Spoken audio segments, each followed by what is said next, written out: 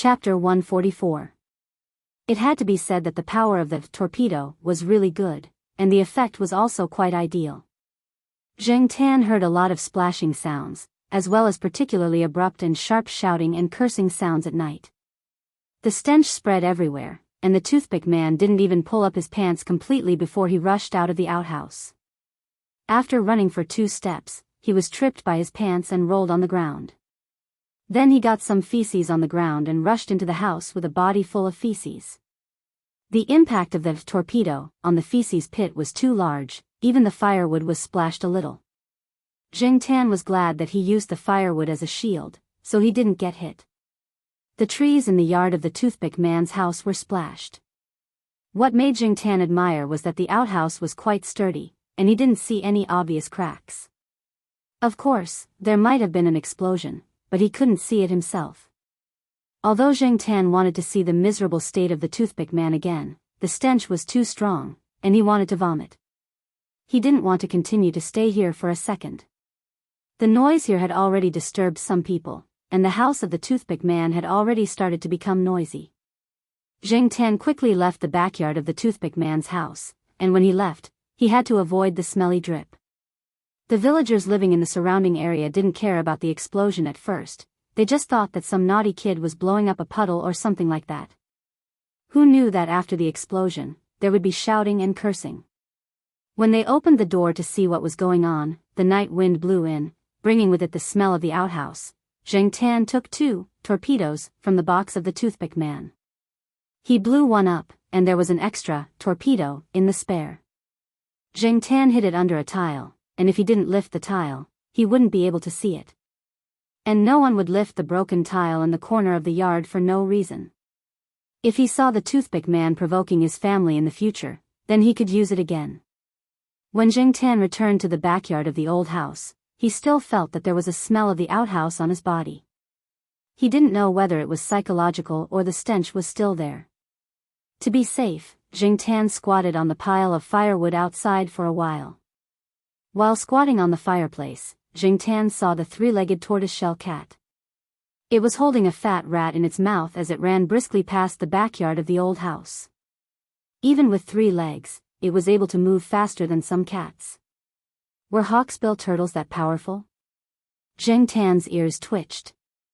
No matter what, he admired that 3-legged cat. About 20 minutes later, Grandpa Jiao returned with Jiao Yuan. Zheng Tan followed them into the house. Grandpa Jiao and Jiao Yuan both smelled like a pig pen. Therefore, even if Zheng Tan smelled of the outhouse, it wouldn't be obvious. After all, he wasn't the only one who smelled of the outhouse. Zheng Tan sniffed around Grandpa Jiao and Jiao Yuan and sneezed. Then, he sniffed around Zheng Tan and wanted to lick him. Zheng Tan slapped him a few times, and then he obediently ran to the old lady and squatted beside her. The Jiao family didn't pay attention to Zheng Tan's movements. Those who stayed at home thought that he was taking a walk outside with Grandpa Jiao. Grandpa Jiao and Jiao Yuan thought that he had been staying in the backyard, so they didn't notice anything unusual about him. That night, Zheng Tan leaned on the small wooden bucket and asked Jiao Ma to boil some water for him to take a bath. Otherwise, he would feel weird and embarrassed to crawl under the covers. The next day was Chinese New Year's Eve. Early in the morning, the 4 adults of the Jiao family got up and got busy. Zheng Tan crawled out of bed and went to the kitchen for breakfast. Jiao Pa and the others had already eaten. Zheng Tan sat alone on a chair and ate the breakfast that Jiao Ma had prepared for him. As he ate, Zheng Tan listened to the conversation between Grandpa Jiao and Jiao Pa. I told you. Our dogs are in good health. They're not that fragile. They're full of energy after a walk. The old man of the Jiao family pointed at the big yellow dog in the yard.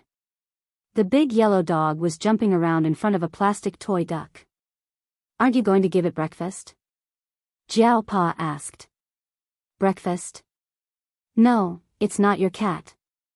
Who would give it 3 meals a day? After talking about the dog, Grandpa Jiao grinned and told Jiao Pa about the toothpick man. Early in the morning, many people in the village knew that the toothpick man had been set up by someone while he was taking a dump. However, until now, they still didn't know who did it. According to the toothpick man's own memory, he didn't hear anyone opening the door to his backyard. The only thing he heard was the sound of firecrackers being lit. He couldn't remember anything else. In addition, the new cell phone that the toothpick man bought not long ago was also affected. At that time, he was so scared that his new cell phone with a flip cover fell into the cesspool. It was difficult to get it out, and even if it was, it couldn't be used. No one would use it again. The toothpick man was so angry that his liver hurt. He couldn't sleep the whole night. His mouth didn't stop, and he kept scolding people until dawn. Some people in the village were secretly gloating. The toothpick man had attracted too much hatred. Not many people sympathized with him, especially that cell phone of his. He didn't get the money to buy it properly. After he bought it, he always showed off in front of people. He was so arrogant that he thought he was rich just because he had a cell phone. Since it was New Year's Eve, the village started to set off firecrackers in the afternoon. In the afternoon, Grandpa Jiao and Jiao Pa told them not to go out. They had to set off firecrackers everywhere today. It was dangerous to set off firecrackers, especially for people like the Jiao Yuan and little Pomelo. They didn't know much about the village, so it was easy for them to get into trouble. Therefore, the Jiao Pa told them to stay at home. Zheng Tan watched them move the table, place the candlesticks, and incense burners. During the New Year's Eve dinner, they lit candles and incense. Some people even burned paper money. In the past, it was a legend. It was a tradition passed down from their ancestors. They prayed for the gods' blessings, wealth, and longevity. Now, it was a custom. It was just a way for people to have a sense of hope. In recent years, although many people had followed the customs, they didn't have to follow the old customs. The Jiao Pa originally wanted to bring Old Master Gu and his parents over to celebrate the New Year together, but Old Master Gu refused. Jiao Wei brought over a few firecrackers. He and some of his peers in the village made firecrackers themselves. The firecracker made of red paper was as big as the Jiao Yuan's arm. Zheng Tan's heart skipped a beat when he saw it. The other two firecrackers made of other paper were smaller. They were for the Jiao Yuan to play with. In the village, they called these big firecrackers Spring Thunder. They set them off during the New Year's Eve dinner. Previously, Zheng Tan thought that there were too many people setting off firecrackers in the village. However, when it came to the New Year's Eve dinner, he realized that it was just a small matter. The Jiao Yuan helped the Jiao Pa move the firecrackers out. He took them apart and arranged them on the empty ground in front of the old house. Before dinner, the Jiao Pa lit the incense. "Quick, close the door. They're all coming in." The Jiao Pa ran into the house and closed the door. When the firecrackers exploded outside, the debris flew everywhere. If the door wasn't closed, the debris would fly into the house. Zheng Tan squatted by the window and looked at the firecrackers outside. He also looked at the smoke rising from the firecrackers. If every household in the city set off firecrackers, there would probably be a smog for a long time. As for the big yellow dog, it was already waiting by the dining table. The firecrackers had nothing to do with it. After the firecrackers were set off, the Jiao Pa took the Spring Thunder given by the Jiao Wei and went out to set it off. Compared to the firecrackers just now, the firecrackers this time were further away from the old house. Bang! The huge explosion made Zheng Tan feel that the whole ground was shaking. Even the windows were making thumping sounds. Outside, the firecrackers and the debris from the big firecrackers explosion covered the ground with a layer of red. After the New Year's Eve dinner, the two children were so excited that they didn't go to bed until very late. At around 11 o'clock in the evening, there were very few people setting off firecrackers and fireworks. The children couldn't stay up and had already gone to bed. The night was much quieter. Zheng Tan had some insomnia tonight. He didn't feel like he was thinking about anything, but he just couldn't sleep. This was the first lively New Year he had ever had. Last year, at this time in the eastern courtyard, there were many restrictions in the city. There were only 4 people in the Jiao family. It wasn't as noisy as here. It was indeed better to be lively during the new year. Just as Jingtan thought of this, he heard the sound of firecrackers being set off outside. More and more people were setting them off. Setting off firecrackers after midnight was a custom here. Moving his ears, Jingtan heard the Jiao Pa's voice. Not long after, he heard the sound of firecrackers going off in front of the old house. Even if he was sleeping soundly, he would still be woken up. Hearing these sounds, Jingtan couldn't help but sigh. In fact, it wasn't so good to be too lively. Because they went to bed late, Jingtan stayed in bed for a while in the morning of the first day of the new year. Little Pomelo didn't get up either. She didn't sleep well the whole night. When Jingtan woke up, he saw the Jiao Pa, Jiao Yuan, and the others who had just returned from outside. Early in the morning of the first day of the new year, the Jiao Yuan was still yawning when he came back. As a child, he was entitled to red packets. Jiao Yuan and little Pomelo received red packets from Grandpa Jiao and Grandma Jiao. Jiao Wei's parents came over and gave Jiao Yuan and little Pomelo one each. As a cat, he didn't have any red packets. However, when Jingtan woke up in the morning, he received 2 red packets from Jiao Pa and Jiao Ma. When he opened them, there were fish slices and pork jerky. Jingtan didn't have much to do on the first day of the new year. He basically slept on the cat tree that Grandpa Jiao had built. On the second day of the new year, the Jiao Pa, his parents, and Jingtan drove to Grandpa Gu's house, which was Jiao Yuan's maternal grandfather's house. The Jiao family and the Gu family lived not too far apart. They could reach there in half an hour by car.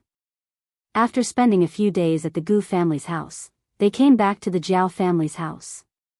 It was said that the toothpick man had been quite well behaved these days.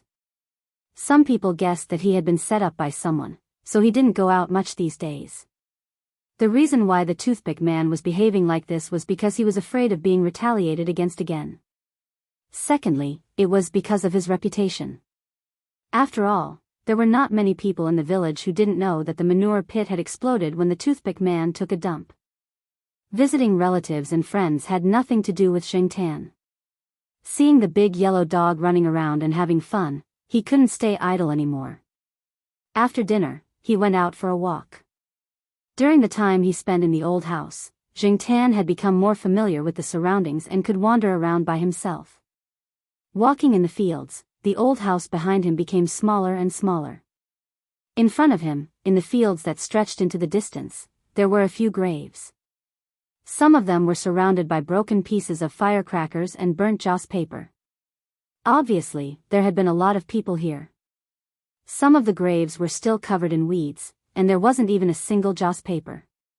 No one cleaned or worshipped. As Jingtan walked forward, he paid attention to the surroundings. Suddenly, he saw a few people coming towards the fields. Chapter 145. A group of people walked to the tombstones, placed incense, burned paper, set off firecrackers, and knelt down.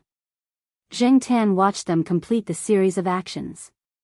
When he went to the Gu family mansion, he followed Jiao Yuan and little Pomelo to the tombstones. When the people went back, Jingtan was about to leave, but he didn't expect to be seen by a little kid. Among the group, the little kid was very happy when he saw Jingtan. It was probably boring to follow his parents and grandfather to the tombstones. After all, at his age, he couldn't understand the feelings of the elders. When he finally saw a cat, he was excited and ran over. However, before he could run far, he tripped on a big piece of soil under his feet. When he fell, a small toy in his hand flew towards Jingtan. The child's mother quickly went forward to help him up and patted the dirt off his body. The rooster is gone. The child didn't cry, but he looked very sad. He even raised his empty hand to show his mother. Rooster? Jingtan looked at the thing that flew over. It was a cartoon version of a rich man's golden chicken toy, like a key. There was a ditch between Jingtan and the child. The ditch was quite wide, about 1.5 meters. There wasn't much water in the ditch, but there was a lot of mud. There was also some withered grass growing beside the ditch, which was a hindrance. If it was a young man with good athletic ability, it would be easy for him to cross the ditch. However, there was no one in the crowd who looked like they had good athletic ability. The middle-aged man who had spoken to Father Jiao was wearing an expensive suit and leather shoes. It was very inconvenient. And it seemed that the middle-aged man wasn't ready to cross immediately. Go forward. You can cross from there. Go back and pick it up, the middle-aged man said. The child didn't care about his father's words. He pushed his mother's hand away, pointed at Jingtan across the ditch, and shouted, "Cat, cat." Yes, that's a cat, cat. The child's mother thought that the child was just identifying things and praised him. Cat, cat. Yes, a big black cat. The child's mother patted the dust off the child's pants and prepared to lead him away. Shaking off his mother's hand again, the child pointed at Jingtan across the ditch and shouted, "Kitty, throw it over here. Let Kitty throw it over here. Kitty, you can't throw it away.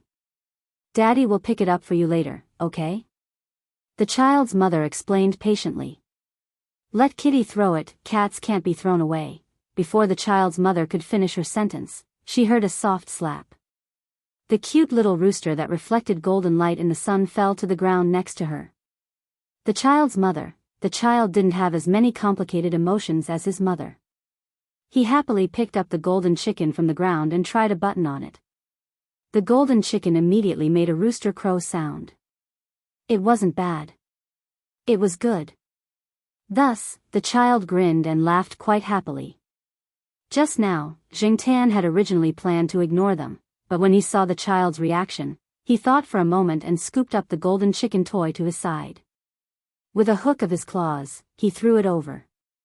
Throwing a little toy wasn't too out of line, was it? Jingtan wagged his tail and left without looking at them again. That cat. Is it the cat of the family we saw on the highway? The old man looked at the black cat that ran away and wondered. No way. There are many cat owners here, and now that people are more open-minded, there are many black cats like this. Some people even think that this kind of black cat is auspicious, and especially by this kind of pure black cat, the child's mother said. Although it felt a little strange, the old man and the middle-aged man didn't talk about this topic anymore. According to the Jiao Pa's plan, they would stay here for the 15th day of the lunar month before returning to Chuhua City.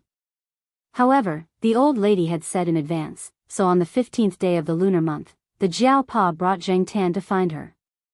Still a little far away, Jingtan heard the sound of playing the eru from where the old lady lived. Jingtan didn't know how to appreciate music, and he didn't like listening to eru. However, when he heard this sound, he felt an indescribable sense of vicissitudes. When the Jiao Pa pushed open the gate and walked into the yard, Jingtan saw the old lady sitting on a chair by the door, playing the eru. He didn't expect her to be able to play the eru so smoothly at her age. If he didn't see it with his own eyes, Jingtan would have thought that the old lady had hired someone to play the eru. The Jiao Pa didn't interrupt the old lady's playing. He first found a place to sit down. Jingtan looked around. The three-legged tortoiseshell cat was lying on a wooden chair in the house. Compared to the first time Jingtan saw it, it had gained a lot of weight. It closed its eyes and seemed to be taking a nap, but its ears twitched along with the sound of the eru. There were a lot of gifts on the table in the house. It seemed that many people visited the old lady during the New Year. After the song was finished, the old lady put the eru aside and said to the Jiao Pa, "You're here." "Yes, I plan to leave early tomorrow morning, so I came here today," the Jiao Pa said. The old lady didn't say much. She turned her eyes to Jingtan, and Jingtan felt a little uneasy. "Black cat, come here for a moment." The granny waved at Jingtan. Jingtan hesitated. He looked at the Jiao Pa, then looked at the old lady in front of him, and pulled his ears. Forget it.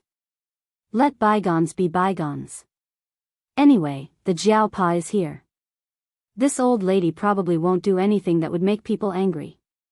When Jingtan came closer, the old lady patted her leg and motioned for Jingtan to jump on. This time, Jingtan didn't think for too long. He paused for a moment and jumped on her leg. The old lady put her hand into her pocket and pulled out a jade pendant. There were characters written in seal script on it. Zheng Tan only knew one of the characters, Yang, and he wasn't 100% sure that it was Yang. He had never learned seal script. He had only seen it by chance and couldn't remember most of it. The pendant's lanyard had been changed and was woven into a small loop. It was just big enough to wrap around Zheng Tan's neck. After putting it on, the old lady looked at the Jiaopa and said, "Can you let it keep this for me?" Zheng Tan pulled his ears again. "What's the point of asking for its opinion now that you've put it on?" The Jiaopa was confused. Even if this jade didn't look like it was worth hundreds of thousands, it was definitely not something that could be compared to a few dozen or a few hundred yuan. But why did the old lady give such an important thing to a cat? People who didn't know her would think that she was crazy. "I just want you to keep it for me. If you see someone wearing a jade pendant like this one day, let me know. My biggest wish is to see my family before I leave. Unfortunately, I don't even know if they're still alive." The old lady sighed. She suddenly thought of something and said to the Jiaopa, "Can you help me with this?" The Jiaopa was speechless. "You've already put the jade pendant on me and said what you wanted. Why are you only asking me if I can help you now?" "Of course I can help you." The Jiaopa nodded and said, "But it doesn't seem right to keep such a precious jade pendant on my cat. My cat likes to run around. What if he accidentally loses it?" "I see." The old lady took the jade pendant off Zheng Tan's neck and handed it to the Jiaopa, "Then help me keep it first. You can give it to me at this time next year." Zheng Tan and the Jiaopa were speechless. They felt that the old lady was unreliable. She was so strange. "But Granny, I'm going abroad this year. I won't be back at this time next year," the Jiaopa explained. "Then postpone it. You won't stay abroad forever, right?" the old lady asked nervously. "No," the Jiaopa said with certainty. However, he wasn't sure if the old lady would still be around when he came back. After all, according to the elders in the village, the old lady was quite old. "That's fine." The old lady waved her hand. Seeing that the Jiaopa wanted to say something, she said, "Don't worry. I can still live for 3 years." The Jiaopa, whose thoughts were exposed, coughed embarrassedly. He quietly listened to the old lady's next words. The old lady came to this village more than 40 years ago. It was said that she was a refugee. At that time, most of the places in the country were very difficult. The old lady found a place to stay in the village. After she recovered from her illness, she stayed in the village. "In the early years, I tried many methods, but unfortunately, I couldn't find him. There was a period of time when I even gave up hope. Sigh. If I can't find him, this jade pendant is worthless to me." The old lady sighed. Zheng Tan muttered in his heart. If she didn't have hope, why did she find him and the Zhao family? It's been more than 40 years. Who would still remember you? Moreover, wasn't this old lady a witch? Couldn't she do the math herself? Thinking about it, Zheng Tan glanced at the old lady. Coincidentally, the old lady looked at him with a meaningful gaze. Suddenly, Zheng Tan's heart skipped a beat. F***ck, could this old lady see what a cat was thinking? Some people said that as people got older, they either became more muddle-headed or smarter. Zheng Tan felt that the old lady in front of him was pretending to be muddle-headed. The Jiaopa was thinking about something and didn't notice Zheng Tan's little movements. He said, "The internet is gradually becoming popular these days. There are many ways to find people." The old lady waved her hand. "Forget it. If you can't find him, then it's fate." Zheng Tan patiently listened to the old lady's nagging. Then, he walked out of the courtyard with the Jiaopa. The old lady was really good at talking. Once she started talking, she would inadvertently change the topic and then inadvertently come back to the topic. Zheng Tan was too lazy to care about what to do with the jade pendant that the old lady gave him. He left it to the Jiaopa. He was just a cat now. He just needed to eat and sleep well. Early in the morning of the 16th day of the lunar month, the Jiao family drove out of the village with 4 people and 1 cat. After driving for a short while, they saw the familiar BMW appear at the fork in the road. Originally, the Jiao Pa didn't plan to stop and say hello. Unexpectedly, there was a traffic jam in front of the wide road. This time, the 2 cars stopped next to each other and rolled down the windows. "We meet again." "Yes, it's fate." The Jiao Pa smiled and greeted the other party. He took the other party's business card. Jing Xian, general manager of a company in Nanhua City. If it was just a suspicion when they went to the tomb, this time, Jing Xian was sure that the black cat looking at him calmly through the window was the one they met at the tomb. Chapter 146. My company is in Nanhua City. You can contact me whenever you want to visit. This is my private number. Jing Xian smiled warmly in the car next to them.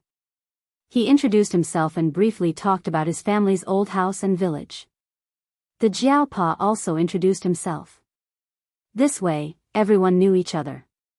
However, the Jiao Pa didn't have a business card, so they exchanged numbers. The Jiao Pa was going abroad in April. They didn't know when they would be able to contact each other again after exchanging numbers. However, exchanging numbers was also a step forward in their relationship. After all, they were from the same hometown. Who knew when they would need to work together? Zheng Tan listened to their conversation from the back seat. Because they had the same surname, Zheng Tan paid more attention to them. Coincidentally, he saw the look in Jing Xian's eyes. From his eyes, Zheng Tan knew that he recognized him. Also, from the half-opened car window, the little brat waved his shiny golden chicken at Zheng Tan. Zheng Tan ignored him. Moreover, after this, everyone would go their separate ways. However, Nanhua City, and Nancheng, would he be able to go there again in this lifetime? Selfishly, Zheng Tan wanted to go back and take a look. However, he had no choice. Once the Jiao Pa left the country, the remaining Jiao family members living in the Eastern District courtyard wouldn't travel far. In short, they wouldn't be able to go there again for at least a year. After the traffic started, the 2 cars' routes overlapped. They only separated when they reached a certain section of the highway. The Jiao family and Zheng Tan didn't take this little episode to heart. Things changed too quickly. No one knew if they would have the chance to meet again. They could only say that they would meet again if fate brought them together. If not, then there was no need to force it. When they returned to the Eastern District courtyard, the winter sweet in the courtyard was still blooming. The children in the courtyard liked to pick flowers. Lan Tianzhu corrected Su An's misunderstanding. Wintersweet is wintersweet. Plum is plum. These 2 are different species. Even their families are different. The plum blossom belongs to the apricot family of the rose family, while the wintersweet belongs to the camphor family of the wintersweet. As they were talking, the 2 of them saw the Jiao family's car coming over. They didn't care about the wintersweet and plum blossoms anymore. They called the Jiao Yuan and the 3 of them gathered together to discuss tomorrow's school. Zheng Tan had seen the weather forecast. It said that in 2 days, the temperature would drop and it would snow again. The children were very unhappy about this. No one wanted to snow right after school. It was cold to ride a bike. Moreover, this kind of weather was actually very suitable for huddling in bed instead of braving the cold wind, rain, and snow to go to class in the cold classroom.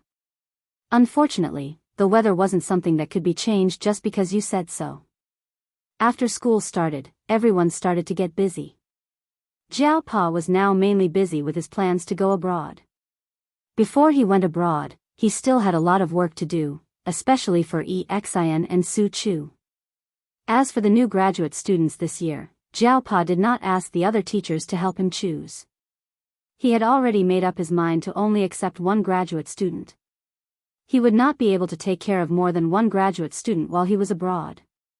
All he had to do was to wait for the results of the postgraduate entrance examination to be announced. The remaining places were given to other teachers. This new graduate student was different from Xin and Su Chu. This time, Jiao Pa originally planned to recruit a female graduate student. This was also because when he was not at home, Jiao Ma would have more people to help her. After all, there were more restrictions on male graduates. It was more reliable to recruit a female graduate student. Before the postgraduate entrance examination, Jiao Pa had selected some applicants from his mailbox. After the results of the postgraduate entrance examination were released, there would definitely be more applicants who would promote themselves. However, Jiao Pa did not have that much free time. Fortunately, he found a satisfactory candidate. The third candidate was Xing Jing, who had switched majors from the school. She was originally from the School of Foreign Languages. Many people did not understand why Xing Jing chose to be a postgraduate student at the Chinese Academy of Sciences. This gap was too big. Although many students from the Chinese Academy of Sciences would also choose to be a postgraduate student from other schools, such as the School of Medical Sciences, the School of Chemistry, the School of Electronics and Information, or the School of Economics and Management. However, very few girls who were purely in liberal arts would choose to be a postgraduate student. This was not an ordinary step. Moreover, even if they could pass the entrance examination, some teachers would not be willing to accept them. After all, the teachers wanted to recruit students who were quick to learn and strong in theoretical knowledge. Tsinghua University's strength meant that the competition was strong.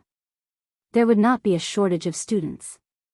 According to the cutoff score of 120%, in the past 2 years, a group of people would be eliminated in the postgraduate entrance examination. Some of them had good scores. Therefore, many people said that they would not be confident if they did not score more than 10 points higher than the cutoff score. Su Chu was a special student. Many students in the same batch as Su Chu said that he was lucky. Zheng Tan had never met Xing Jing. He only heard about her from the Jiao Pa and the Jiao Ma when they were chatting. Besides, the cutoff score and cutoff score were not out yet. It was uncertain whether Xing Jing would be accepted. Therefore, the Jiao Pa only mentioned Xing Jing casually and did not elaborate further. However, the Jiao Pa was not a person who would compromise. Therefore, there must be a reason why Xing Jing was accepted by the Jiao Pa. Zheng Tan was looking forward to it.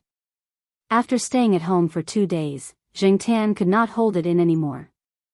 There was no news about the cat carriage. He guessed that it was not ready yet. He could not stay at home all day and sleep in a daze. The weather forecast said that it would snow. It had been 2 days, but there was still no snow. Zheng Tan looked at the sky. Who cares? Let's go out for a walk first. Zheng Tan chose the road leading to the Jiao Yuan school. He wanted to see how the Jiao Yuan school was like in class. Unfortunately, the windows were full of water vapor. He could not see what was going on inside.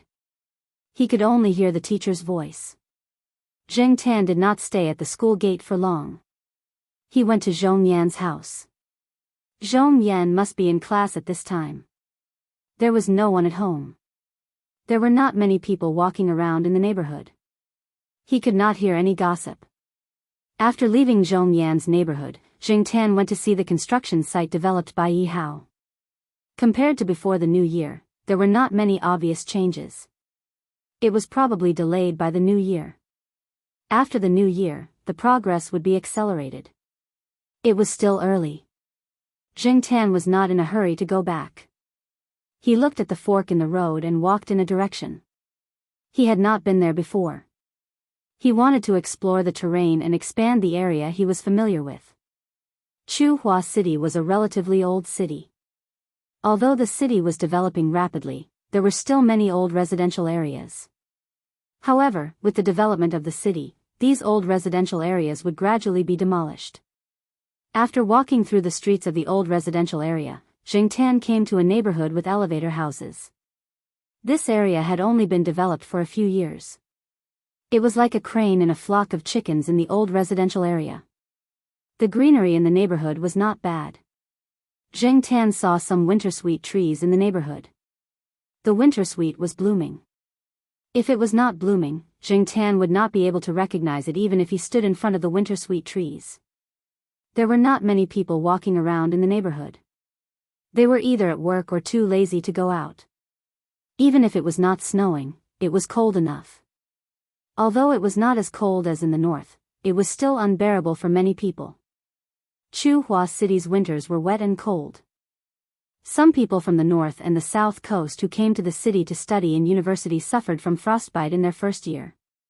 They were not used to the weather here. There were not many people, and there were not many animals outside. He could only hear a few dogs barking occasionally. As for cats, Jingtan had not seen a single one for the time being. As he was walking, it started to drizzle. Jingtan cursed the bad weather in his heart. He wondered if he should go back or find a place to hide. After all, it would take some time to return to the east courtyard from here if he calculated using the catwalk, unless he ran all the way back. Before Jingtan could make a decision, there was a crackling sound around him. It was the sound of falling snow. Looking at the raindrops and snow falling faster and faster, Jingtan estimated that it was going to snow soon. Forget it. I'll find a place to hide first. At this time, he would be wet and cold. It would not be comfortable to be hit by the snow. He looked around. The bottom of the elevator was a parking space, so the first floor started from the floor above the parking space.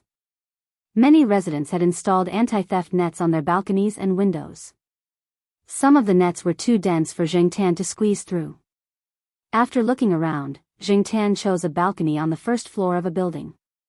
Jingtan could only squeeze through this balcony. It was also a good place to block the wind and rain.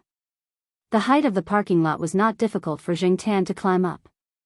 After jumping up, Jingtan walked to the balcony with the help of a piece of empty space and went in. There were a few cardboard boxes on the balcony of this house. There was a layer of dust on the boxes. It seemed that no one had touched them for a long time. After listening to the movements in the house and confirming that there was no one, Jingtan pulled 2 cardboard boxes down and used them as walls to block the wind. He squatted on the other side of the cardboard boxes. This way, he could use the cardboard boxes to block the wind and also pay attention to the weather. Today was unlucky. 2 days ago, the rain and snow did not fall. Today, as soon as he went out, the wind and rain came. While squatting there waiting for the rain to stop, Jingtan heard the sound of the door opening.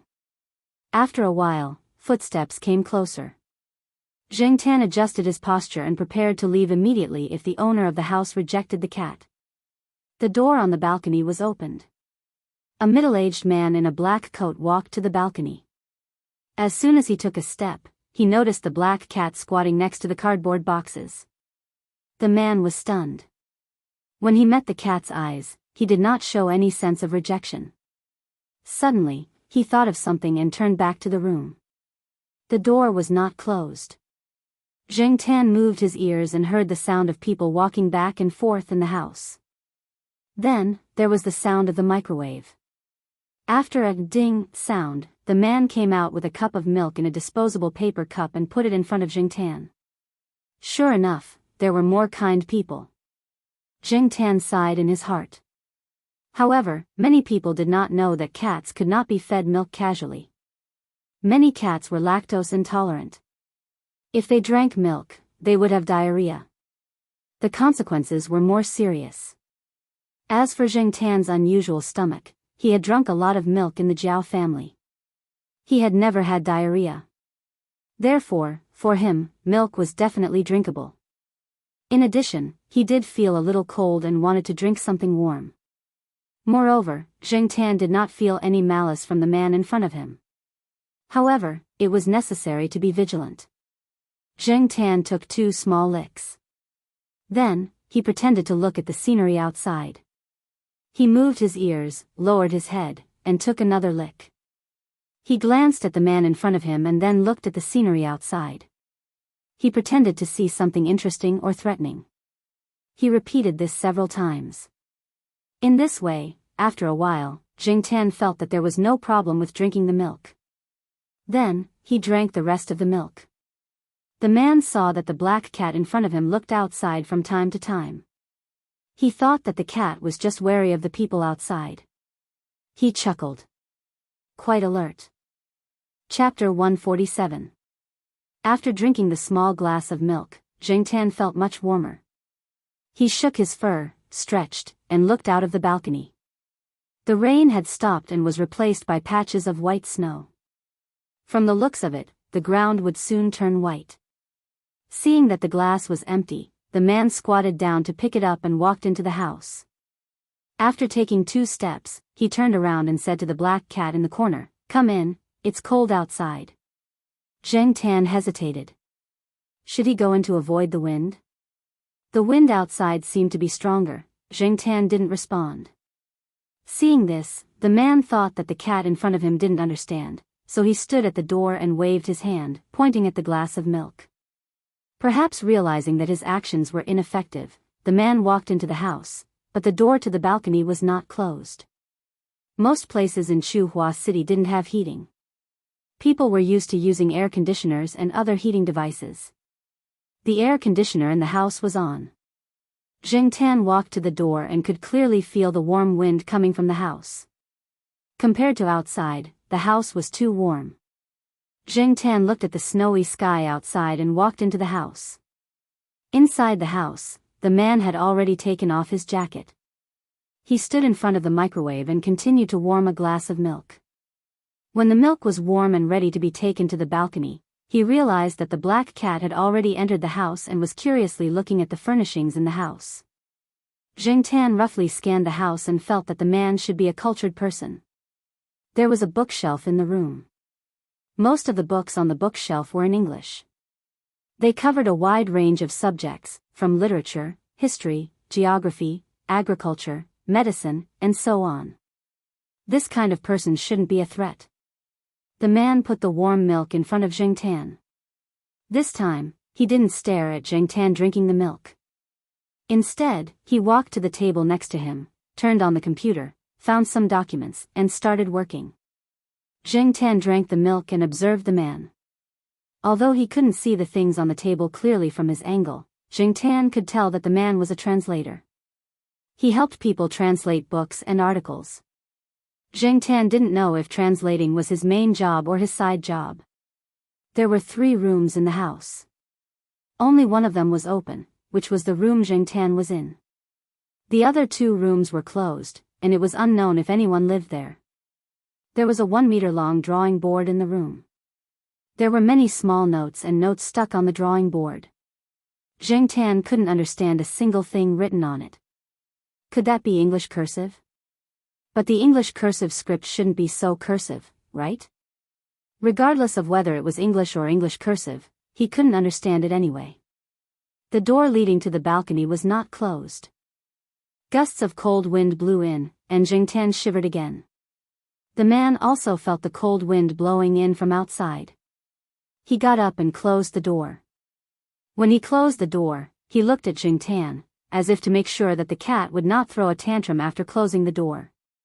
Zheng Tan did not lose his temper. Instead, he jumped onto the desk. The desk was next to the window, and there was an open book in front of the window. There were some bookmarks in the book, and there were many notes on the pages. Zheng Tan did not squat on the desk. It was obvious that this was a book that the owner of the house needed. It was better to behave in someone's house. Since he couldn't squat directly in front of the window, Zheng Tan squatted beside the thick book and looked out the window with his neck tilted. He could only wait for the snow to stop before going home. He couldn't stay outside like this forever. If he couldn't go home in time for dinner, Jiao Ma would nag him again. There was the fragrance of wintersweet in the room. The tea in the man's teacup was also wintersweet. Zhang Zian wondered if the wintersweet used to make the tea was picked from the wintersweet trees in the neighborhood. After translating the planned task, the man stretched his arms and twisted his neck to look at Zheng Tan. When he saw the black cat looking out the window without blinking, he smiled, took out a pen and paper from the drawer, and drew a simple drawing. From the drawing, Zhang Zian could tell that the man had learned how to sketch before. His drawing skills were not bad. After the drawing was done, the man showed it to Zheng Tan. Zheng Tan was not interested. He glanced at the drawing and continued to look out the window. He calculated the time. In another hour, little Pomelo's school would be over. He could stay here for half an hour at most. After half an hour, whether it was still snowing or not, or whether it was snowing heavily, he would have to leave. Fortunately, after half an hour, the snow was much lighter. Although it was still falling, it was not as heavy as before. Zhang Zian could make do with it. Zheng Tan moved his neck and stretched. He had been in this position for too long, and it was a little sore. After jumping down from the desk, Zheng Tan stood in front of the door. He raised his paw and knocked on the door. Then, he looked at the man. The man had been paying attention when Zheng Tan jumped down from the desk.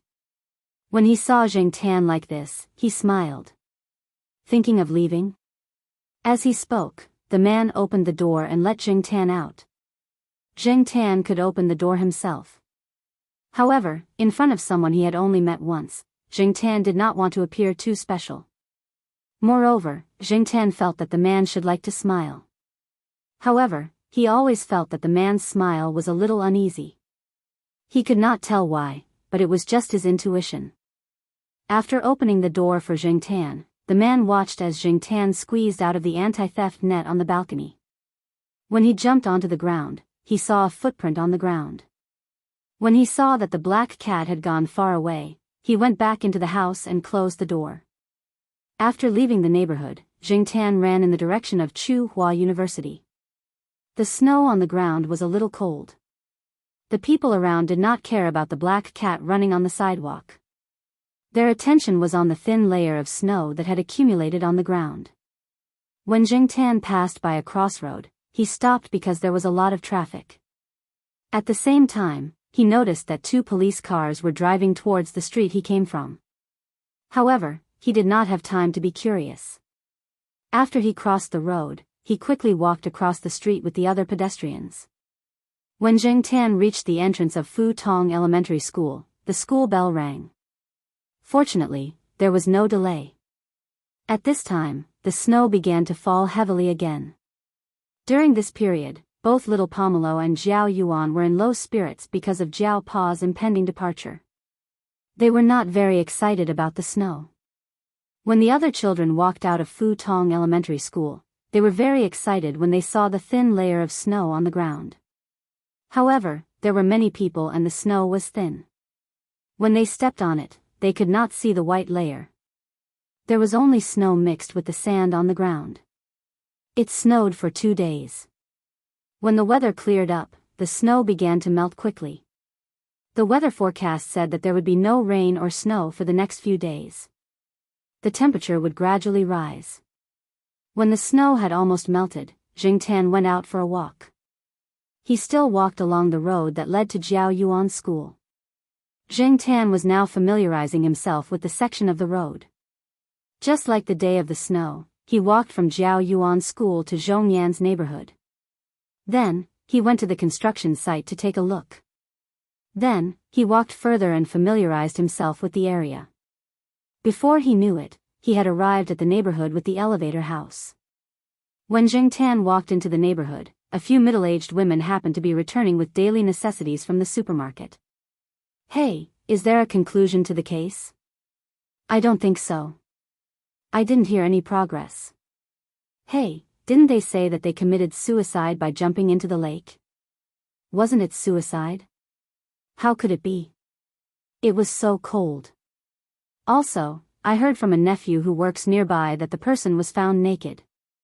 Even if they wanted to commit suicide, they wouldn't have done it in such a way. At this time, another middle-aged woman walked in from outside the neighborhood. She should know these people. When she saw them, she quickly walked over and asked, "What are you talking about?" "What else?" "It's about the day of the snow." "What happened at the lake?" Listening to their conversation, Zheng Tan remembered the 2 police cars he saw at the crossroads when he was rushing back on the snowy day. It should be related to what these middle-aged women were talking about. However, Zheng Tan felt that those things were too far away from him and had nothing to do with him. Such cases happened every day in the world. There was no need to worry so much. Besides, he was not like those middle-aged women who had nothing to do, who were gossiping and looking for fun to pass time. Zheng Tan decided to go to the house of the person who drank winter sweet flower tea. Maybe he could get a cup of warm milk to drink. When he came downstairs, Zheng Tan looked up. He could see that the lights were on in the house. The person should be busy with work at this time. Jumping over the parking space, Zheng Tan squeezed into the balcony. He saw that the balcony was different from the first time he came here a few days ago. The cardboard box was still there, but in the corner, there was a relatively clean cushion. Next to the cushion was a paper cup filled with cold milk. The cushion and milk were not there the last time he came. Zheng Tan sniffed the milk in the paper cup. There was no strange smell. In this weather, it was not easy for there to be strange smells. Zheng Tan could not guess how many days this cup of milk had been there. Looking at the furnishings, people who did not know would definitely think that the owner of this house had a pet. Zheng Tan was not in a hurry to scratch the door. He first sniffed around the balcony to see if there were any other animals to prepare himself in advance. If there were, he would carefully consider whether or not to scratch the door, especially if the owner had a dog. It was better not to make a fuss. Many people believed that a dog's nose was much more sensitive than a cat's nose. Otherwise, why would there be so many police dogs that detect drugs but no police cats that detect drugs? Others believed that a cat's nose was comparable to a dog's nose. However, because of a cat's personality, it was not easy to train and was not willing to be manipulated by people. Many of the functions in its body were fully performed when it was beneficial to itself, and many of the commands of people were dismissive. Because of this, people more often could only make use of a dog's sense of smell, but not cats. Zheng Tan did not know whether a dog's nose or a cat's nose was more sensitive. At least, he thought that his current sense of smell was quite good. At least, it was much more sensitive than when he was a human. After sniffing around carefully, Zheng Tan was sure that, just like last time, other than the smell of the owner of the house, there was only the smell left from when he squatted in the corner and rubbed the cardboard box out of boredom. There was not even the smell of a girl. That person was really a homebody. Zheng Tan walked to the door and raised his paw to knock on the door. Just as he was thinking about whether or not to scratch the door, he heard footsteps coming from inside. The next moment, the door opened. Chapter 148. When Zheng Tan came, the man was working. There were a few books open on the desk, basically the same as last time. After putting a cup of warm milk in front of Zheng Tan, the man sat back down at the desk and started working again. Zheng Tan looked at the paper cup of milk in front of him. It was newly taken out from the packaging bag. This was one of the reasons why Zheng Tan had a good impression of the man. The man never used a dirty cup to drink milk, even though Zheng Tan was just an ordinary cat now. After drinking the milk, Zheng Tan didn't disturb the man and walked around the room. Compared to last time, there was an extra picture on the bookcase in the room. It was a pencil drawing with no color. It was a picture of several children surrounded by wintersweet flowers. There was a date on the bottom right corner of the picture. It was the day before yesterday. Zheng Tan was looking at it when the doorbell rang. It was a boy who was about the same age as Jiao Yuan. He was holding a paper box with a small cake in his hand. The paper box was full of wintersweet flowers. "Uncle Lame, here you go. These were picked from the branches that the kids broke today." When the kid said kids, he didn't seem to notice that he was quite young. Uncle Wintersweet? This name made Zheng Tan curious. Was it because he liked wintersweet tea? Or was his name originally Wintersweet? It was too weird for a man to be called Wintersweet. The boy took a bag of lollipops from Uncle Wintersweet as a reward, scratched his head embarrassedly, thanked Uncle Wintersweet, and left. The Uncle Wintersweet mentioned by the boy took the box with the wintersweet flowers into the room and put it aside. Seeing Zheng Tan staring at the box, he smiled and said, "There are many children in the community who like to break branches, especially the wintersweet flowers that are still blooming. I told them that if they accidentally break a branch, they can pick the wintersweet flowers and give them to me." Zheng Tan understood. No wonder there were so many wintersweet flowers in Uncle Wintersweet's room. The group of children probably broke some on purpose to exchange for lollipops. Uncle Wintersweet should know, but he didn't point it out.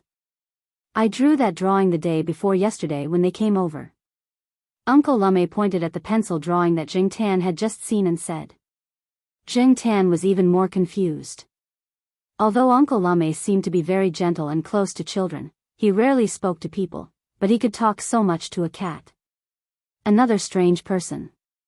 Sure enough, pets like cats and dogs always made people let down their guard. As he spoke, Uncle Lume took out a pen and paper and watched Jing Tan begin to draw. The technique was practiced. Jing Tan watched as the black lines on the white paper quickly took shape. However, Jing Tan suddenly noticed, this guy was actually drawing with his left hand. Left-handed? If Jing Tan remembered correctly, Uncle Lume used his right hand when he wrote before. The last time Jing Tan squatted on the desk, he saw Uncle Lume's writing. At that time, Jing Tan was still thinking, if he could write English cursive like the scribbles on the small notes and sticky notes on the drawing board, how was his handwriting? In the end, the handwriting was quite normal. After that, Jing Tan didn't pay much attention to it. Now, combined with the current situation, this guy might be left-handed, but he might not be a pure left-hander. Among the people that Jing Tan knew, this was the first person who used his left hand as well as his right hand. When he moved, he didn't feel uncomfortable at all. The room was very warm because the air conditioner was on. Jing Tan squatted there and felt a little drowsy, so he took a short nap. 10 minutes later, a simple pencil drawing was completed. Jing Tan yawned, stretched, and looked over. On the drawing was a black cat, squatting next to a cake box containing wintersweet flowers. It tilted its head slightly, and there seemed to be some confusion in its eyes. Uncle Lume stared at the drawing in his hand for a while, and then looked at Jing Tan. I heard that many animals have spirituality. Are you one of them? Jing Tan didn't answer, and he couldn't answer. Uncle Lume didn't want to find the answer from the cat's mouth. He only asked because he suddenly felt a strong sense of strangeness when he saw the cat's eyes. After asking the question, he remembered that it was just a cat in front of him, and it couldn't speak, so he just smiled. Jing Tan was a little confused. There were indeed a lot of crazy people who answered their own questions in front of a cat. Uncle Lume put the drawing in his hand and the drawing of the child into a folder and walked out of the room. Last time when Jing Tan came, there were 2 rooms in the room that were tightly shut. This time, Uncle Lume opened one of them. Jing Tan walked over to take a look. The room wasn't big, and it should have been specially soundproofed. The layout inside was very simple, and the most obvious thing was the upright piano inside. He didn't expect this person to be a musician. Jing Tan jumped onto a stool next to him. Since this person was going to play a song, he didn't mind being a guest listener. After listening to the beginning, Jing Tan knew the name of the song Uncle Lume played. For Alice. Although Jing Tan didn't listen to the so-called world-famous songs, he still knew this song. It was too famous, and many children liked to play this song. But, Jing Tan didn't know much about the piano. He only knew that the version played by this person was different from the version he had heard before. It was slower, but it was also far different from the slow playing techniques taught to children. And there were some other factors involved. The piano version of For Alice that Jing Tan had heard before had a more refreshing melody, and the rhythm was light and comfortable.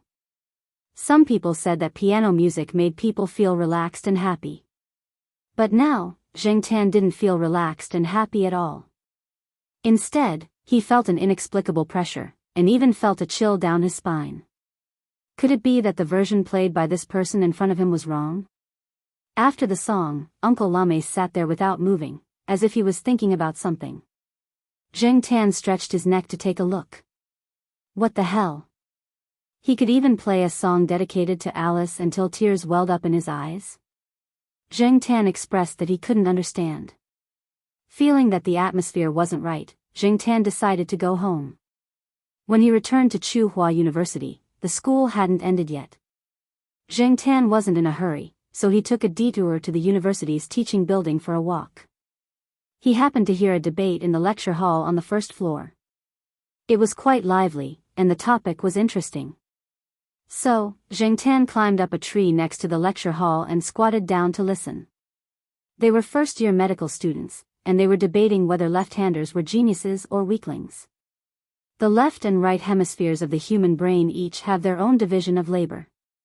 The left hemisphere is mainly responsible for reasoning, logic, and language, while the right hemisphere focuses on the feeling of geometric shapes, emotions, imagination, and spatial distance. It has the function of directly judging visual signals. The opposing side of the debate believed that left-handers were stronger. Many left-handers in life were intelligent and quick-witted people, especially in occupations that required imagination and spatial distance. Left-handers were often the best talents among them, such as Mozart, Beethoven, and Bach in the field of music, Caesar and Napoleon in the field of politics and military, and Einstein and Newton in the field of science. In addition, they also used the example of seeing to illustrate. They compared the neural response route of right hemisphere of the brain, left hemisphere of the brain, right hand, with the neural response route of right hemisphere of the brain, left hemisphere of the brain, with the neural response route of right hemisphere of the brain, left hand. They believed that left-handers had an advantage over right-handers in terms of agility. The opposing side of the debate believed that left-handers were weaklings in life. Otherwise, they wouldn't be so small in the large human population. As for the distinction between left-handers and left-handers in history, it was still controversial and not convincing enough. At the same time, the opposing side of the debate cited a new hypothesis put forward by the Swiss scientist, Dr. Irwin. Irwin believes that in ancient times, the probability of human ancestors using their left and right hands was the same as that of other animals. It was only because they didn't know the plants around them that they accidentally ate the poisonous parts of the plants.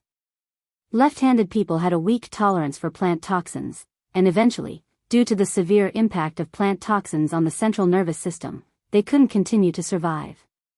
On the other hand, right-handed people, with their strong tolerance, eventually gained the ability to survive in nature.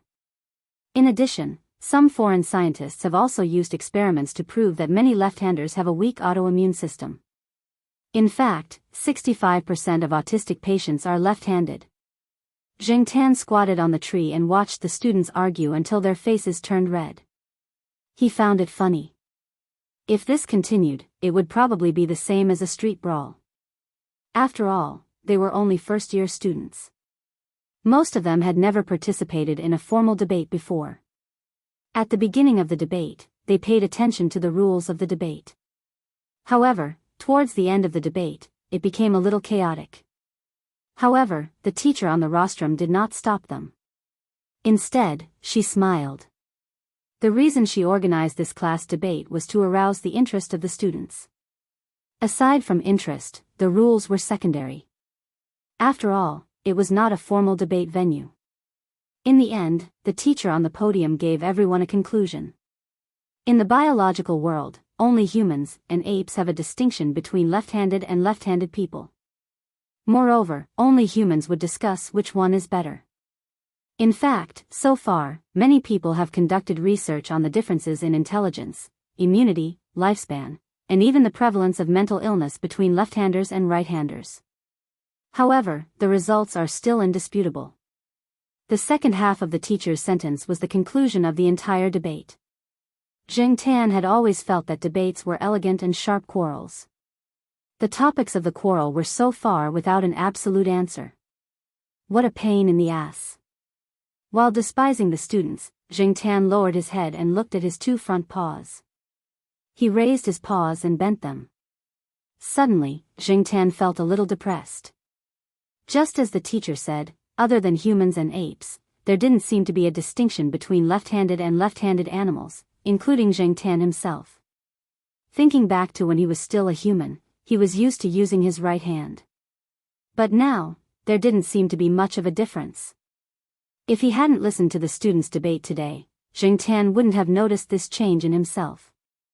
After thinking about his changes, Zheng Tan thought of the scene when he saw Uncle Lumme painting today.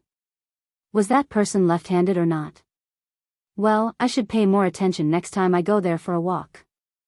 Zheng Tan had originally planned to go to Uncle Lumme's place on Saturday, but Celestine came to Zheng Tan and took him to the night building to play. Chapter 149. On the way to the night building, Celestine still didn't stop talking. Jing Tan also learned from him that Ajin and the others had now moved from the most ordinary North District to the South District, which was a good progress. It was not in vain for them to leave their hometown and come here, and it also proved their ability. Now, they were much more relaxed and had rented a bigger apartment. Even the stray dog that Ajin had picked up was now fat and full of energy all day long. Ajin and the others were now passionate and motivated enough. Some of the people who often went to the night building already had supporters of their band. The person in charge of the night building also thought highly of them, and Jing Tan was also happy for them. Now, the person in charge of the night building had been changed.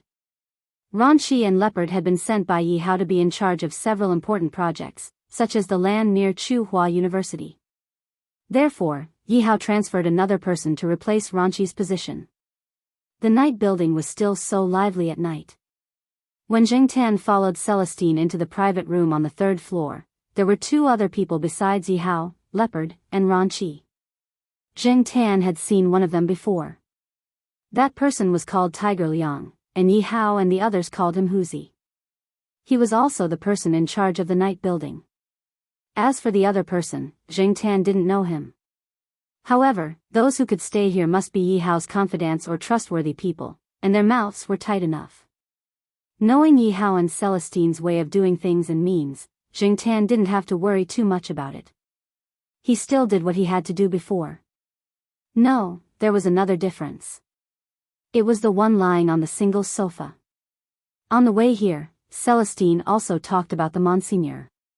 Rumor has it that the Monseigneur has performed a meritorious deed again. During the new year, the Monseigneur had been by Master Tang VII's side the entire time. Even though Master Tang VII had retired, his influence behind the scenes was still not small, so he would not be too idle during the new year. Coincidentally, someone had taken advantage of a loophole and attempted to harm Master Tang VII. That person had been scratched half to death by this big cat. For this reason, Master Tang VII was even more gratified. This also caused the Monseigneur's status in the family to soar. After the new year, Master Tang VII did not go out much. Now that his safety was guaranteed, he had Yi Hao look after the Monseigneur outside. Perhaps he could be of some help. As a result, Jing Tan saw the Monseigneur in the night tower again today. Glancing at the Monseigneur who was resting on the sofa with his eyes closed, Jing Tan looked at Ranchi. Sure enough, that guy was sitting the furthest away from the Monseigneur. Moreover, when he saw Jing Tan, Ranchi's face clearly stiffened. As usual, when Ranchi saw Jing Tan and the Monseigneur, he felt that something was wrong. Jing Tan was already used to Ranchi's behavior, so he did not mind. He jumped onto the coffee table and began to look for food. These people had their own topics to talk about. After Jing Tan came, he only cared about eating and drinking to his heart's content, then sleeping. When he woke up, he would be home again. In short, he was just passing time. After Celestine entered, he pulled a chair and sat down very naturally. He knew everyone inside, and they also knew him. They were all on the same side, so no one was too reserved. "What are you talking about?" Celestine asked. As he spoke, Celestine dragged the plate of peanuts over. There were a lot of nuts on the coffee table. Everyone knew Celestine's preferences, so they did not object to his practice. Celestine liked the peanuts here. Although peanuts were a bit too popular, the taste of the peanuts fried in each place was more or less different. Celestine preferred the peanuts of the night building. Every time Jing Tan came here, he ate a lot of peanuts. Anyway, he just had to wait by the side. He peeled a peanut and put it in front of Jing Tan. Then Celestine peeled another one for himself, waiting for Yi Hao's answer. Yi Hao did not say much. He handed a folder to Celestine. "Take a look at this first." Jing Tan was also curious and leaned over to take a look. On the top was a photo of a young woman in her 20s. It was probably taken in a bar. The woman in the photo was dancing. Her curves were fully displayed, and her flying hair could not hide her gorgeous face. "Hey, isn't this the little white flower that Lier bought?" Celestine snorted with disdain. "What's this woman doing again?" The Lai heir that Celestine mentioned was Yi Hao's rival. The woman in the photo was Lai heir's follower. From time to time, she would come to the night building to cause trouble. Putting the photo aside, Celestine read the following report and suddenly frowned. The report was clipped from a certain newspaper. Nowadays, newspapers often reported such content, and ordinary people were used to it. However, if the culprit was this woman, Celestine was really curious. Suicide? Celestine read the report and could not believe it. The money that Lai heir gave her is enough for her to squander for a long time. This woman loves to enjoy life. How could she commit suicide? Zheng Tan read for a while and was a little bored. He was not interested in these things. When he was about to leave, Celestine flipped through another document. There was also a photo. There were 4 people in the photo. 3 fat men and a cute girl of 14 or 15 in a princess dress. Even if the 2 men inside weren't 1.8 meters tall, they were considered to be of average height in Chuhua City. However, looking at the father and son, both of them seemed to weigh more than 100 kilograms, and their bodies were full of fat. When the 3 fat men stood together, they indeed looked like a family. Because of this, the little girl on the right looked even more outstanding. Zheng Tan glanced at the photo. His eyes fell on the girl in the princess dress for a while, then moved to the fat man standing on the far left. He felt that the fat man was a little strange. Yi Hao lit a cigarette and pointed at a fat middle-aged man in the photo. This man is called Chen La. When I came to Chuhua City to follow Master Qi, Chen La was quite famous in Chuhua City's business circle. Lai heir stepped on him to become famous and was put in an important position by Lei Tu. 10 years had passed since then. Who would still remember that fat merchant named Chen La from back then? Who still remembers Lei Tu, who was in the same era as Master Tang VII and Nye 19? Celestine raised his eyebrows and looked at Yi Hao. He did not interrupt and waited for Yi Hao to continue. He knew that Yi Hao was not saying all this to reminisce. Zheng Tan was also listening attentively. Every now and then, he stuffed 2 peanuts into his mouth and listened while eating. After Yi Hao sighed for a while, he said to Celestine, "Look at the article at the bottom."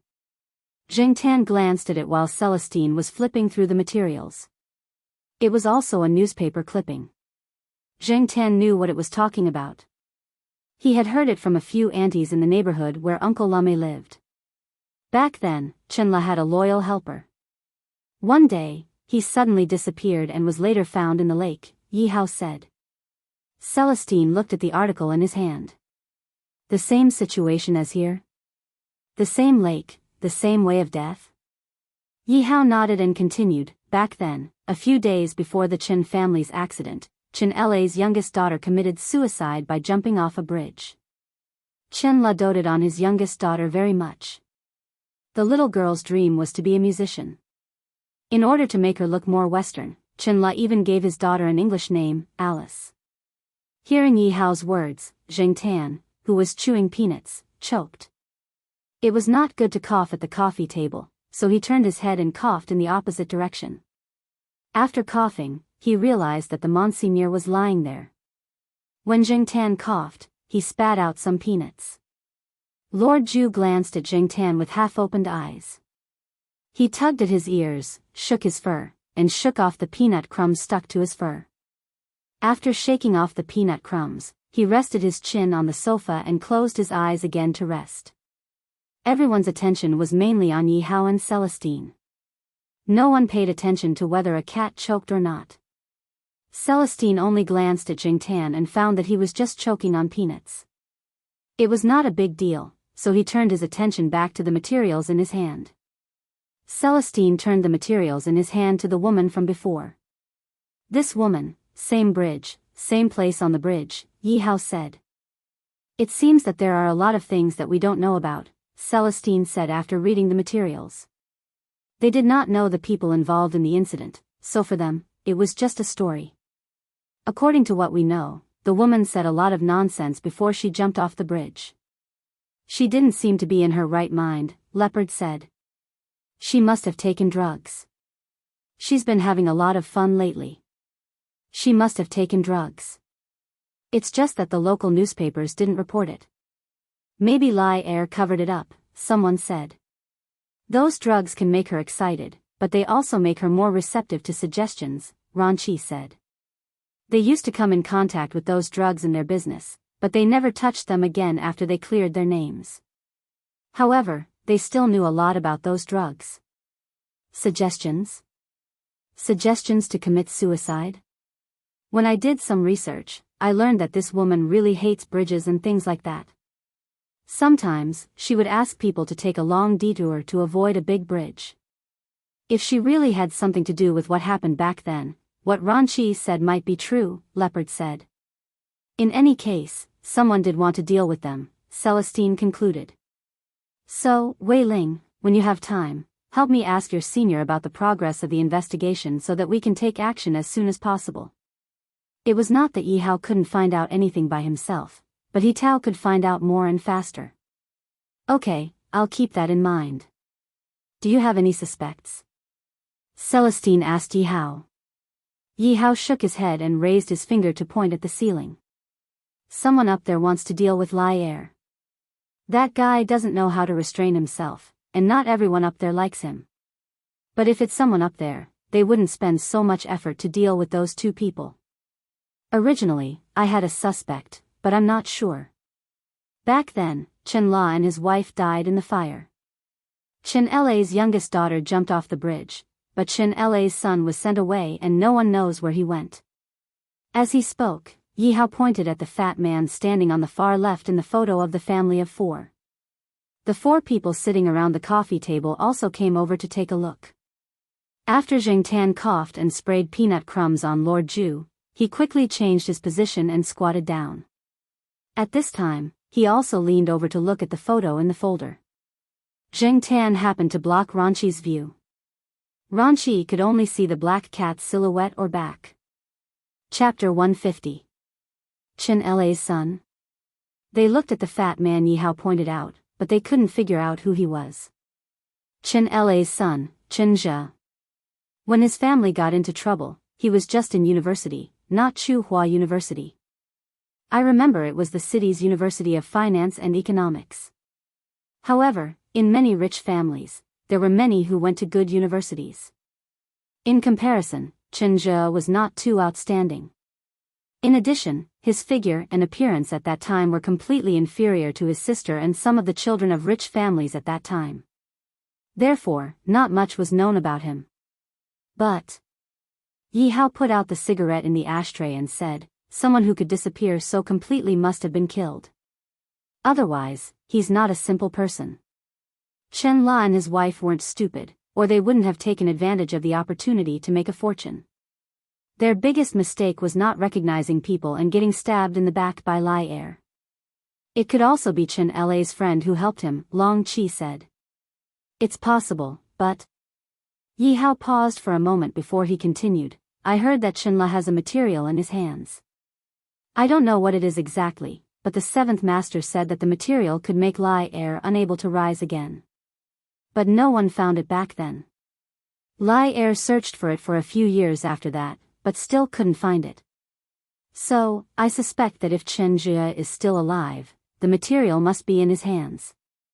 Now that Lai Er lost 2 of his men in the same way, he must have known something and taken action long ago. But now, there are many people who want to get their hands on the material. You want to get your hands on it too? Celestine asked. Of course. Besides, if Lai Er's men or other people who want to cooperate with him get their hands on the material, it'll be a big blow to us. Lai Er's appetite is quite big now. Hey, tell me more about Lai Er. I'll analyze it. Celestine was interested. Lai Er. I heard from Mr. Qi that Lai Er's surname wasn't originally Lai. One day, Boss Lei laughed and said to Lai Er, "You're so shameless." So, Lai Er replied, "Since Boss Lei said so, I'll change my surname to Lai." Lai Er was the 2nd son in his family, so everyone called him Lai Er until now. But he didn't think it was a shame. Instead, he thought that the name was a symbol of glory. It recorded his glorious history of stepping on Lei to make a comeback. While Jing Tan was looking at Chen La's family's photo, he was looking at the photo of Lai Er's family. He compared the fat man standing on the left with Uncle Lame.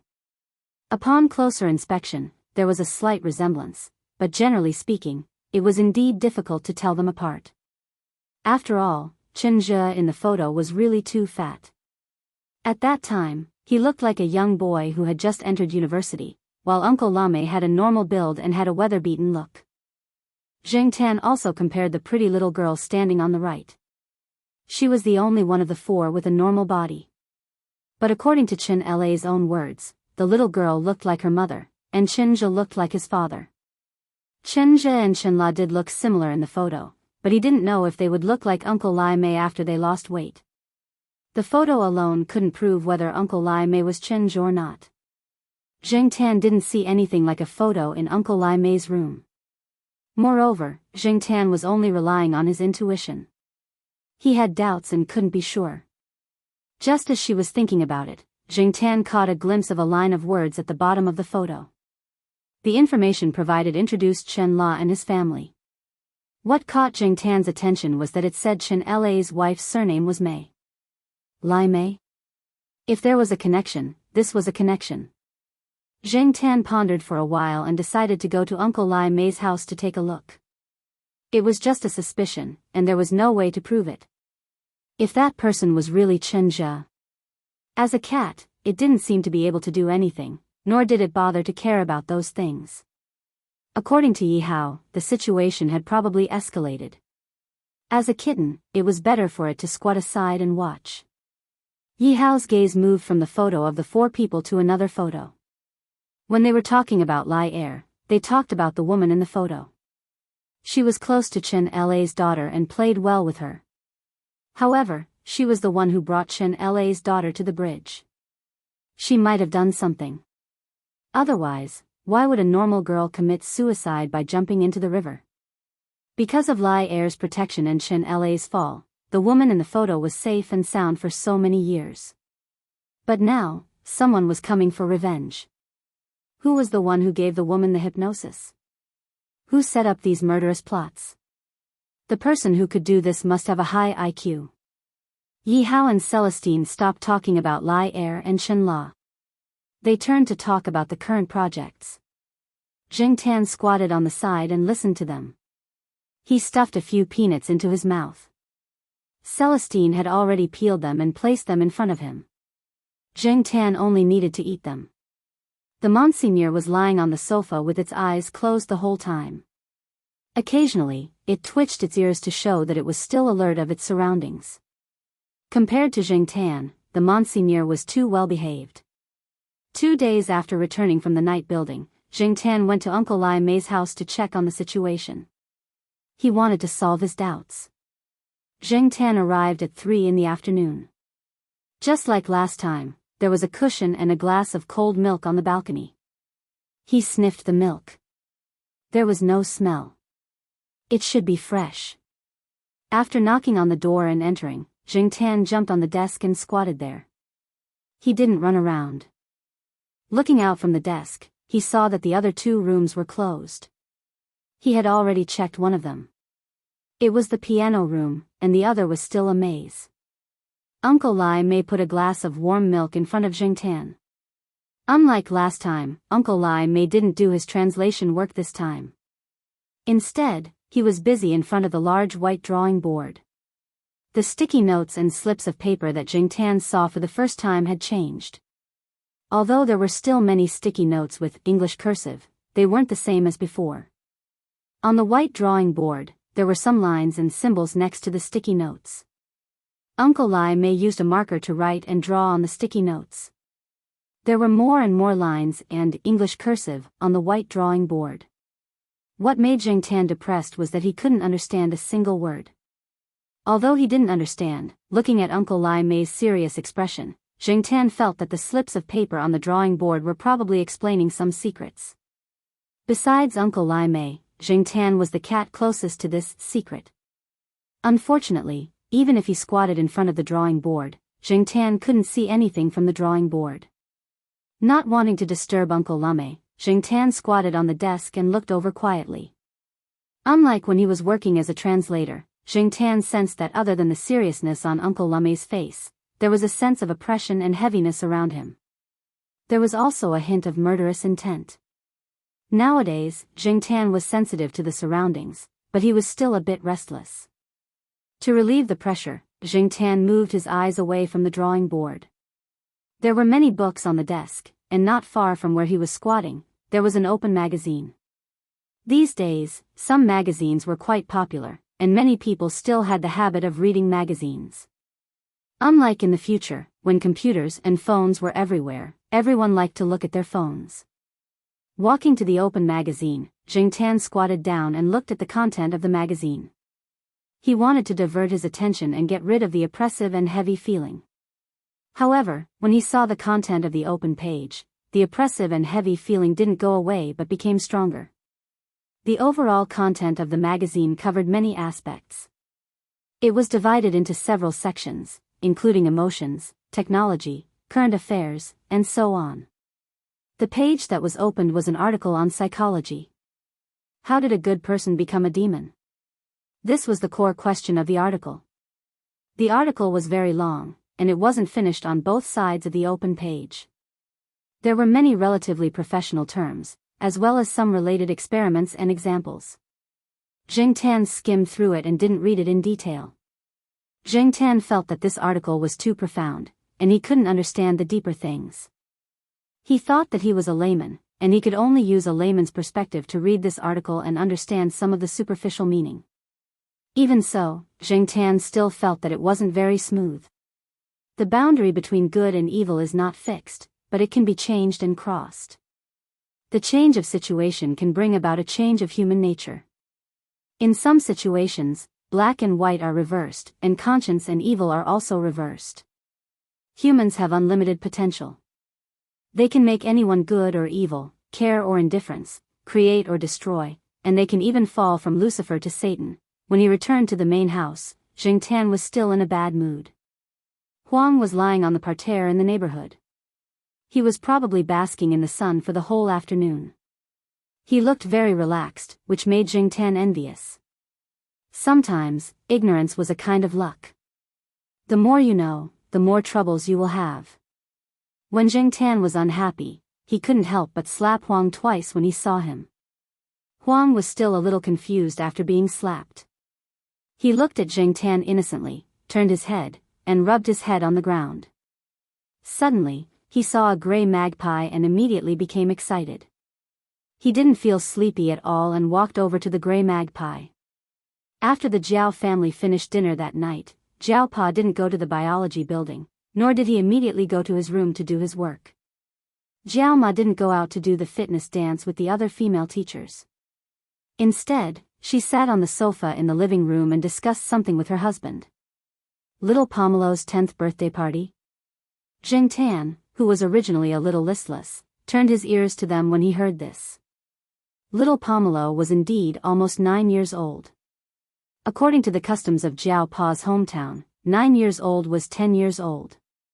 In terms of birth date, little Pomelo's birthday was actually a few months away.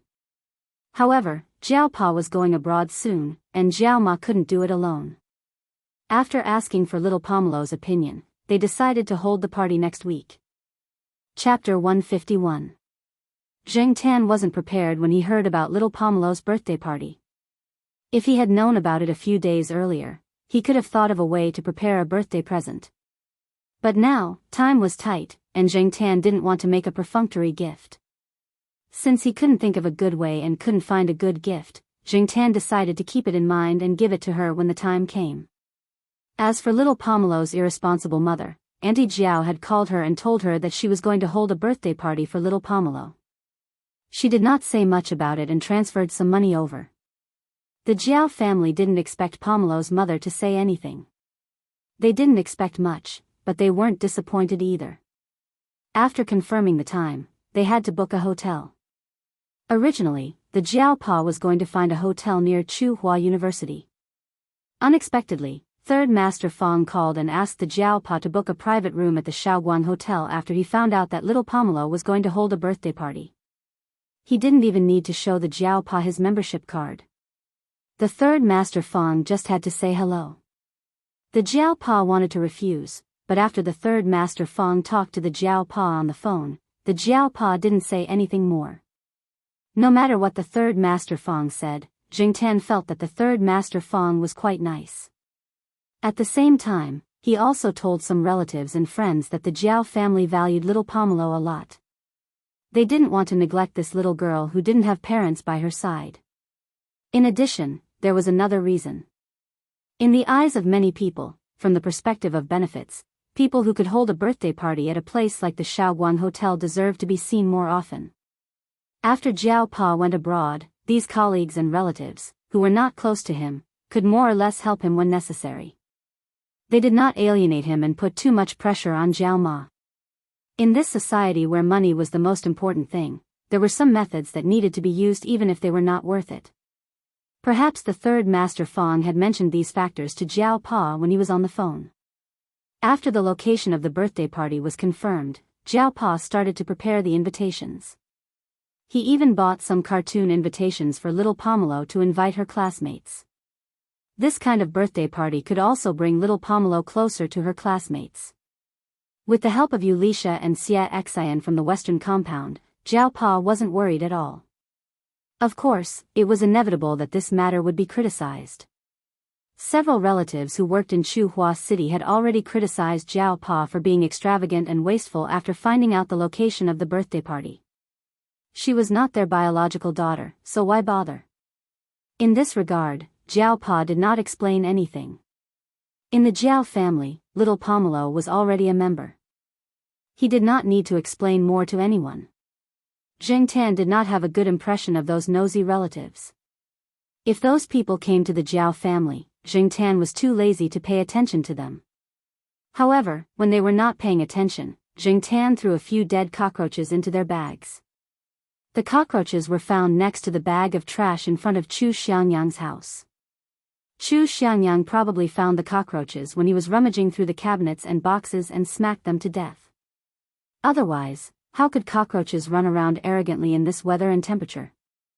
There were also many people who could not attend the birthday party, but sent gifts early in the morning, such as Zhao Lu, Yuan Zi, and some people from the Western compound.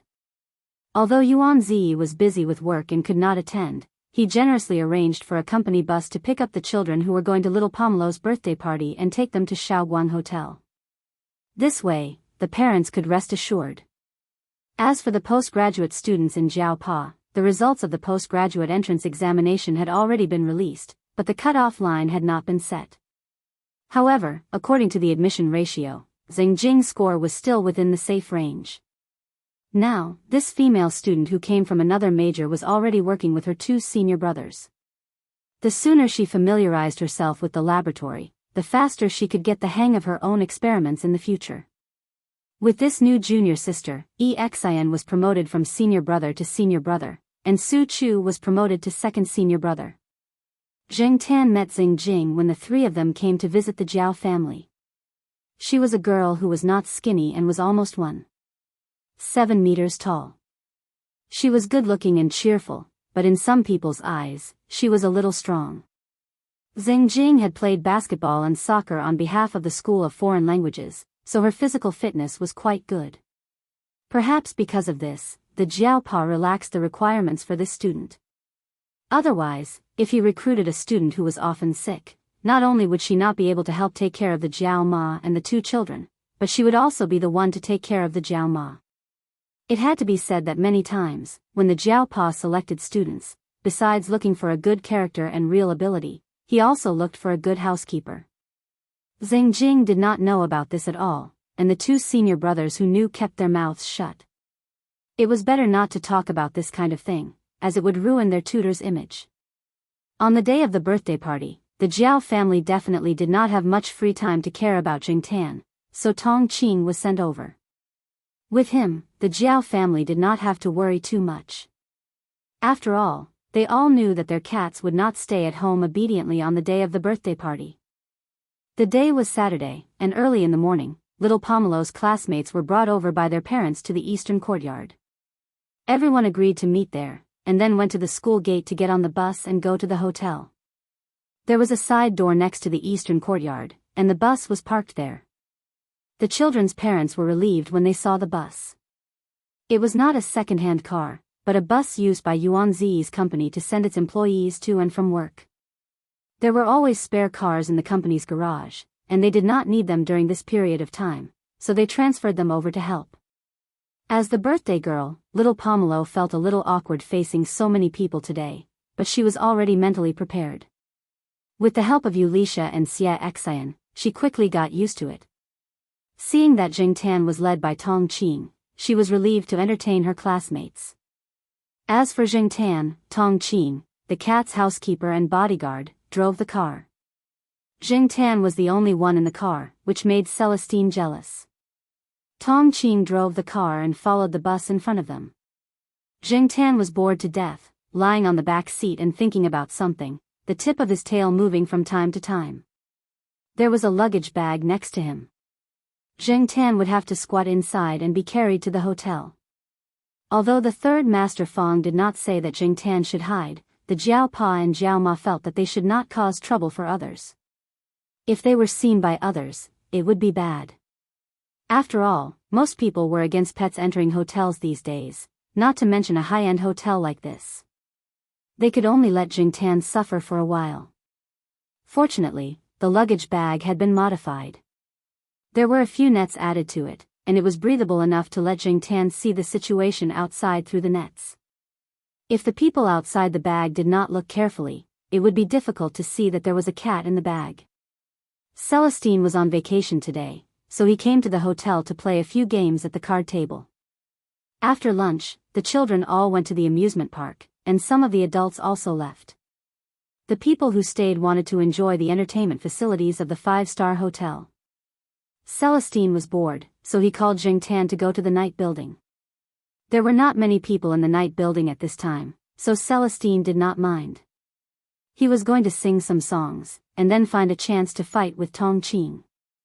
He could see that Tong Qing was also from the army, and he was itching for a fight. Jing Tan squatted in the bag and was carried by Tong Qing. He and Celestine walked out of the hotel together. When they came out of the elevator, there were a few people in front of them. Jing Tan did not plan to pay attention to these people. There were too many people here, and there was nothing to see. However, when Jing Tan heard a name, he had to pay attention. "Hey, Lai Air, coming here to eat at this time of the day," the person who came out of the elevator on the other side said to the person who was protected in the middle of the group. Jing Tan had seen this person before. He was also at the banquet of the third Master Fong, but Jing Tan forgot his name. Not knowing the name did not stop Jing Tan from hearing the main point. Lai Air? Jing Tan was immediately interested. He looked out of the luggage net, wanting to see what the Lai Air that Yi Hao mentioned looked like. The small holes on the net did not stop Jing Tan from seeing the famous person clearly. He did not look special. If he had not heard Yi Hao and the others talk about him, Jing Tan would not have connected this successful middle-aged man with the Lai Air that Yi Hao mentioned. However, people could not be judged by their appearances. If one took a closer look, they could see a hint of ruthlessness in the man's eyes. Other than Lai Air, Jing Tan also glanced at the people around Lai Air. Other than the plump secretary-like woman beside Lai Air, the others were all men who did not smile. They were probably bodyguards. Tong Qing did not know Lai Air. Even if he did, he would not care about Lai Air. He walked straight to the door. Jing Tan did not want to look at the man who was willing to stab his brothers in order to climb up the social ladder. He even changed his surname to Curry Favor. In the end, he killed his former boss. Soon, Jing Tan could no longer see Lai Air and the others. However, he could hear Lai Air and the rich businessmen mocking each other. The rich businessmen seemed to be mocking Lai Air for being so afraid of death that he brought so many people with him for a meal. Lai Air was mocking the businessman for his recent investment failure. Jing Tan could guess from the rich businessmen that many people knew about Lai Air's current situation. They knew that Lai Air was being watched. Well, there was no such thing as a permanent secret in the circle. Since Yi Hao knew about it, he would not be a fool.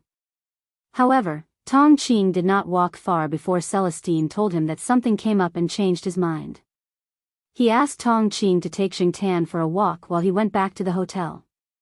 Jing Tan roughly knew why Celestine went back to the hotel. He was curious as well. Was Lai Er here to talk business, meet someone, or just for a meal?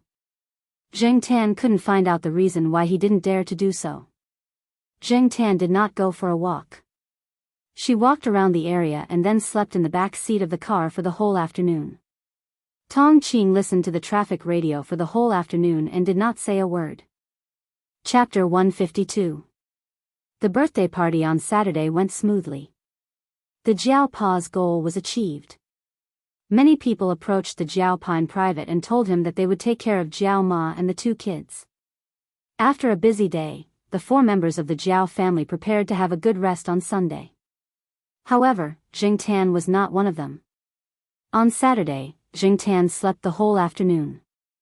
He did not help much at the birthday party. He was too lazy to interact with the naughty kids. He slept on his own, ate his fill, and waited for the party to end before going home to continue sleeping. Therefore, the next day, unlike the 4 members of the Jiao family, Jing Tan was in good spirits early in the morning. The Jiao family only had their first meal at noon. After breakfast, they fell asleep immediately. Jing Tan went out to play after lunch. On weekends, the people on campus were scattered. Some were sunbathing, some were on dates, and some were jogging. There were many places where people could be seen. Jing Tan ignored the 7th student who said, "Hey," to him and decided to take a walk outside the campus. The afternoon sun was good. As Jing Tan walked on the fence, he met a few cats who were sunbathing. As he had walked this path many times, Jing Tan had seen most of the cats that liked to wander outside at this time. Of course, there were a few that showed hostility, but Jing Tan ignored them. He did not have time to waste on these cats. Jing Tan walked around the construction site. He was very satisfied with the progress of the construction site. Even though it was not the same every day, the changes were obvious. Jing Tan had something to look forward to. Originally, Jing Tan wanted to go to Uncle Lumei's place to check on the situation. After seeing Celestine yesterday, Jing Tan guessed that he must have heard something important. Otherwise, he would not be in such a hurry.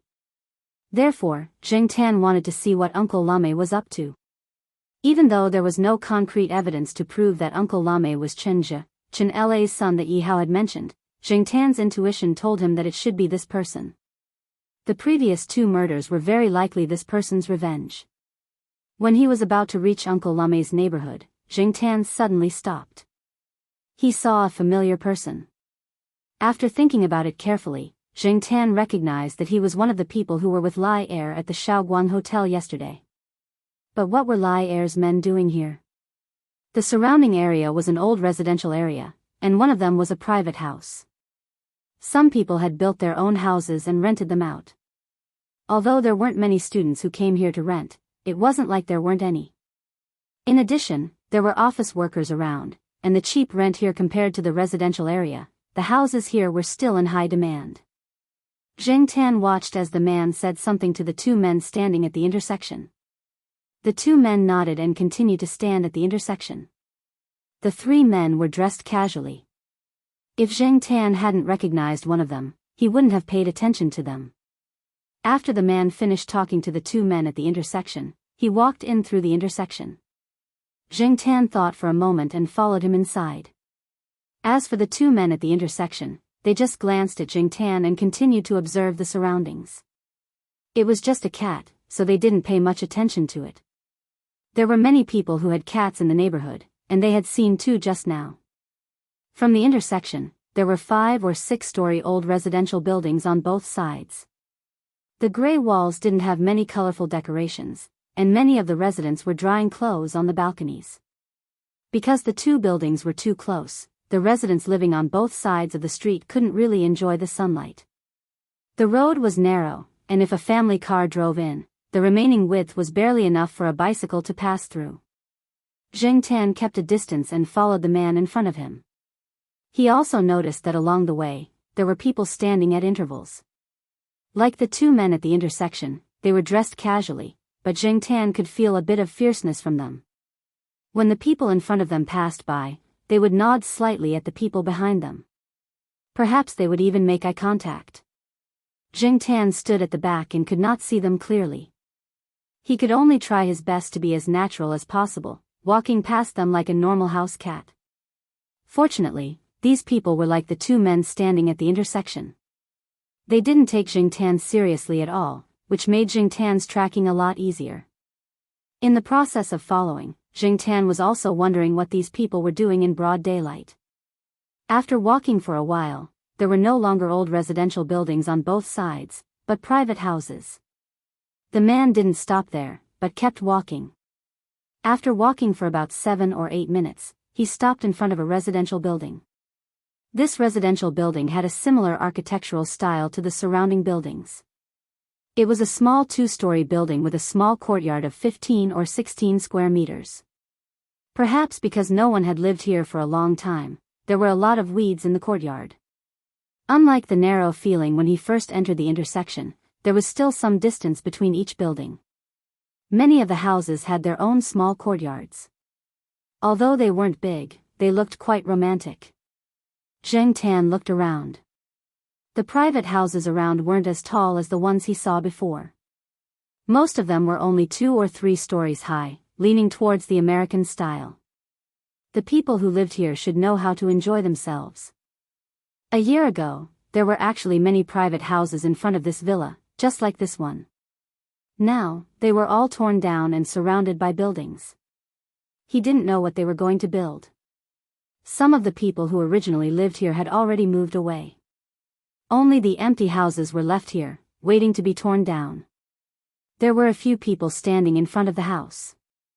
Zheng Tan watched as the man walked over and said a few words to the people at the door, then took out his phone to make a call.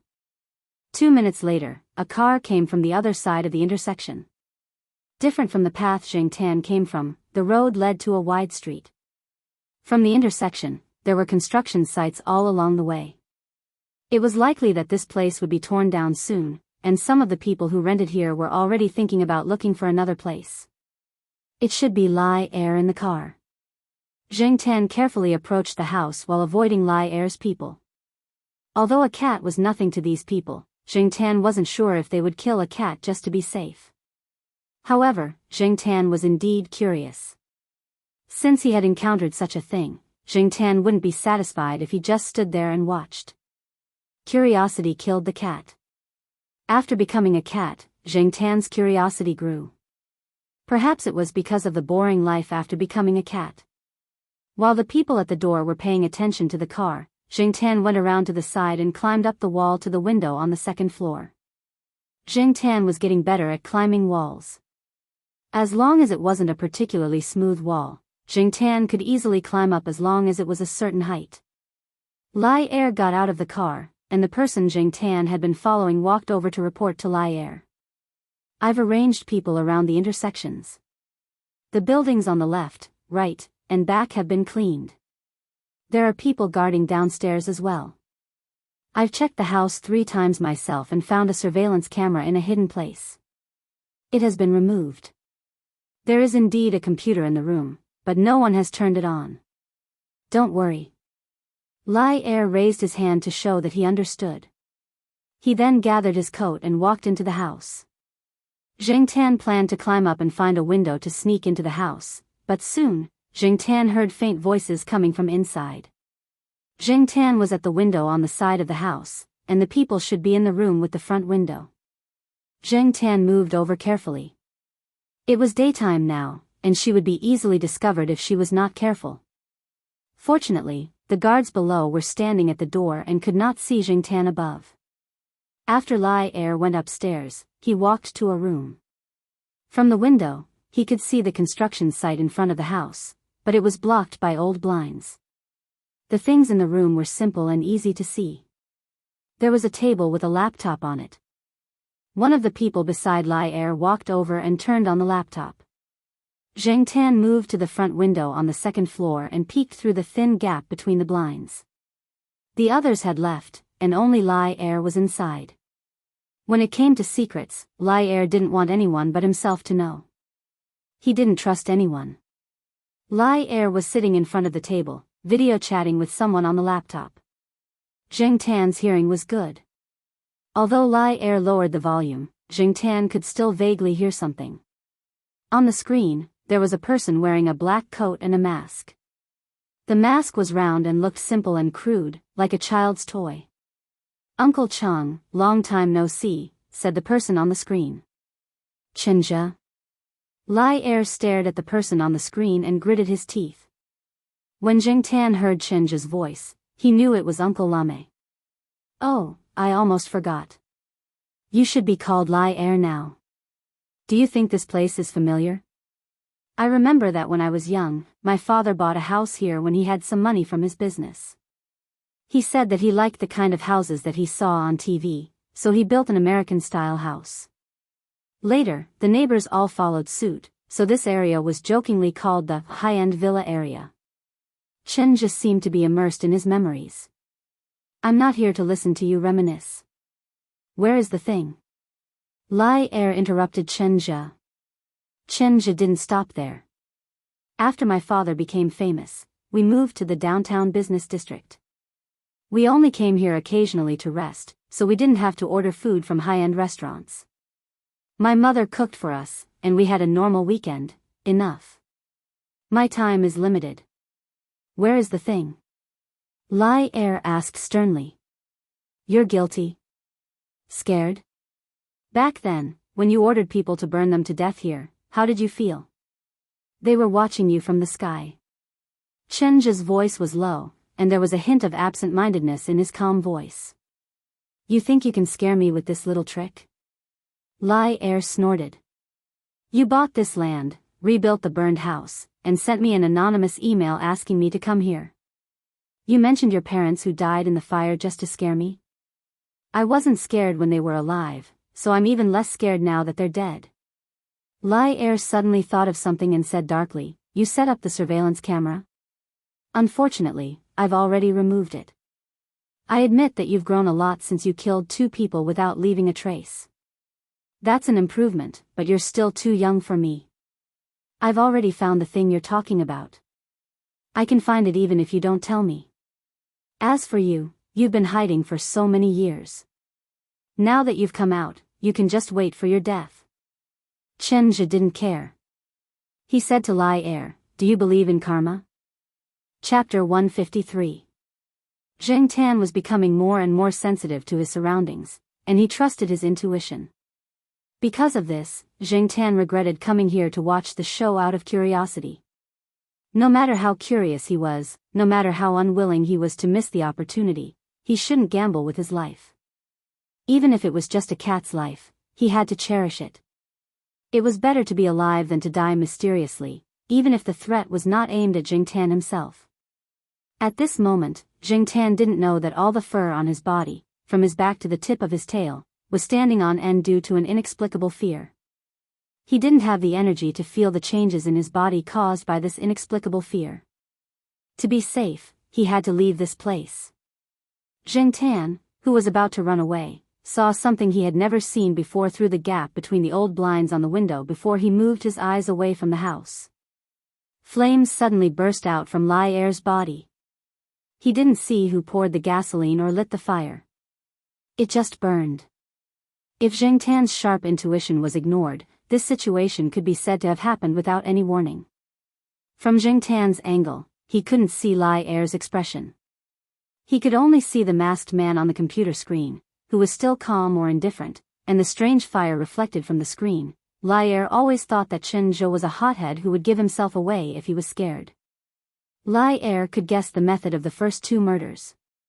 Although there were no strong clues left at the scene, Lai Er knew that it must be Chenja, the fish that escaped the net years ago. He had even planned the follow-up action. As long as Chenja gave himself away, his subordinates would definitely find this person who had been hiding for years. Even if they didn't catch him now, they wouldn't be far away. But he didn't expect this to happen.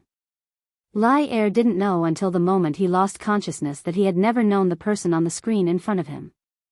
It didn't matter if it was the fat boy who was overshadowed by his twin sister, or the masked man on the screen in front of him. Lai Er didn't make a sound when he was engulfed by the flames. He didn't call for help, nor did he wail in pain. He didn't even move. It wasn't because he didn't want to, but because he couldn't. Lai Er rested his hands on the armrest of the chair.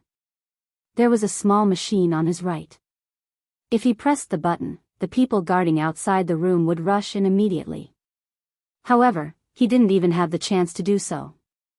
Zheng Tan looked at the man sitting in the chair in the room. Strangely, the fire only burned above his knees. His calves and shoes were not covered by the fire. The fire looked very hot. Lai Er, who was sitting in the chair, was changing at a speed visible to the naked eye. What was strange was that the flames did not spread wildly. Since there was no fire source and Lai Er did not smoke, there was no way anything flammable or explosive could be in the room. Lai Er's men had already cleaned the room once and did not leave behind anything suspicious. Lai Er had been very cautious and even moved the table with the laptop. But even so, why did something like this happen all of a sudden? Zheng Tan couldn't figure it out no matter how hard he tried. Could it be that Chenja's trap was not discovered by Lai Er's men? Suddenly, Zheng Tan thought of something. Zheng Tan once overheard a few students talking about a similar phenomenon when he was strolling around Tsinghua University. They called that phenomenon spontaneous human combustion. Perhaps in the historical records, spontaneous human combustion was not caused by deliberate human factors, but what was happening in front of Zheng Tan's eyes told him that at the very least, it was caused by human factors.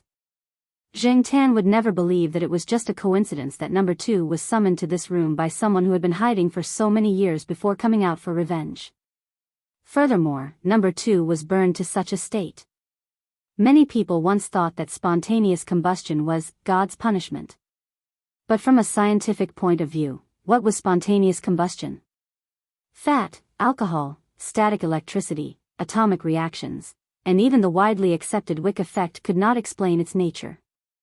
Otherwise, spontaneous human combustion wouldn't be listed as one of the top 10 unsolved mysteries in the world. Perhaps Chenja had solved the mystery, or perhaps Chenja had come into contact with the person who had solved the mystery. Or perhaps it was a possibility that no one could think of, or even a possibility that would be criticized as whimsical. But no matter what the situation was, what was happening at this moment was indeed inconceivable, and it gave Zheng Tan a great shock. Zheng Tan remembered that the students who talked about spontaneous human combustion said that in this phenomenon, the part of the human body that was on fire would be completely burned down in just 20 minutes. Regardless of whether this was the so-called spontaneous combustion of the human body, regardless of whether this was revenge or something else, regardless of what was happening inside the house, Zheng Tan only wanted to get as far away from this place as possible, this place that made his hair stand on end. Zheng Tan looked at the side of the room. No one was leaving from here, so he immediately jumped down. It was a bit high, and Zheng Tan didn't have much cushioning. Because of what he saw with his own eyes, Zheng Tan's body was still a little stiff, and his legs hurt when he landed. But Zheng Tan didn't care that much. His priority was to get out of here as soon as possible. As Zheng Tan ran along the road, he saw 2 people at the intersection who received a phone call. Their faces changed drastically as they ran inside. He knew that Lai Er's matter must have been discovered. But at this time, Lai Er was definitely dead. This road wasn't the one that Zheng Tan had followed Lai Er's subordinate into, but it was another road that led to the main street. The cars and pedestrians coming and going on the main street also made the street warmer. There was sunlight, but the sky seemed to be covered by a layer of haze. The sunlight was not pure, or maybe it was mainly psychological factors. In short, Zheng Tan didn't feel the slightest bit of warmth brought by the sun. Instead, the feeling of trembling didn't disappear completely after leaving that place. Jumping onto a flower bed, Zheng Tan squatted down to rest, relieving the pressure caused by the sudden fear and uneasiness. He always thought that he had some guts, but now he doubted it. Before he could catch his breath, the fear had already faded. Zheng Tan took a deep breath, preparing to use the breathing method that Jiao Pa once taught him to relieve the pressure. But halfway through, Zheng Tan almost choked. He saw a few tall buildings. These buildings were relatively obvious in this area. Although they weren't very close, they weren't far either. That was the neighborhood where Uncle Lame, Chenja, lived. I should have known. The streets were interconnected. Zheng Tan didn't notice it before, partly because there were old residential buildings between here and there. Zheng Tan also didn't see it from the right angle, so he didn't notice it. But Zheng Tan felt that it was mainly because he didn't know this area well. It turned out that Uncle Lame, Chenja, lived so close to this place. Did that mean that Chenja had planned this long ago and was waiting for Lai Er to jump in? There was no doubt that Lai Er was dead, burned to death. But at the same time, Zheng Tan believed that even if the police came, they wouldn't be able to find any evidence to prove that the fire was man-made. Suspicion was one thing, but evidence was necessary. Without evidence, without clues, everything was just empty talk. Zheng Tan thought about what she had learned and what she had experienced and seen with her own eyes today. Chenja knew Lai Er very well. He knew that Lai Er would definitely come here and stay in the room alone. There were blinds on the window, and he knew that Lai Er would definitely close the blinds. That way, even if there was a fire in the room, the people outside wouldn't be able to find it immediately, and they wouldn't be able to save Lai Er in the shortest time possible. As long as they could buy some time, the chances of Lai Er dying here would be higher. As for the surveillance cameras and suspicious items that Lai Er's men found, they were probably just a smokescreen. As for the items they were talking about, Zheng Tan didn't know what they were, and he didn't want to find out. At a time like this, it was better to just be a normal cat. Looking around, Zheng Tan didn't want to run into Lai Er's men. It was impossible to go back through the small path now. So, he looked behind him, then looked at the tall buildings in front of him. He decided to walk around from the front and check on Uncle Lame. This time, he wouldn't go into Uncle Lame's house.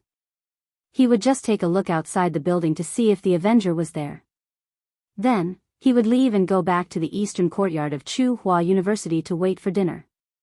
Zheng Tan had a good plan. This way, he could satisfy his curiosity, which had shrunk because of the incident just now, and he could also stay in a safe area. Climbing over the wall into the residential area, Zheng Tan came to the building where Uncle Lame lived. Uncle Lame was at home, and the lights in the room were still on. Zheng Tan could see people moving around in the room from downstairs. Just as Zheng Tan was wondering if Uncle Lame was planning to escape after getting his revenge, or if he was thinking about something else, he saw Chenja open the door to the balcony. Zheng Tan almost jumped away like a kangaroo from the sudden shock like Huang. Suppressing the idea of running away, Zheng Tan tried to act dumb like the other cats and leave. Then, he heard the man standing on the balcony shout, "Hey, black cat!" Zheng Tan ignored him. Chenja shouted a few more times, and Zheng Tan had to look over there. At the same time, he thought to himself, if I go over, will I be burned until I'm only left with 4 paws and not even a tail? Chapter 154.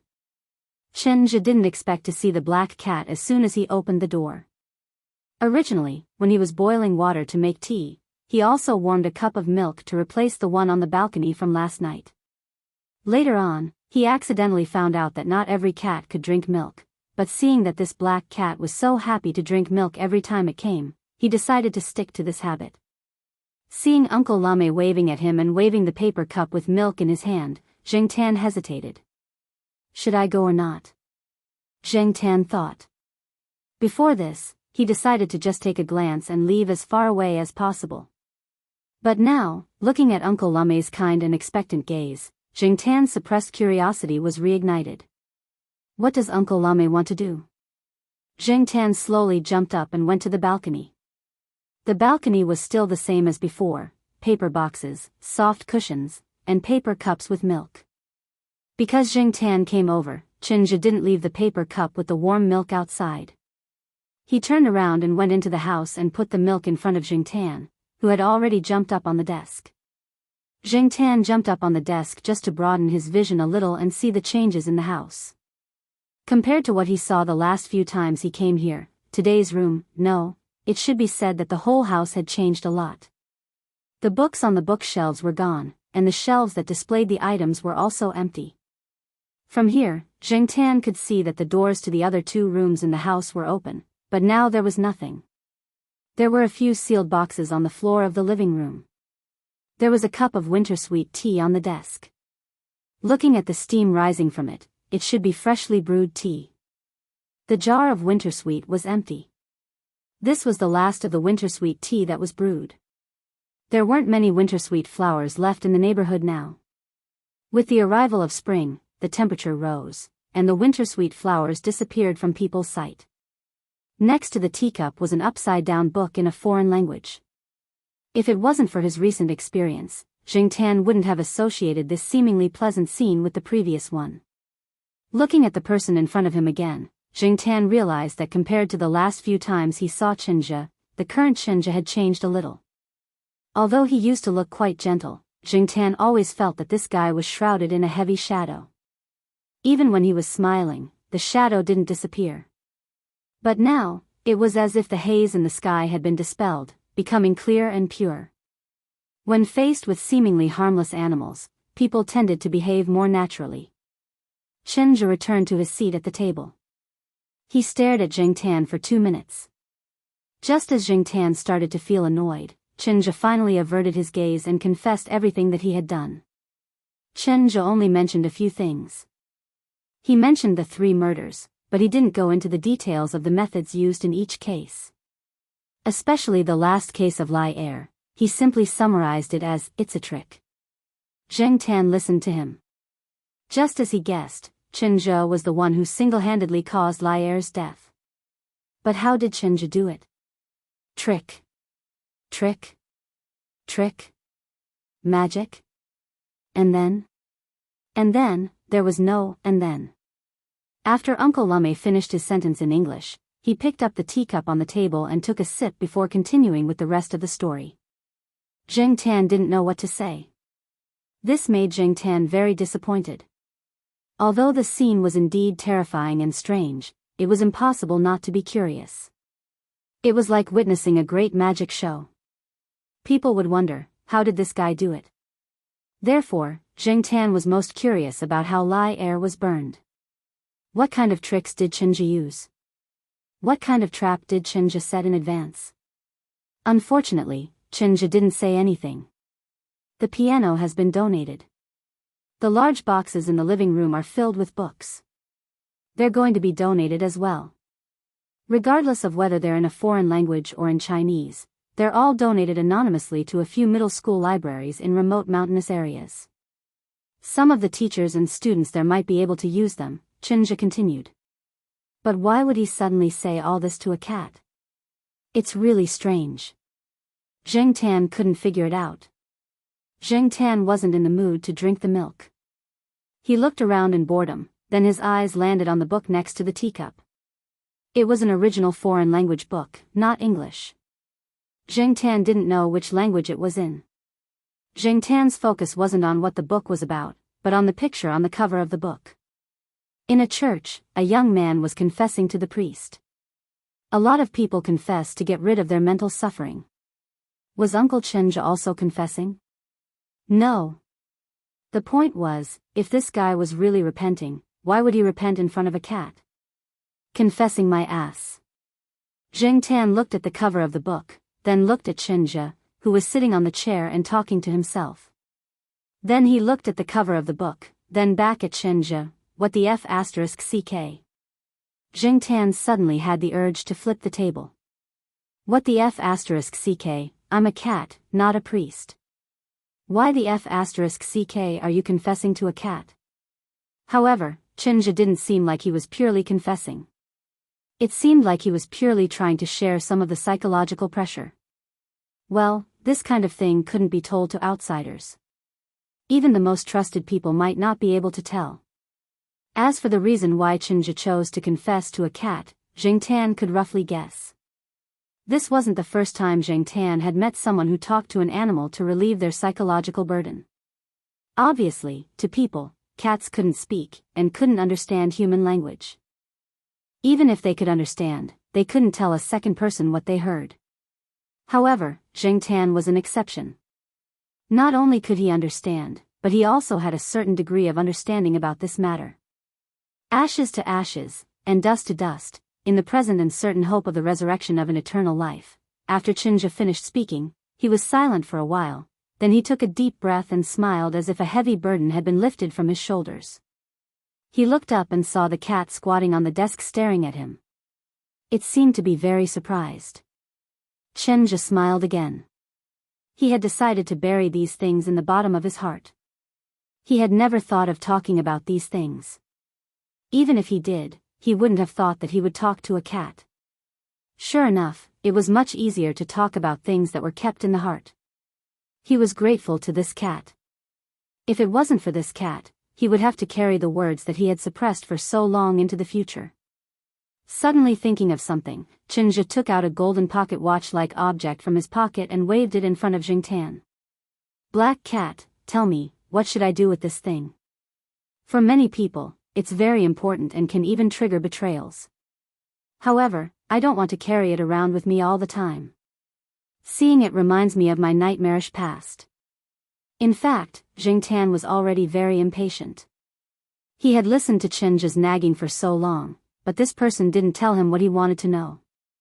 Now, he was even waving a pocket watch in front of his eyes, making his eyes tired. This made Zheng Tan even more annoyed, so he raised his paw and slapped the pocket watch in front of him to the side. Chinja didn't hold the pocket watch tightly. When he was talking, he was a little distracted. He didn't want to get any advice from a cat, he just said it casually. Suddenly, he felt his hand being pulled by the chain. When he looked over, the pocket watch had left his fingers and was lying on the desk. As if he didn't expect this, Chinja was stunned. Then, he looked at the pocket watch that was thrown on the desk. A few seconds later, Chinja smiled in relief. According to your suggestion, that's it. Chapter 155. The gold pocket watch wasn't big, but it should have some weight. Zheng Tan could feel it when he grabbed it. Seeing Chinja's nonchalant reaction, Zheng Tan felt that this pocket watch was like a very common everyday item. There was nothing to be cautious about. When Chinja held it, he didn't hold it tightly. If it was something precious, he definitely wouldn't be like this. Moreover, when he saw Zheng Tan throw the pocket watch on the table with his paw, he didn't check it anxiously. He didn't seem angry at all. However, after thinking about what Chinja said just now, Zheng Tan wasn't sure. Before this, Zheng Tan heard from Yi Hao that there might be a material in Chinja's hands that could defeat Lai Er. It could help Yi Hao eliminate a strong competitor in Chuhua City. Yi Hao also wanted to get that material, but when Zheng Tan eavesdropped on the video call between Lai Er and Chinja, he didn't hear any material. However, the word thing did appear. Moreover, this thing sounded very important to Lai Er. Lai Er also had some idea of what it was. Thing. Zheng Tan looked at the golden pocket watch beside her feet again. How could something that could make people betray their friends just be a daily item?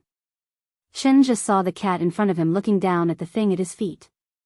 He thought that it was just curious, as if it was looking at a new toy, so he didn't pay much attention to it. Instead, he continued, before the accident, my father told me that if I could escape, I should leave this place far away and start a new life. If I really couldn't live anymore, I could open it. However, I hate this thing. Every time I see it, I think that it was the betrayer's greed and evil intentions. As for life, it's fine as long as I can earn enough money to survive. There are so many shining people, so I don't need to join in the fun. This world is full of crouching tigers and hidden dragons. Some people are high profile, while others are low key. As he spoke, Chinja poked the cat's head with his finger. This thing, just leave it here as you wish. Out of those people, whoever finds it first will get it. It's up to God. This is also a kind of opportunity, don't you think so? It's your grandpa. Zheng Tan tilted its head and avoided Chinja's fingers. It continued to study the special features of the local tycoon's gold pocket watch. What was troubling was that with Chinja watching, Zheng Tan didn't dare to do anything that was too unusual for ordinary cats, such as picking up the pocket watch and opening it. Chenja suddenly thought of something. He got up and walked to a cardboard box in the room that had not been sealed with tape. He opened the box and rummaged through it. Zheng Tan walked over to take a look. There were some pens, paper, boxes, notebooks, and folders in the box. Chenja took out a plastic pencil box from the cardboard box. The box was a little big and had 2 layers. The upper layer had colored pencils of different lengths, and the lower layer had ordinary pencils arranged neatly from B to H. These colored pencils of different lengths were given by a child in the neighborhood. Chenja had drawn for them once, so the child gave his old colored pencils to Chenja. The child felt that since he already had a few sets of new colored pencils, he didn't need the old pencils, so he might as well give them to this uncle who often gave candy and was good at drawing. Chenja randomly took a half-used pencil from last time. He opened the sketchbook and was about to draw. Before he started, a cat paw rested on the edge of the cardboard box. Chenja, whose attention was still on the cardboard box, stopped what he was doing. He followed the cat's gaze and found that the cat in front of him was looking at the colored pencils. Colored pencils? Chenja thought for a few seconds. He looked at the pen in his hand, put it back, and picked up another pencil. It was a cheap pen, and his drawing skills were far inferior to those who graduated from professional classes, but Zheng Tan felt that the drawing was still very good. At least he felt that Chenja didn't draw himself crookedly. This was also the first time in many years that Chenja had drawn colored pencils. Actually, colored pencils were not bad, right? After finishing the drawing, Chenja wrote down the date and other notes, and then looked at Zheng Tan. Keep it as a memento. I don't like to take photos, so I drew you again. When I recall in the future, I will remember that I used to know a cat. Chenja carefully put the drawing into the folder, tidied up the cardboard box, and sat back on the chair. I'm leaving tonight. Maybe I won't come back in the future. Leaving at night? In such a hurry? Did the investigation come? After staying at Chenja's place for another 10 minutes, Zheng Tan couldn't stay any longer. He had to go home. Chenja stood on the balcony and looked at the black cat who quickly ran away and disappeared. The next day, Zheng Tan was brought by Xiao Guo to shoot a video for the promotion of the new product. Zheng Tan didn't have any free time until the evening. After dinner, Zheng Tan thought about it and decided to go out. Since last night, Zheng Tan's mind had been thinking about Chenja and the rich gold pocket watch. After making up his mind, Zheng Tan stretched, jumped off the sofa, and prepared to go out. Black Charcoal, are you going out to play tonight? Jiao Ma, who was washing dishes at the kitchen door, looked over and asked. Zheng Tan looked at Jiao Ma and let out a soft, wah-woo sound. Zheng Tan still couldn't make the sound of a normal cat, but the Jiao family was used to Zheng Tan's uniqueness. Ow-woo, wah-woo and other similar sounds were common. Therefore, after hearing the wah-woo sound, Jiao Ma said, come back early. In fact, many people who had pets would communicate with them in their daily lives and talk to them in a normal tone. For example, if a family in the courtyard raised a Pekingese that wanted to poop or pee, it would jump with all its might to attract attention. Its family would untie its leash, bring it to the entrance of the building, unlock the door, and then say to it, go, come back when you're done. Then, the Pekingese would rush to the bushes and landscaping trees by itself. After it was done, it would paw the grass a few times to express its carefree and happy feeling. Then, it would return to the building by itself, wagging its tail at its owner and asking for a reward. Every time Zheng Tan saw this scene, he would despise it. Asking for a reward for taking a poop. It was so stupid. After leaving Tsinghua University, Zheng Tan went straight to Chenja's neighborhood. Standing downstairs, Zheng Tan saw that the lights in Chenja's house were off. The door on the balcony was closed, but not locked. Zheng Tan jumped up and opened the door before the street lights came on. The house was empty, and there was no one in it. There were only simple furnishings and darkness. This was what Chenja meant when he said, your suggestion, and, so be it. Zheng Tan thought the pocket watch was an eyesore, so he threw it to the ground. He didn't expect Chenja to misunderstand. Zheng Tan moved his ears to make sure there was no one in the house. He jumped on the table and saw the rich gold pocket watch on the desk. There was no computer, translation materials, books, and magazines on the desk. There wasn't even a teacup. This made the pocket watch even more conspicuous. Zheng Tan walked to the pocket watch and picked it up with his 2 front paws. Since no one was looking at him, he wasn't afraid of being discovered. The sky was dark, and the house was dark. Zheng Tan didn't dare to turn on the lights. Besides, he could see the house without turning on the lights. There was no need to take the risk of being discovered. Just as he thought, the pocket watch was a little heavy. It wasn't as light as it looked. Zheng Tan fumbled with the pocket watch for a while before opening it. When he opened it, Zheng Tan was worried that it might be a trap set by Chen Zhe. Although he didn't have that creepy feeling now, Zheng Tan was still a little nervous. It couldn't be helped. It was the after effect of being scared. After opening it, Zheng Tan realized that it wasn't a pocket watch. There was a dial on it, but there were no numbers. Moreover, there was only a pointer. When Zheng Tan held the pocket watch and looked left and right, the pointer moved along with it. A compass? It couldn't be. Weren't compasses double-headed? One was N, and the other was S. Besides, the pointer wasn't pointing to the south. Connecting it to the information he heard before, Zheng Tan guessed a lot of possibilities.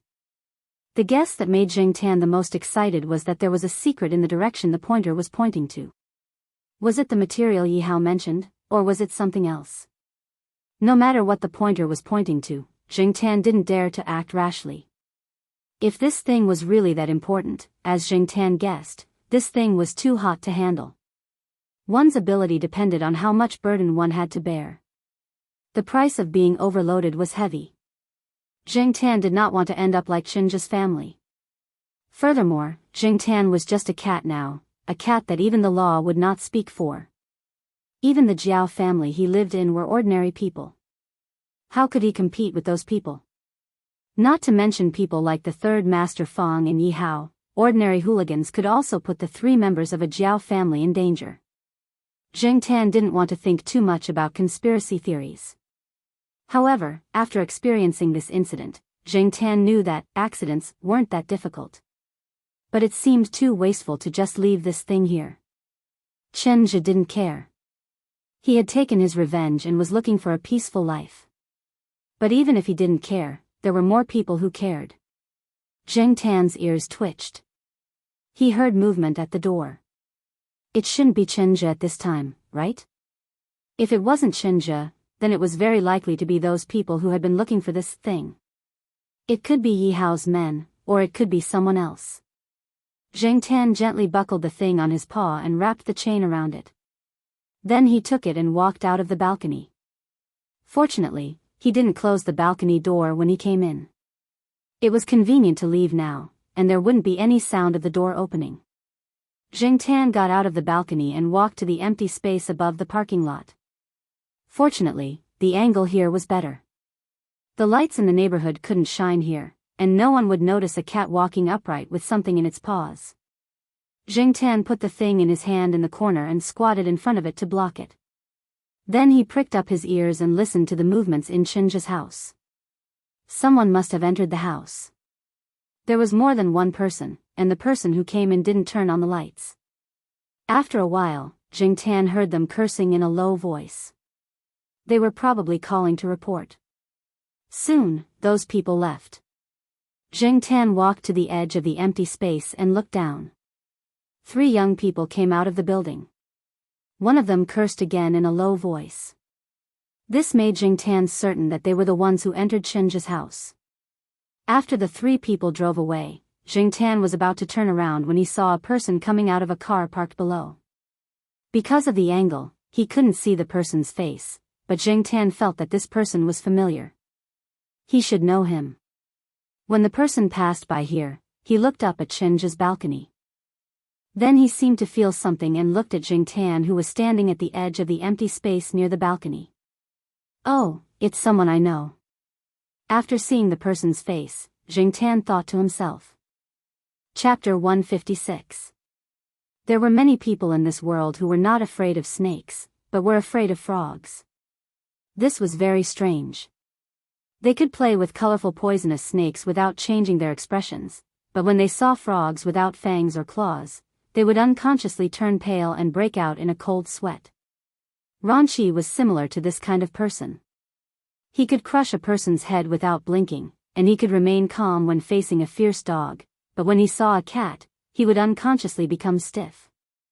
In fact, Ranchi's situation was not as serious as it was now.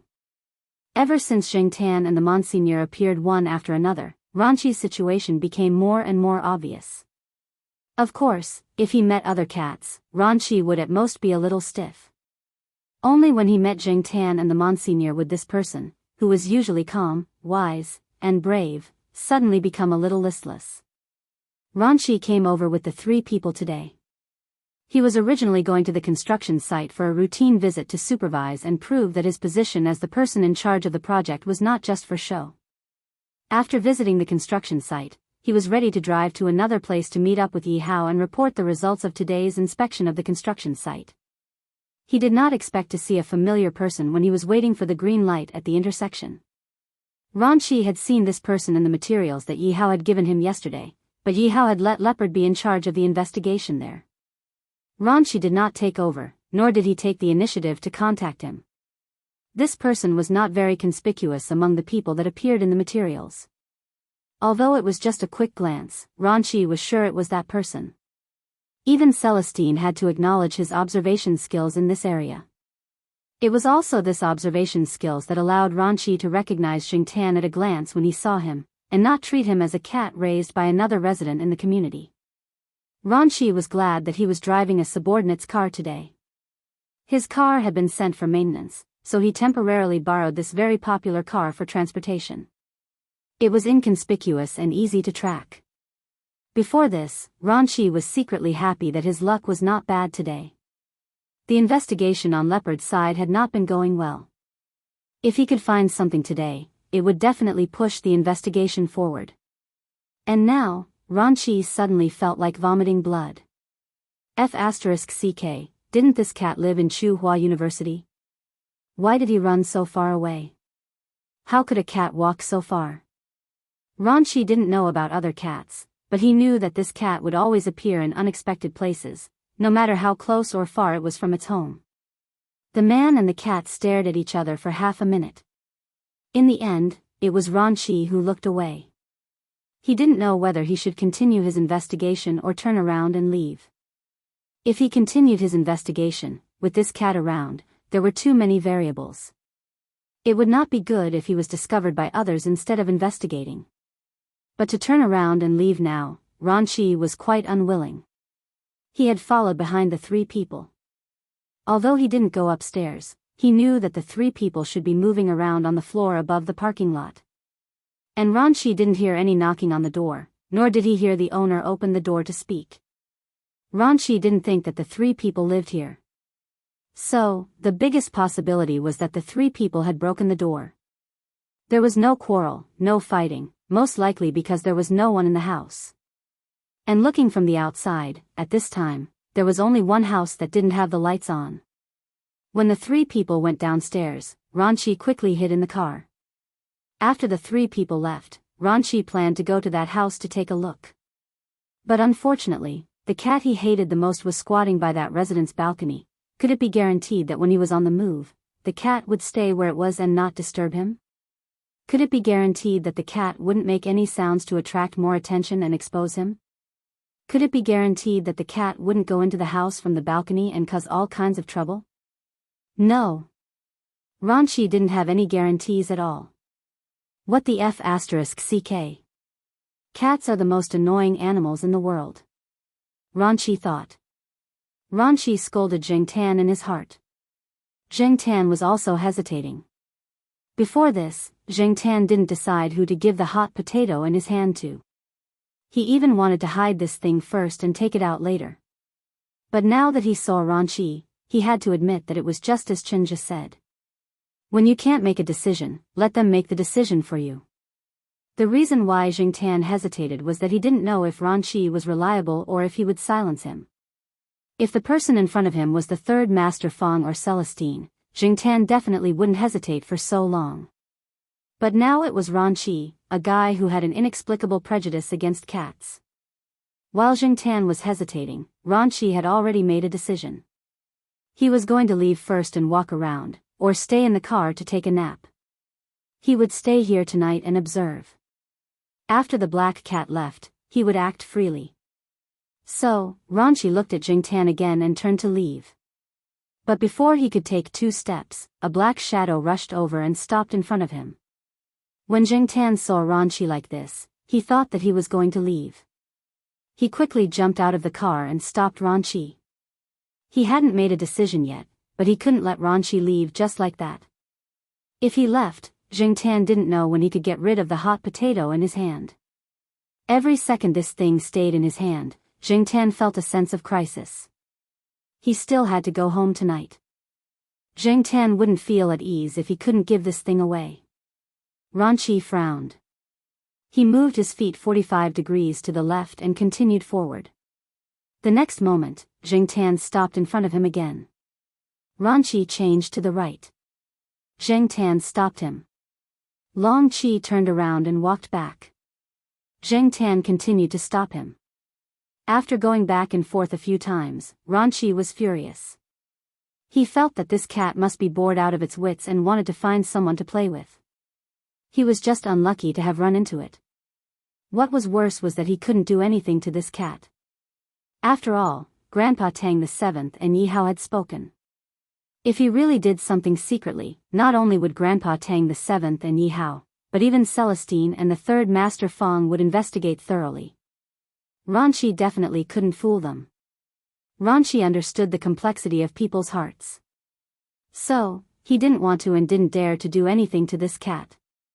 Once he did, it would cause a chain reaction that he couldn't control. 2 years ago, if someone had told Ranqi that he would be forced into this state by a cat, he wouldn't have believed it even if you beat Ranqi to death. So, Ranqi raised his hand and pointed at the black cat in front of him. Let me tell you, don't go too far. He was obviously trying to sound tough. Celestine had told them that this cat had to speak human language. If it sounded like an animal's voice, this cat would ignore it. Ranqi had said that he was waiting for the cat's reaction. Jingtan's reaction was to look at it with even more disdain.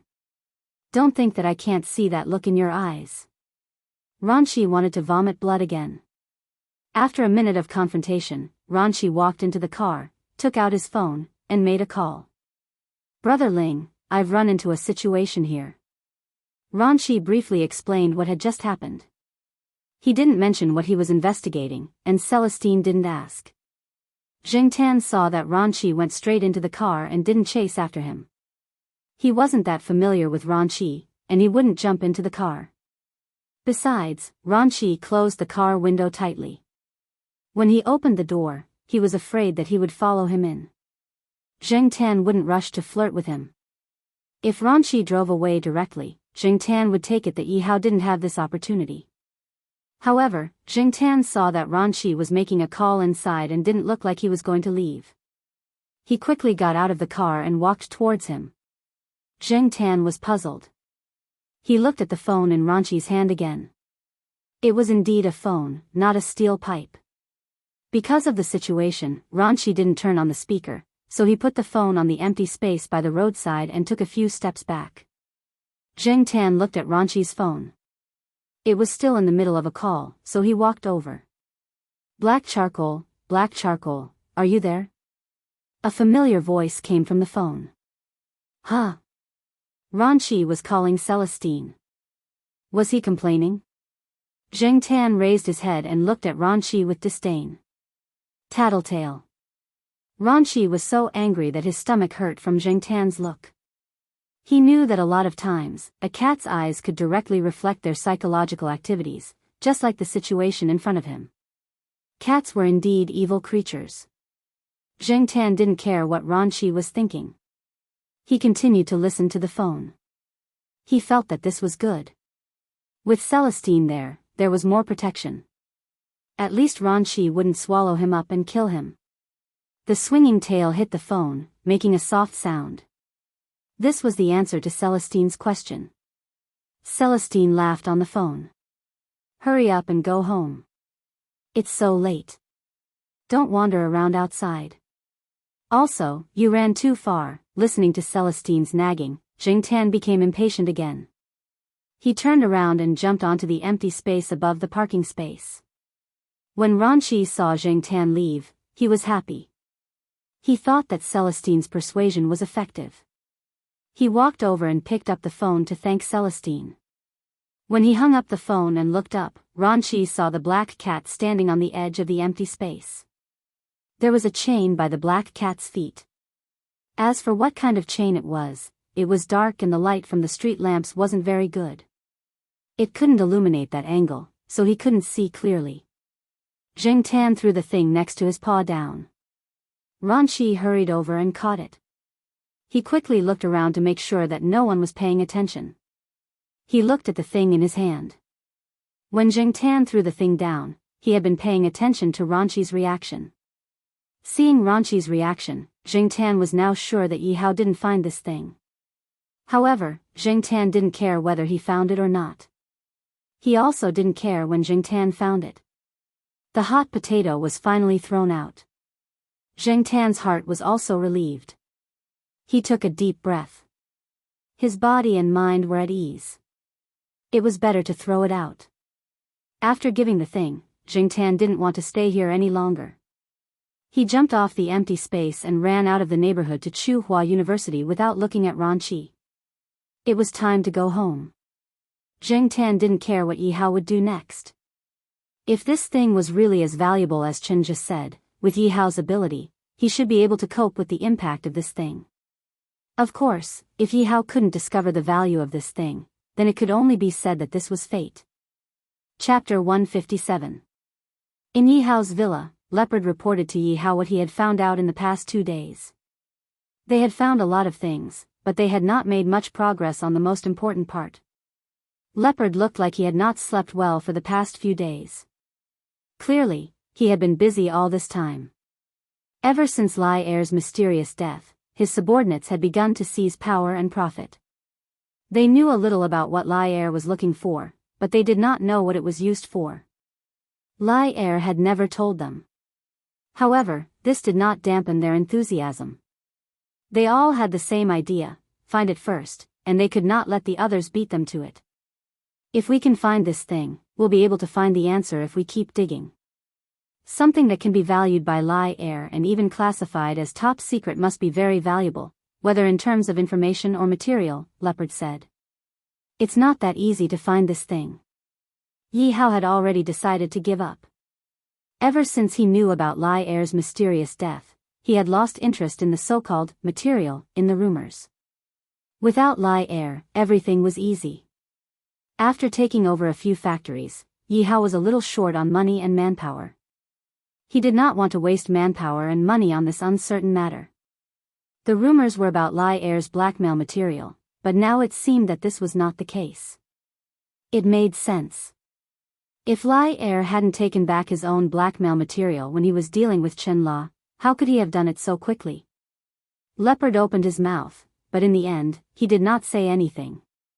In his opinion, he had not come to a definite conclusion. The main reason was that he was useless and inefficient, wasting time and manpower. Just then, there was a knock on the door. After receiving Yi Hao's permission, a person walked in quickly. This person was Master Tang, the 7th subordinate. He had brought a document on Master Tang's orders. Yi Hao did not dare to underestimate a document that could be delivered urgently by someone he trusted. He opened the document. There was a photo inside. In the photo was a golden thing that looked like a pocket watch. "This is that thing?" Yi Hao asked. As expected of Master Tang the 7th. While he was still trying to guess what it was, Master Tang the 7th had already found the specific target. "Yes. 7th Master calls it the Golden Compass." That person replied. "Gold?" Yi Hao narrowed his eyes and looked at the photo in his hand again. Since this name had come from Master Tang the 7th's mouth, it did not matter whether Master Tang the 7th had given it himself. As long as Master Tang the 7th approved of this name, it proved its value. This made Yi Hao, who was about to give up on the competition, change his mind. But at the same time, since he had decided to get involved, he had to be prepared to pay a price. Cutting his flesh at this time would definitely be painful. While they were talking, Ranchi also came back. How is it? Didn't you say you found something? Leopard looked at Ranchi. There was no progress on his side, so he hoped that Ranchi would find something. Ranchi shook his head and briefly explained the 3 people he had followed, as well as what he saw when he went to the empty house. After hearing this, Yi Hao sighed and said to Long Chi, "Put your work aside for a while and go with Baozi to deal with the matters in his hands." "Okay, Brother Hao. By the way, I met that cat today." Ranchi's expression was very conflicted. "Which one?" Yi Hao asked. "The black one." "Oh." Yi Hao and Leopard both understood. No wonder Ranchi's expression was so bad when he came back. They thought it was because he did not find anything. Now, it seemed that the main reason was the cat. "I was afraid that it would hinder my actions, so I called Brother Ling. Brother Ling told it to leave. But before it left, it gave me this," Ranchi said as he took out a golden pocket watch-like thing from his pocket and put it on the table in front of him. When Ranchi took out that thing, the person who brought the document under Master Chi's order let out a very obvious gasp. Yi Hao and Leopard stared at the thing in Ranchi's hand. Their eyes followed Ranchi's movements. Golden compass? Yi Hao could not believe it. He looked at it a few times, then took the document and looked at the picture. It was exactly the same as the picture. Leopard had the urge to bang his head against the wall. F***CK, I've been investigating for a few days and nights. I haven't slept well. I was mentally prepared for a tough battle, but I'm not even as good as a cat. On the other side, Jing Tan, who had already returned to Tsinghua University, did not know how Yi Hao would react. He was now annoyed by the cat's cries. Jing Tan came in from the west gate today. The place he passed by was closer to the western courtyard. The army of pet cats in the western courtyard was getting bigger and bigger. Plus, it was closer to the old residential area. There were always cats from outside walking around here. Many people did not raise cats because of cat noises. The so-called cat noises were when cats were in heat. They would be like the cats that were scattered around now. They would scream like their lives depended on it. It was as if they were competing to see who could scream more miserably. It was quite scary. Spring was coming. Even the cats were restless. Jing Tan was mentally human. But to be honest, it was impossible for Jing Tan to be completely calm in the face of these cat noises. That was nonsense. It was like eating vegetarian noodle soup for a few years and suddenly finding out that the person next to you was eating shredded meat noodles. How could your heart be balanced? Spring was really a season of ripples. Jing Tan shook his head. He would not ripple for a cat even if he was beaten to death. However, when he was living the life of a monk with a pure heart and few desires, he could not let those bastards who were rippling around him have a good time. When I'm living a pure heart and few desires, you guys should also be living a pure heart and few desires. When I'm eating noodle soup, you guys should also eat noodle soup with me. At least in front of me. Therefore, in a corner of Tsinghua University, in this grassy forest area, which was almost occupied by the surrounding cats at night, when there were ear-piercing cat meows, an extremely strange and ear-piercing howl directly suppressed all the surrounding sounds, and this howl was getting stranger and stranger.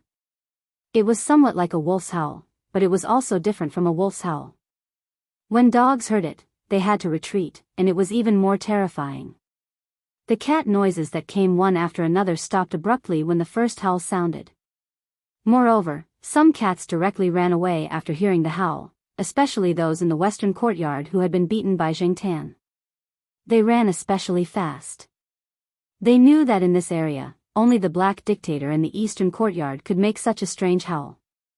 Even if the cats did not know, they would be scared away by the howl. After Jing Tan finished howling, he moved his ears and did not hear any ear-piercing sounds. Then he was satisfied and balanced. He swung his tail and went home. He took a shower and then went to sleep in little Pomlo's quilt. He did not know if it was because of the stimulation of Jingtan's howls, but the cat noises in the surroundings had decreased a lot recently.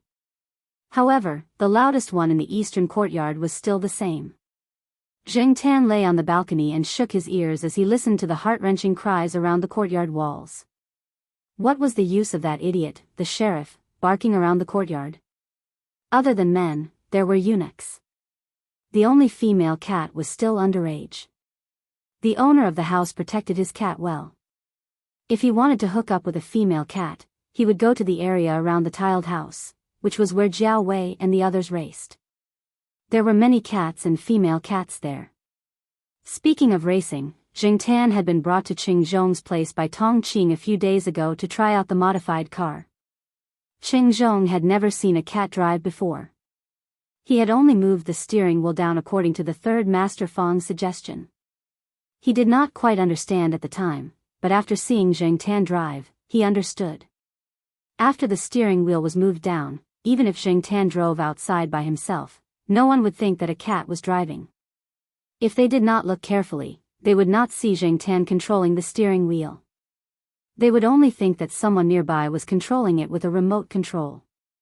There were already some children's car toys of this scale. Perhaps in another year or two, there would be more here. When that time came, Jingtan might be able to drive the cat car outside. Because he had signed a confidentiality agreement, Qingzhong would not tell anyone about the whole thing. However, when Qingzhong saw Jingtan's expression when he drove the cat car, he was indeed quite shocked. It was no wonder that the third Master Fang had asked him to sign a confidentiality agreement and additional agreements. Now, Qingzhong was carrying out the second modification and adjustment. After seeing Jingtan drive, he knew what was going on. However, it would take some time for the car to be modified. However, Jingtan was not in a hurry. He could afford to wait.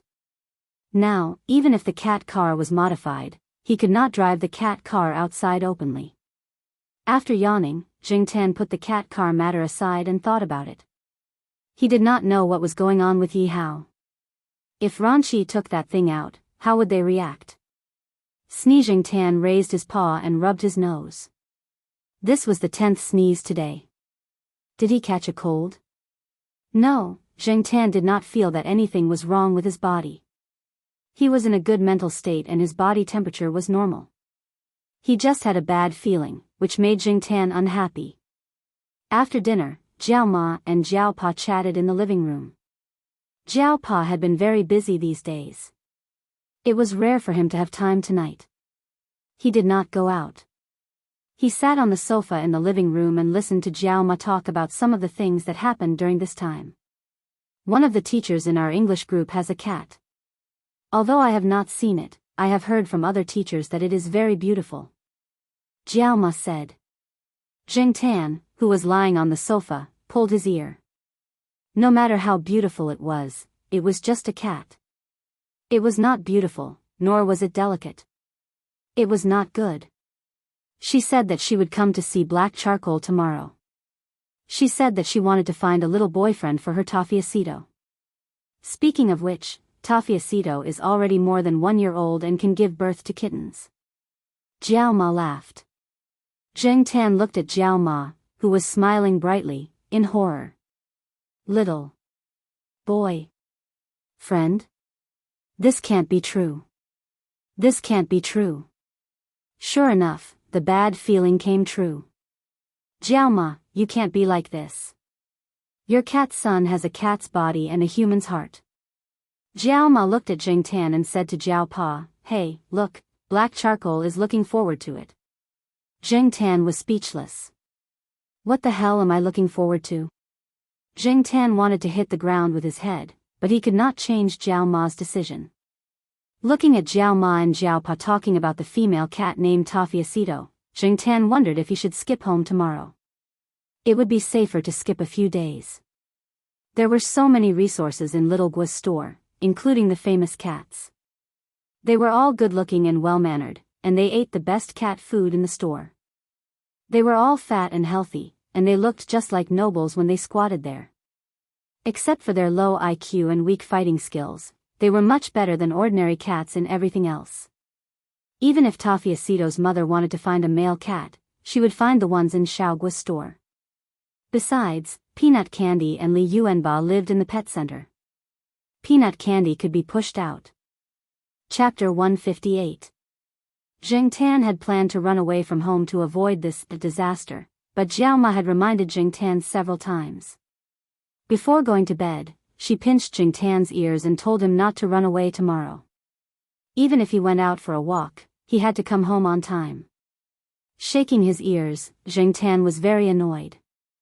Indeed, running away was not a good idea. If he ran away this time, there would be a next time, and he would have to face Jiao Ma's nagging. What should he do? After thinking for a long time, Zheng Tan still could not come up with a solution. He decided not to think about it anymore. When the time came, he would just ignore that cat. Could it be that the female cat wanted to force herself on him? Not every cat was Li Yuanba, and even if it was, Zheng Tan was much stronger than it. The next day, Zheng Tan lay on his balcony and felt depressed for the whole day. He mourned for his unsuccessful cat life. And all of this, in Jiao Ma's eyes, was a sign of impatience. Why the hell am I so impatient? Bang! Zheng Tan did not know how many times he had hit his head on the flower pot beside him today. After dinner, Jiao Ma kept staring at Zheng Tan, as if she was afraid that Zheng Tan would run away. And Jiao Pa did not go out that night. He was reading the newspaper on the side. Zheng Tan lay on the sofa and continued to feel depressed. He occasionally moved the tip of his tail. He had spent the whole day thinking about a few solutions. Just as he was thinking about which one would be the most suitable, Jiao Ma's phone rang. Jiao Ma quickly picked up the phone, said a few words, and walked out with a smile on her face. She went downstairs to pick up the teacher. It was the teacher's first time coming here. Jiao Ma had told her to call after she entered the courtyard. Not long after, Zheng Tan heard the sound of someone going up the stairs. He also heard Jiao Ma talking and laughing with someone else. The man was in his early 40s. He was a colleague of Jiao Ma and a teacher in the same research group. He had a good relationship with Jiao Ma. Although he didn't live in Tsinghua University, he wasn't far from here. When the teacher came in, he was carrying a pet bag in his hand. Zheng Tan could feel the scent of an unfamiliar cat inside. However, the sense of invasion was not strong, nor did it show any malice. It was just cautious in an unfamiliar environment. Zheng Tan stared at the pet bag curiously, and the two children who were doing homework in the room also poked their heads out to look at the cat girl who had just arrived. The teacher opened the pet bag, and from Zheng Tan's angle, he could see the cat hiding inside. Yes, the cat was indeed hiding inside the pet bag. It was more anxious than curious, so it did not step out of the pet bag. It was a silver-colored Scottish fold. It seemed to be in good health. The owner must have taken good care of it. The Scottish fold seemed to be naturally more lovable than other cats. In terms of appearance, it was much better than Zheng Tan, the country bumpkin. It wasn't a hypocrite like Huang Erwo, nor was it the kind of person who wanted to join in the fun like Sheriff, nor was it as domineering as Li Yuanba. The Scottish fold in front of him, Tafiacito, had a quiet temperament, the kind that seemed to stand aloof from worldly affairs. Jiao Yuan was very curious about the Scottish fold. He wanted to take a closer look, but Tafiacito felt it and shrank back into the bag. Jiao Ma stared at Jiao Yuan, who was walking towards them. Jiao Yuan curled his lips and returned to the room. He stood at the door and continued to watch. The teacher took Tafiacito out of the room and put it in his arms to comfort it, dispelling some of its anxiety about this unfamiliar environment. Tafiacito gradually calmed down. Although it was calm, Tafiacito still looked around with vigilance. It was the first time that Jiao Ma saw Tafiacito. She had only heard about Tafiacito before. When she saw Tafiacito, Jiao Ma liked it very much. Scottish folds were indeed very attractive to women. Teacher Imo, your Tafiacito is so beautiful. Jiao Ma sighed. Teacher Imo just smiled, but Jingtan felt that this teacher's smile was a bit unnatural. However, Teacher Mo really doted on Tafiacito. Just by looking at the way she looked at Tafiacito, one could tell that she really doted on him. Black Charcoal, come and meet your new friend. Jiao Ma, who was sitting next to Teacher Mo, waved at Jingtan. Jingtan moved his ears and continued to lie on the sofa, pretending that he did not understand. Jiao Pa looked at Jingtan, shook his head, and sighed. Pretend, continue to pretend. Teacher Mo did not say anything. Generally, people like Jiao Ma would just say it. How could a cat understand these words? Teacher Mo did not understand, but Jiao Ma naturally knew that Jingtan did not understand. She could not reprimand Jingtan in front of Teacher Mo, so she just stared at Jingtan.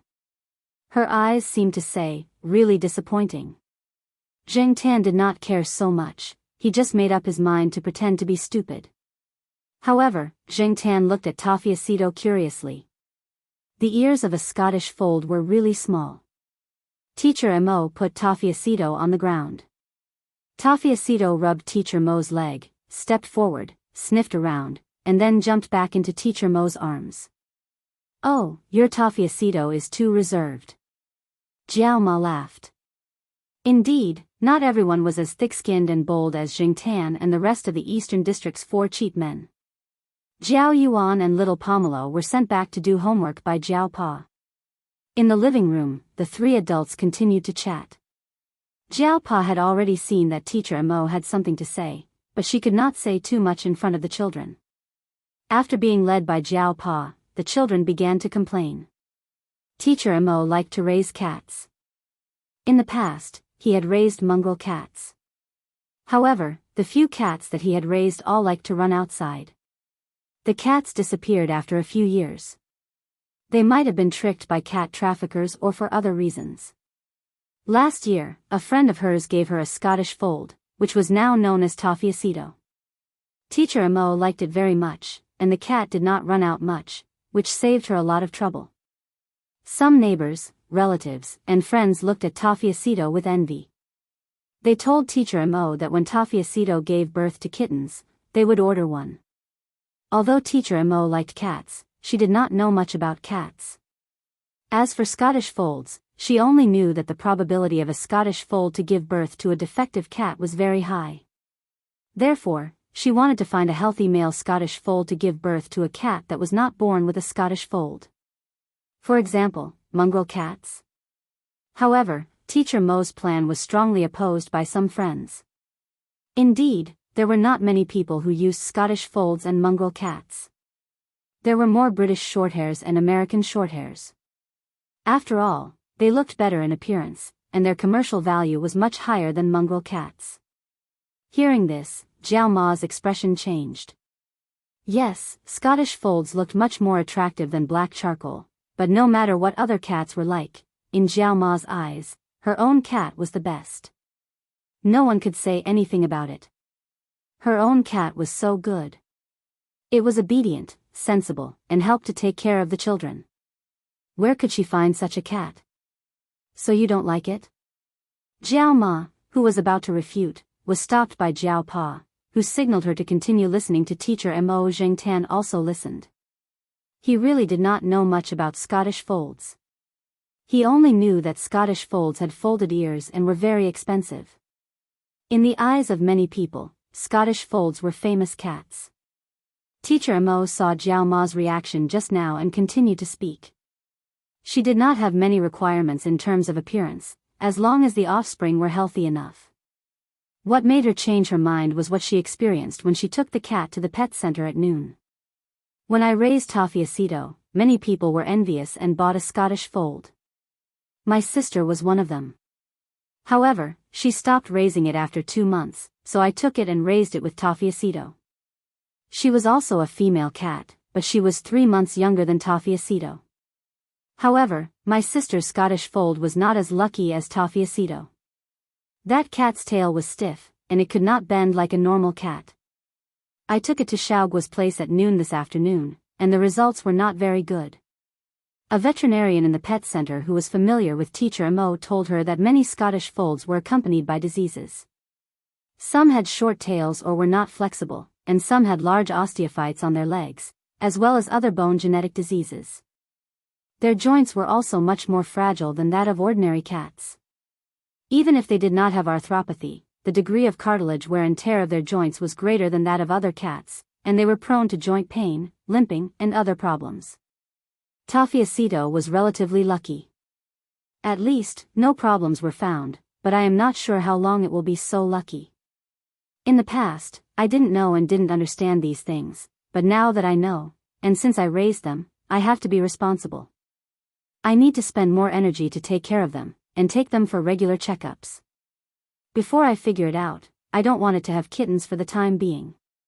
The doctor in the pet center told me that this breed is very special. Even if you want to breed it, you need to have professional knowledge and a certain amount of experience.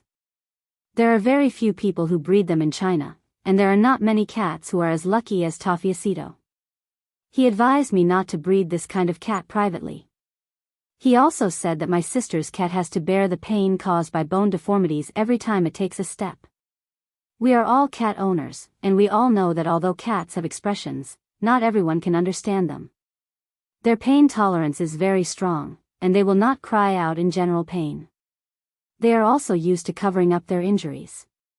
This is their nature to protect themselves. So it's hard for me to know how they feel. I just think, if I let Tafiacito give birth to kittens without knowing anything, and there's a kitten with a serious bone disease in the kitten, I feel very uncomfortable. Jiao Ma was really silent this time.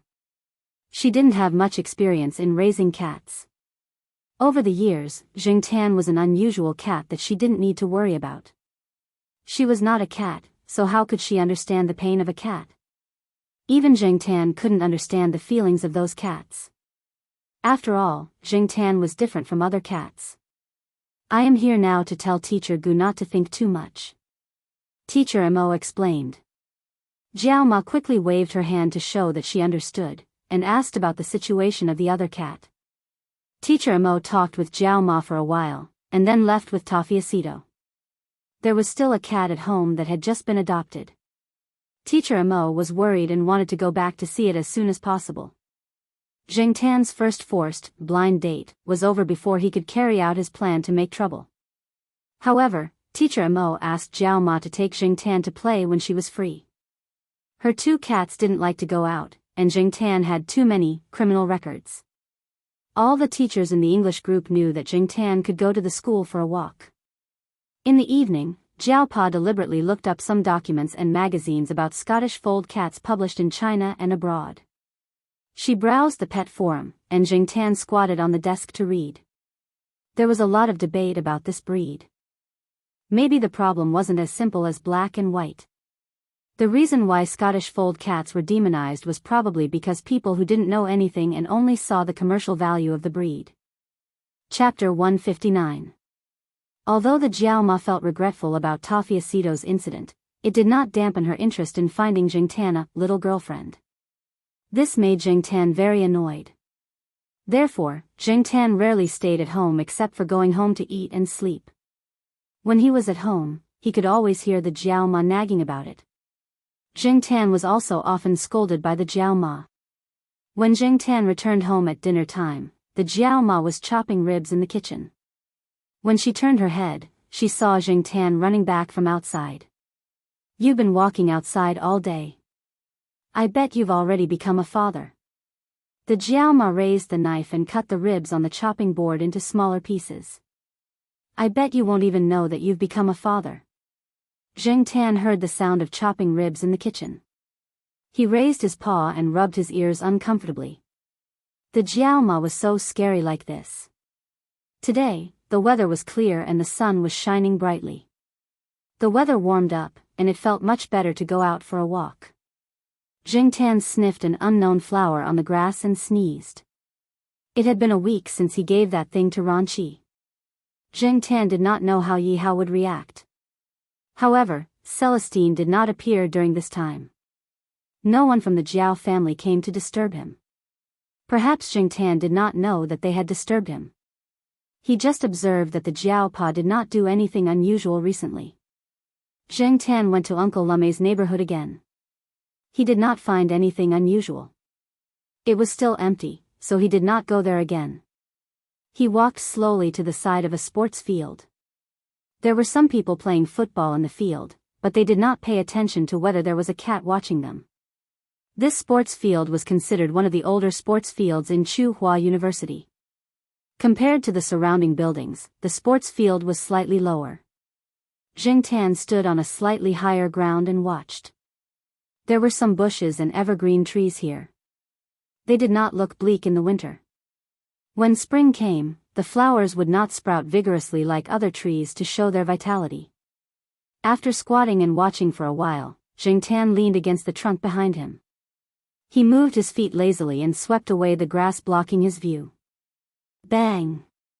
The ball bounced off the fence. A student ran over to pick it up.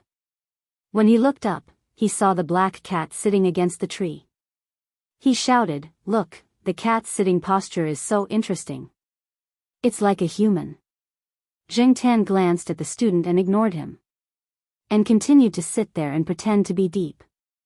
A student who was closest to the cat trotted over to take a look and said to the person who had just shouted, "Do you think it's funny for a cat to sit like that? You're ignorant."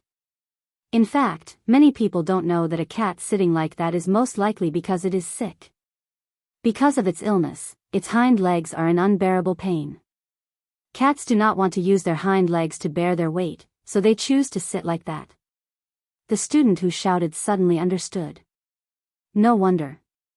This cat looks quite heavy. The pressure on its hind legs is even greater. It's so pitiful. It's such a good cat. Unfortunately, it's a sick cat. Jing Tan. Bullsh *T. You're the sick one. I'm so healthy and strong. How can I be sick? The two students had walked away and continued to play football. Even if they were here, they could not hear Jing Tan's roar in his heart. Jing Tan stomped on a few innocent flowers beside him. He used to sit like that too. He was even more arrogant when he was in the night building. Why didn't he hear about it from others? However, even though this was the first time Jing Tan had heard of such a theory, he was not sure if the reason why the other cats were sitting like that was what the student had said. It might be, and it might not be. The Scottish Fold incident made Jing Tan understand that many cats in the world did not have a good body since birth. Jing Tan felt lucky, and at the same time, he also felt that it was good to be an ordinary cat like him. Although cheap, ordinary cats had their own advantages. On average, ordinary cats were born with stronger physiques than ordinary cat breeds, and their ability to survive in the wild was not weak. After comforting himself, Jing Tan got up and shook off the grass on his body. He looked at the sky, glanced around, and walked out from the side door closest to him. Jing Tan usually did not walk through this side door. Since he was bored today, he went out for a walk. After going out of the side door, Jing Tan walked along the outside for a while. When he came across an outer wall, he jumped on it and continued to walk forward. At 3 or 4 o'clock in the afternoon, some students would set up street stalls here to earn some pocket money and sell some small things. Most of them were gadgets and clothes that girls liked. The cost of this kind of business was not high, and the sales were not bad. At this time, some people had already come to grab the space. They put a layer of cloth on the ground to occupy the space, and then put the goods one by one. When it was almost 5 o'clock, the surrounding open space was full of students setting up street stalls. Jing Tan squatted there and watched these students busy. As he watched, he suddenly heard a few girls not far in front of him cheering. There was bamboo planted in the wall of this area, and a few bamboo leaves blocked Jing Tan's sight. Jing Tan pushed the bamboo leaves in front of him away, walked a few steps forward, and looked in the direction of the sound. A young man in his 20s with a mohawk hairstyle stood there. His hair was dyed yellow, and his clothes were somewhat non-mainstream. He looked a bit like a gangster. The young man was holding a poker card in his hand and playing a card trick. His eyes intentionally or unintentionally swept over the high peaks of several female students in front of him. Jing Tan pulled his ear and despised him. In addition to despising this person's character, Jing Tan also despised his skills. Since he had seen Uncle Lummy's tricks, looking at these street tricks again, he suddenly felt a little uninterested. However, street tricks were also very technical. Even if there were fewer inherited tricks now, he had to admit that there were indeed some capable people who were even more capable than some of the so-called XX masters. Jing Tan squatted on the wall and watched the person play cards. Although he despised this person just now, he had to admit that this kid had some skills. Perhaps he was aware of the different sight of the surrounding crowd. The young man turned his head and looked behind the wall after playing a game. This person's perception is quite sharp. Jing Tan evaluated in his heart. However, after seeing the young man's face, Jing Tan was puzzled. Why does he look a little familiar? However, Jing Tan was very sure that he had never seen this person before. Today was definitely the first time he saw him. That's strange. Who is this guy? For a moment, Jing Tan couldn't remember why she felt this familiar feeling. Compared to Jing Tan's puzzlement, the young man seemed to be startled when he saw Jing Tan. His hands didn't play well and a few cards flew out. Because of this, he was laughed at by several beautiful female students standing at the side. Jing Tan watched for a while and then left. Little Pomelo was about to finish school, so he had to go and wait for her. When the young man turned his head for the third time, he found that the black cat had finally left. He quickly put on a smiling face and joked with the surrounding female students. 10 minutes later, a car slowed down and came over. The car window opened and the driver whistled. Sorry, I'll be leaving first. See you guys. The young man who was playing cards put the cards neatly into his pocket and walked towards the car. Before he left, he even sent a flying kiss, causing the female students to cover their mouths and laugh. The young man opened the car door and got into the back seat. He stretched out his arms and crossed his legs. You're late, senior brother Wei. The young man said. The person in the driver's seat was Celestine, whom Jing Tan hadn't seen for a while. Isn't this good? I even gave you a chance to talk to the female students. Celestine said. Don't mention it. I originally wanted to get to know a few girls and get their phone numbers. I didn't expect to meet a cat. What made me the most unhappy was that the cat kept staring at me from behind. It caused me to lose my ability to play. Celestine's eyebrows twitched and asked, That cat is black, right? That's right. That's why I said that the black cat is evil. The person in the back slapped his thigh and sighed. Thinking back to the black cat, he didn't pay attention to Celestine's tone just now. Finally willing to come back? I thought you would always be a rebellious prodigal and stubbornly stick to that path and never look back. Celestine said. Let me correct you. That's called a game life. Moreover, stubbornness doesn't mean stubbornness. The person in the back answered confidently. Oh, so you've realized? With your current image? Celestine laughed. What's wrong with my image? I think my current image is quite good. The person in the back shook his non-mainstream jacket and touched his new hairstyle. Yes, it's good. It's so good that it can make your dad's dormant volcano erupt again. Then what do you think my image is now? Rascal? Boorish? Ruffian? TSK, you don't understand. The person in the back waved his finger. Have you heard of the term ruffian philosophy? If there was no ruffian philosophy, our country's history wouldn't be so rich and colorful. Just think about some of the founding emperors in ancient times. Also, don't people fake things in football games? Even if it's a strategic dive, it's still a dive. Who doesn't play a little rogue and pretend to be a little ruffian? TSK, I haven't seen you for a few years and you're already acting as a philosopher. Celestine smiled and shook his head. The person in the back didn't comment. He looked at the surrounding buildings through the window and said excitedly, Shall we go play at the night building you mentioned? No, let's go to Senior Walnut's first. No, I'll be beaten to death by Senior Walnut. The person in the back covered his face and screamed. It's okay, I'll collect your corpse. The next day, Jing Tan didn't leave the school gate to play. The four scumbags of the East District were squatting on a thick sycamore tree, looking at a group of people flying kites on the lawn not far away. On the main road of the school, Celestine drove slowly. "Aren't we going directly to the night building? Why are we here?" The person in the back seat complained while chewing gum. He moved his arms. He had been beaten up badly by Senior Walnut yesterday, but fortunately, he hadn't hit his face. Celestine didn't answer. He just drove slowly and paid attention to the surroundings, especially to the older and thicker trees. After seeing the four cats squatting on the trees, Celestine smiled and drove the car in that direction.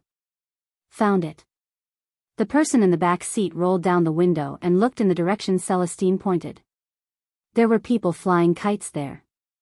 He thought Celestine was talking about one of them, but after noticing the four cats squatting on a tree, his expectant smile disappeared. Cats are a bunch of idiots. PFFF, after scolding, the person in the back seat spat the gum in his mouth into the trash can next to him. He was very proud that he could spit it into the trash can from more than a meter away.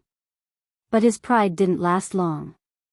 When he raised his head to look at the four stupid cats in the tree, he was choked by what he saw. Chapter 160. The reaction of the four cats seemed to be telling the person in the car, "We won't bark, we'll just look at you like this." Perhaps it was a psychological effect, but the person who had said, "Cats are a bunch of idiots," felt that the gazes of the four cats had changed from 30% disdain and 70% alienation to 30% alienation and 70% disdain. In fact, he hadn't finished the sentence of, "Cats are a bunch of idiots." After spitting out the chewing gum, he should have proudly added, "Even if you scold it, it won't know." Unfortunately, before he could finish the sentence, he was choked back by the reactions of the four cats. Wei Lang looked at the person who was choked to the point that his face turned pale. He smiled and said, Mao, why do you dislike all cats? They didn't provoke you." Mao, the person with the mohawk hairstyle, didn't answer. Instead, he pointed at the four cats on the tree and asked Celestine, "Those four cats, are they looking down on me? Why do I feel like they're scolding me in their hearts?" "You're thinking too much." Celestine knew his junior very well. This kid had a bit of a persecutory delusion. But he couldn't be blamed. He was forced to do this. It was an unbearable past. In fact, the situation of the four cats looking at Mao could only be said to be a coincidence that Jing Tan didn't expect. Among the four cats, Jing Tan definitely understood Mao's words. There was no doubt about that. Fatty was probably able to understand a few of the words. Even if he didn't, he probably felt that Mao was talking about them a lot just now. It was too targeted. Fatty was keenly aware of it, so he also looked over. As for Huang Erwo, this guy only looked over curiously when he heard the sound of Mao spitting out the chewing gum. As for Sheriff, he did whatever the other cats did. Thus, there was a situation where the four cats were looking at Mao at the same time. Was he thinking too much? Hearing Celestine's words, Mao scratched his head. He was probably overthinking. Thinking of this, Mao looked up at the tree again and happened to see Jing Tan looking at it with even more disdain. Compared to the other cats, this look was too obvious. Mao, who was just a little suspicious, was sure that it wasn't thinking too much. If Mao's expression was as if he had just eaten a mouthful of rice with mosquito legs, then his expression now was as if he had just eaten sh*t. Taking a deep breath, Mao said to itself, "Don't be angry with a bunch of stupid cats." He didn't come here to continue being entangled with these cats. Not wanting to stay here for even a second longer, Mao urged Celestine, "Senior brother, who are you picking up? Hurry up and leave this place." "Okay," Celestine shouted at Jing Tan, "Black charcoal, come quickly. Let's go out and play."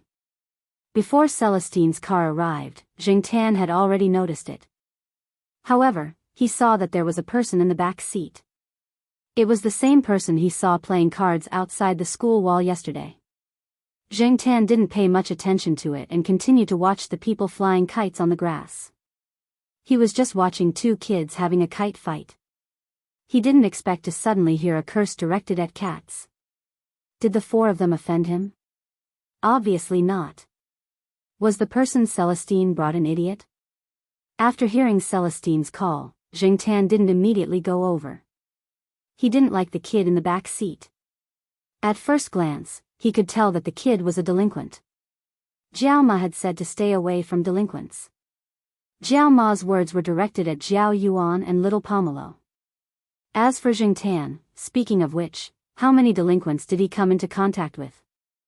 However, at this time, Jingtan didn't think that he had done anything wrong at all. Seeing that there was no response, Celestine continued to shout, "Let's go. Let's go to the night building to play. I already told your cat dad." Originally, Jingtan didn't plan to go out to play. However, after thinking about it, going to the night building was also a good idea. He wanted to see what Yi Hao and the others were up to. Thinking of this, Jingtan came down from the tree and walked towards Celestine. Seeing the black cat getting closer and closer, Mouse suddenly had a bad feeling. He was wondering who Celestine was talking to. Now, it seemed that it was actually a cat. Therefore, Mouse's first reaction was to quickly roll up the car window, afraid that the cat would jump into the car. However, even though the back window was closed, the front window was still open. Jingtan jumped into the car through the window next to Celestine. Since there was someone in the back seat, Jingtan directly stayed in the front passenger seat. Mao looked at Jingtan as if he was the plague. However, there was only so much space in the car, so he couldn't avoid Jingtan. Mao's expression didn't look too good.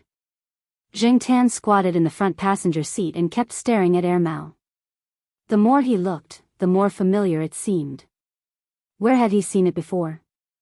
Jingtan really couldn't remember. After Jingtan jumped into the car, Celestine drove away from Tsinghua University and headed towards the night building.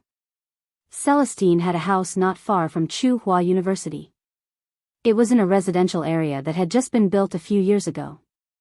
There was an elevator house, but usually, Celestine didn't live at home. After all, he was the only one there, and it was boring to stay at home. Therefore, most of the time, he still lived in the company. At least, there were some comrades and other colleagues there. When he was bored, he would play cards and chat. Every week, he would hang out at the night building to relax. His life was pretty good. Recently, he even hooked up with a primary school teacher, but Celestine didn't tell anyone about this. After receiving a call from Mao saying that it was coming to Tsinghua, Celestine had been tidying up at home for the past few days. He prepared a room for Mao. Mao's parents lived in Tsinghua, but Mao would never live with his parents. Otherwise, there would be a small quarrel every day and a big fight every 3 days. It would cause a lot of trouble. After thinking about it, only Celestine, who was single, would be more convenient. Therefore, he called Celestine to come over and stay the night. As for how long he would stay, it depended on Mao's mood. On the way, Mao complained to Celestine about why he had to bring a cat to the night building. Celestine simply told him about Jingtan's past. This cat is very popular. Not to mention Yi Hao and the others, even Senior Walnut owes this cat a favor. Mao looked in disbelief at the black cat squatting in the passenger seat. This cat was really something to be able to make Senior Walnut owe it a favor. However, the more it was like this, the more it highlighted how strange this cat was. If it was a normal cat, then it would be fine. As for this kind of special cat, Mao felt that such a cat should be kept at a respectful distance. Cats are quite annoying. They just like to torment people. Mao sighed. While Celestine and Mao were chatting, Jingtan was also observing them. He knew that these two were fellow disciples. Jingtan was also curious about what Celestine's master did. These 3 fellow disciples had different professions. Moreover, he didn't know if there were any other disciples besides these 3. However, other than that, Jingtan's main attention was attracted by the way Celestine addressed him. Mao. This name sounded very familiar. Jingtan tried hard to recall and finally remembered. Celestine and Senior Walnut had mentioned this name before. Zhao Lu and that guy called Wang Bin had also mentioned it before. Wang Bin? Jing Tan raised his head and stared at Mao. At the same time, he recalled the young man called Wang Bin that he saw at the third Master Fang's banquet. No wonder he looked so familiar. Mao and Wang Bin looked so alike. If it was just their faces, they were exactly the same. It was just that their temperaments were completely different.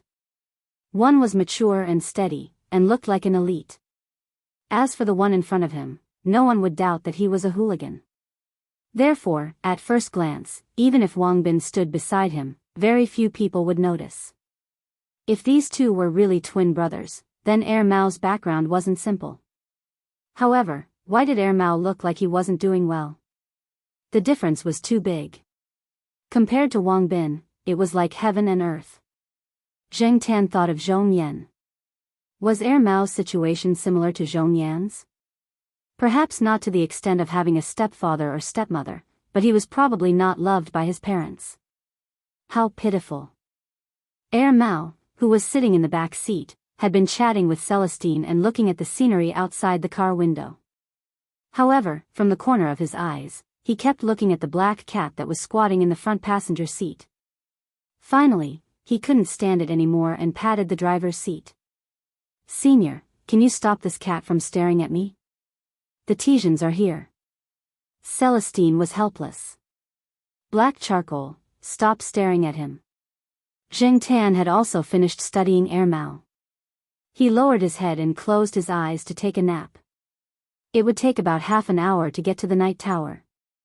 The exact time would depend on the traffic. During this time, Zheng Tan could take a nap. After arriving at the night tower, Yi Hao took Mao through the side door and went straight upstairs to the private room that Celestine often used. Zheng Tan followed them upstairs. The guards at the side door were already used to the black cat. Mao, on the other hand, was curious about their reactions. After seeing the black cat, they didn't react at all. During this time, Yi Hao was very busy. Celestine didn't want to disturb them. He took Mao to the private room to drink and chat.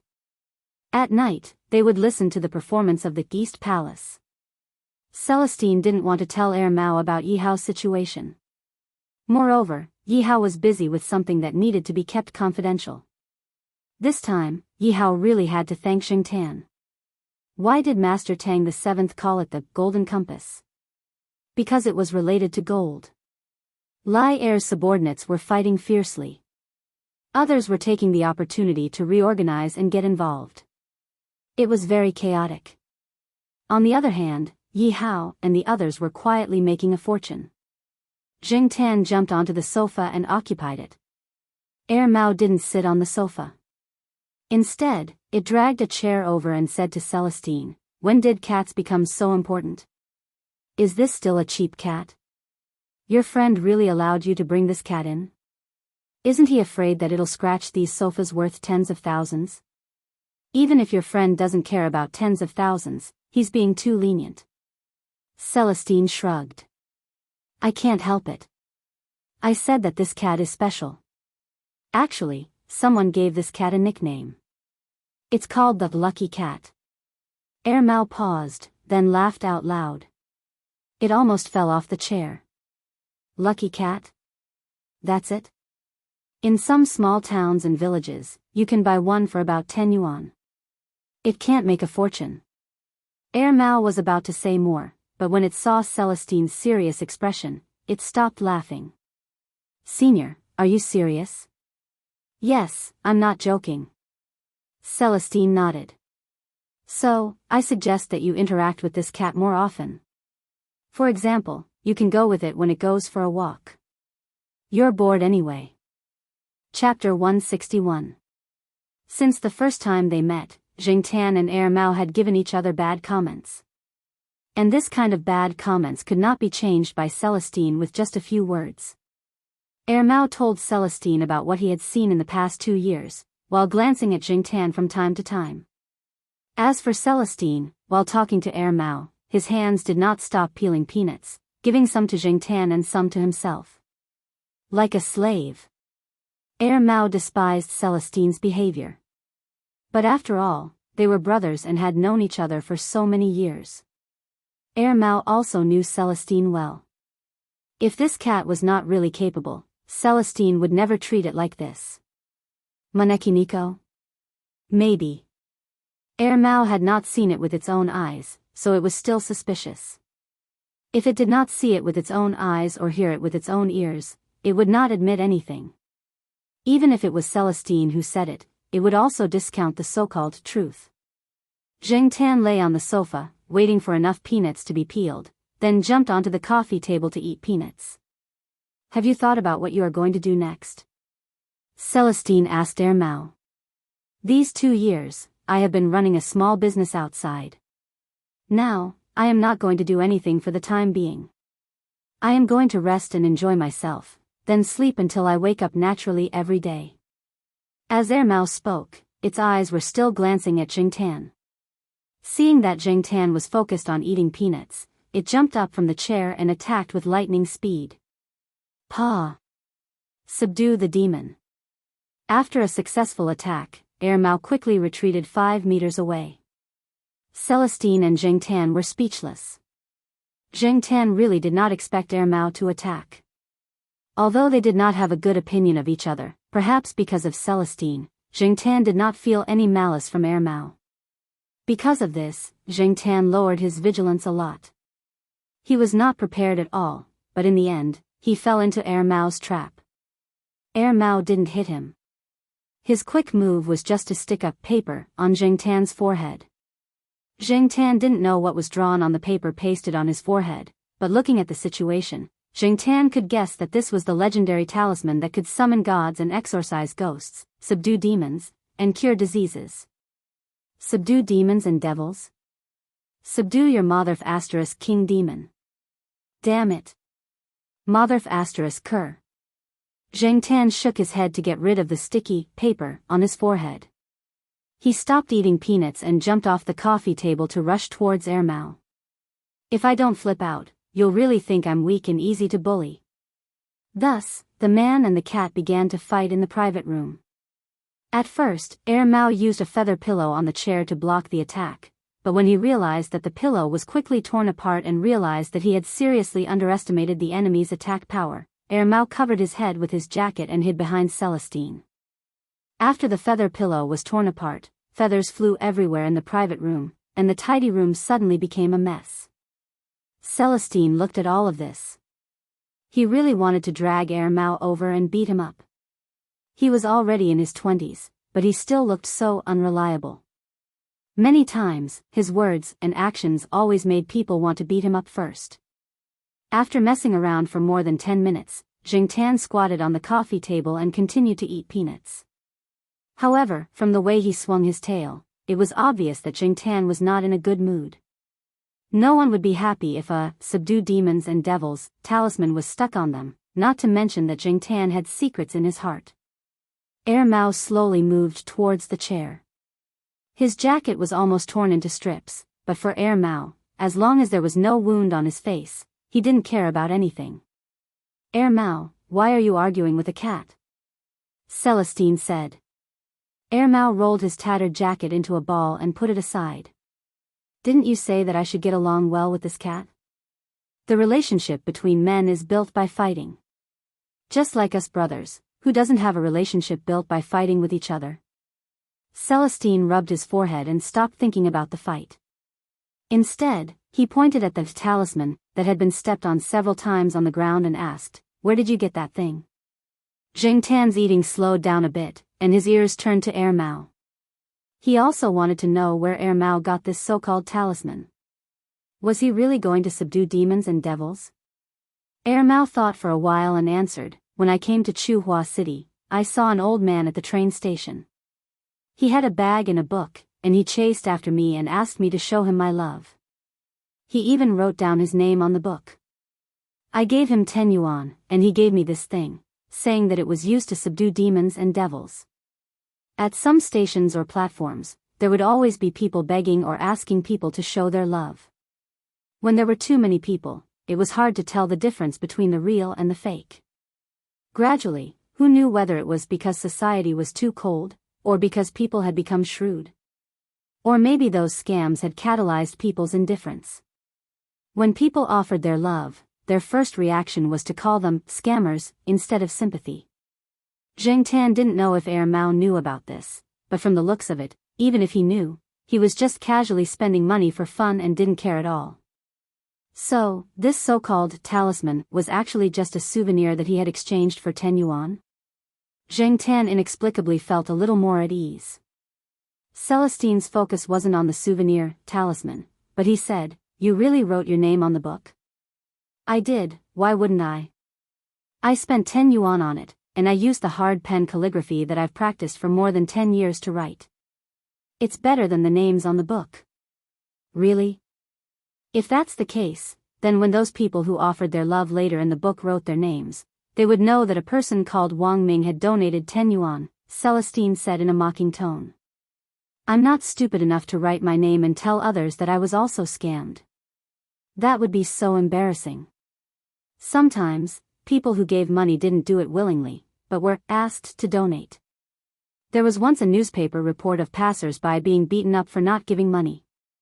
Thus, some people felt that love that didn't come from their own will was very embarrassing, especially men with strong self-esteem. Since Mao said that he had written his name on the book, but it wasn't his name, then whose name had he written? Had he just made it up? "Whose name did you write?" Celestine was puzzled. "Wang Bin." Mao was immensely proud of himself. Zheng Tan and Celestine, who knew how Mao's brother would react when he found out. And this was probably just one of the things that Mao had done that wasn't very conspicuous. Zheng Tan wondered if he would see Wang Bin's name on the wall in the future, on those advertisements for getting permits, air ventilation, drilling holes, grinding floors, cleaning sewers, or on the antenna poles for curing chronic ailments. It was hard to say. Zheng Tan felt that if he were Wang Bin, he would definitely beat Mao so badly that even his father wouldn't recognize him. Celestine continued to rub his forehead. "You really know how to make enemies for yourself. You're just courting death." Mao didn't take it to heart at all. He turned his face and leaned over to Celestine. "Look." Celestine gave him a puzzled look. "You have pimples? You become thick-skinned again? Or do you want me to slap you?" "What?" Mao waved his hand and pointed at his ears. He said proudly, "Do you see that?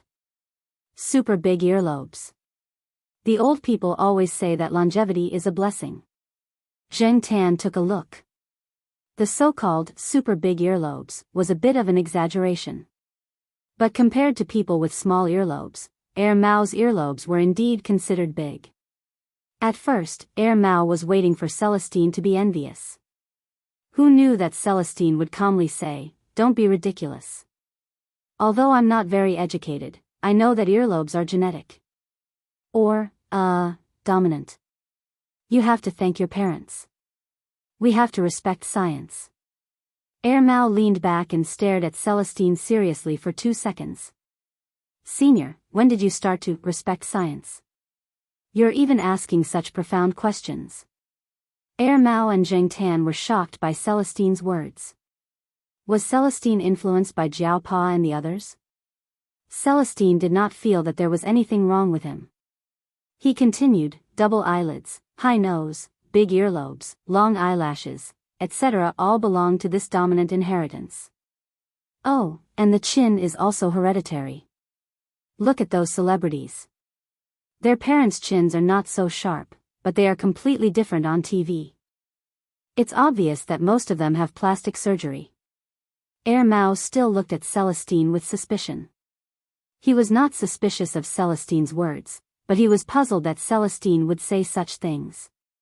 Based on Mao's understanding of Celestine, this senior usually read political, military, and sports newspapers in his free time. When did he change to reading science? And hereditary? He used to despise those so-called experts and professors. Why did he change now? There must be a reason. However, Celestine did not wait for Mao to ask more questions. He changed the topic and talked about other things. Zheng Tan continued to listen. When he came today, he thought that he would hear some things about Yi Hao. However, until now, Celestine did not intend to say anything. It seemed like he did not want Mao to know. Mao and Celestine were seniors and juniors, but Mao and Hao did not know each other at all. There was limited trust between them. From this, Zheng Tan could infer that the thing on Hao's side was indeed very important. It seemed like he did not want to hear any useful news today.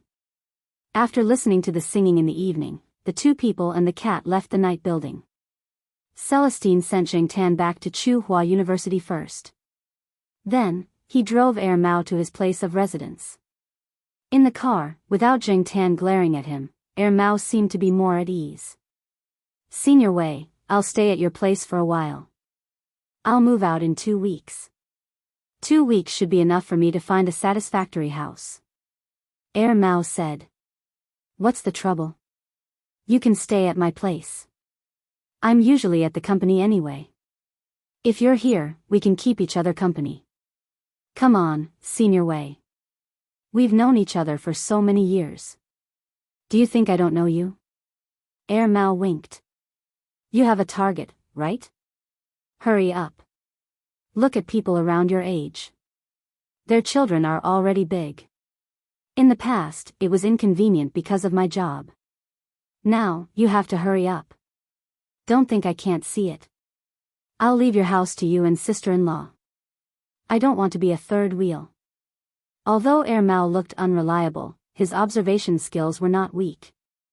Once Mao decided on something, Celestine would not change his mind. Celestine did not argue and said, "Okay. However, have you decided to rent or buy a house?" "It depends on the situation. If there's something I like, I'll buy it. Anyway, I've made some money from selling things these past 2 years. Renting a house is also not bad. After all, I haven't decided how long I'll stay in Tsinghua City." Mao leaned on the back seat and tapped his fingers on the seat. "Senior, do you have any good suggestions?" Chapter 162. Inside the university. Mao frowned. He had never thought of renting a house in Tsinghua University. Generally speaking, there were more restrictions in the university, unlike outside where he could do whatever he wanted. "I remember renting out a house there, but there was a little bit of resistance. However, the atmosphere was good, and it was quiet enough. You could sleep until you woke up naturally. The people living there are of high quality. One is marked by the company one keeps. Didn't a magazine say before that the living environment has an impact on a person's character?" "You should be more careful," Celestine said in the tone of an elder. Mao curled his lips and did not say anything. In fact, Celestine wanted Mao to live in the university because of several considerations. Mao was the most worrisome one among his fellow disciples. Although he looked like he didn't know any better, there were many things that he understood in his heart. However, in the past few years, he had probably gotten to know a few people from all walks of life. Wei Ling was afraid that Mao would continue to mingle in Tsinghua City. Although he didn't expect this fellow to immediately turn over a new leaf, he still hoped for a better transition. Celestine was not sure about the other places in Tsinghua University, but the East Side family compound was really good. If Mao could gain some positive energy from the retired teachers, Celestine would be quite satisfied. He would be more confident when he called his master. As for the resistance of renting a house there, Celestine believed in Mao's ability. After all, Mao was not the kind of person who did not know anything. If he really made a decision, he would definitely have a way. Celestine lived close to the university. If something happened to Mao, he would not go to his father. As his senior, he would be responsible for cleaning up the mess. In addition to Mao, Celestine also considered the Jiao family. Associate Professor Jiao would be leaving soon. During this time, Celestine could not always take care of the Jiao family.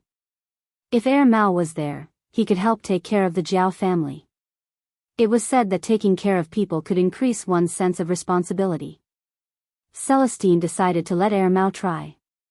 Zheng Tan did not know that someone was eyeing the East Side family compound. He was calculating the arrangements for the next week. The Jiao family was counting down every day.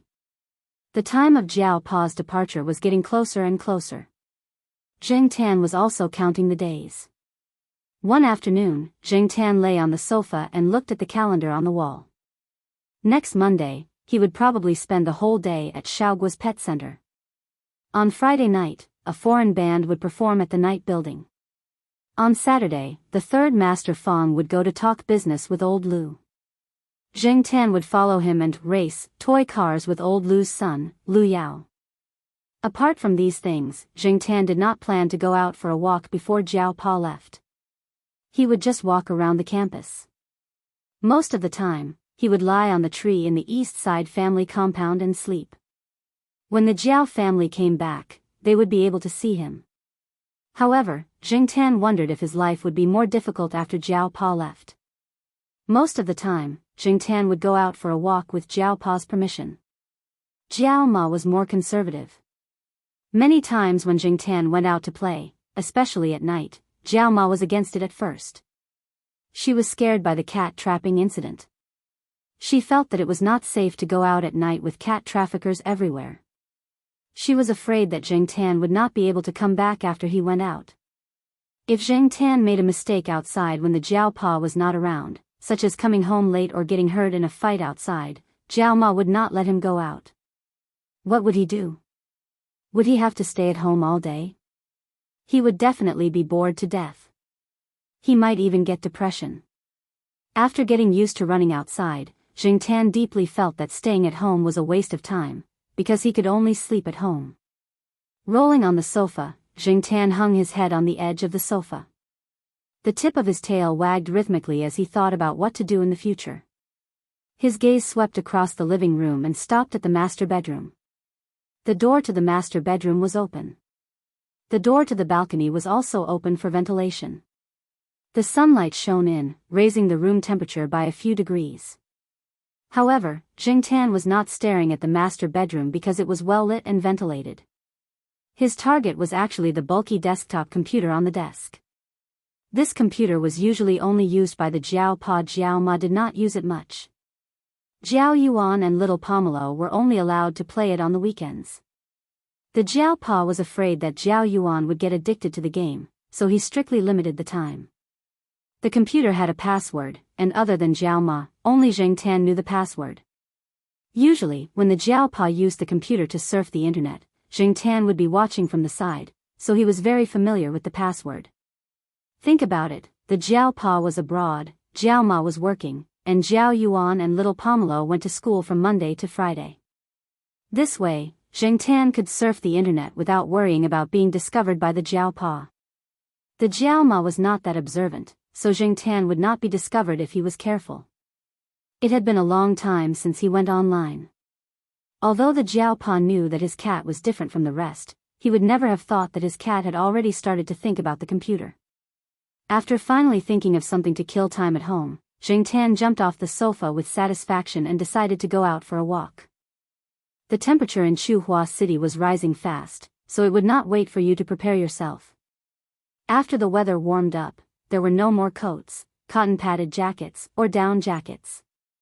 Depang squatted on its balcony, kicking its paws to bask in the sun. When it saw Zheng Tan coming out of the building, it squinted its eyes and looked at him, then closed its eyes and continued to sleep. It did not have any intention of moving at all. Zheng Tan did not see the other two cats, and Sheriff had stopped barking around recently. Maybe he went somewhere else to look for female cats. When he slowly walked out of the gate of the courtyard, Zheng Tan saw a man in sportswear and sunglasses squatting on a stone block by the gate of the east side courtyard, with a lollipop in his mouth. When Zheng Tan came out, the man kept staring at Zheng Tan, with a weird smile on his face. He looked very annoying. At first, Zheng Tan just glanced at him casually, then stopped looking. He cursed in his heart and was about to ignore him. But after 2 steps, he suddenly stopped. No.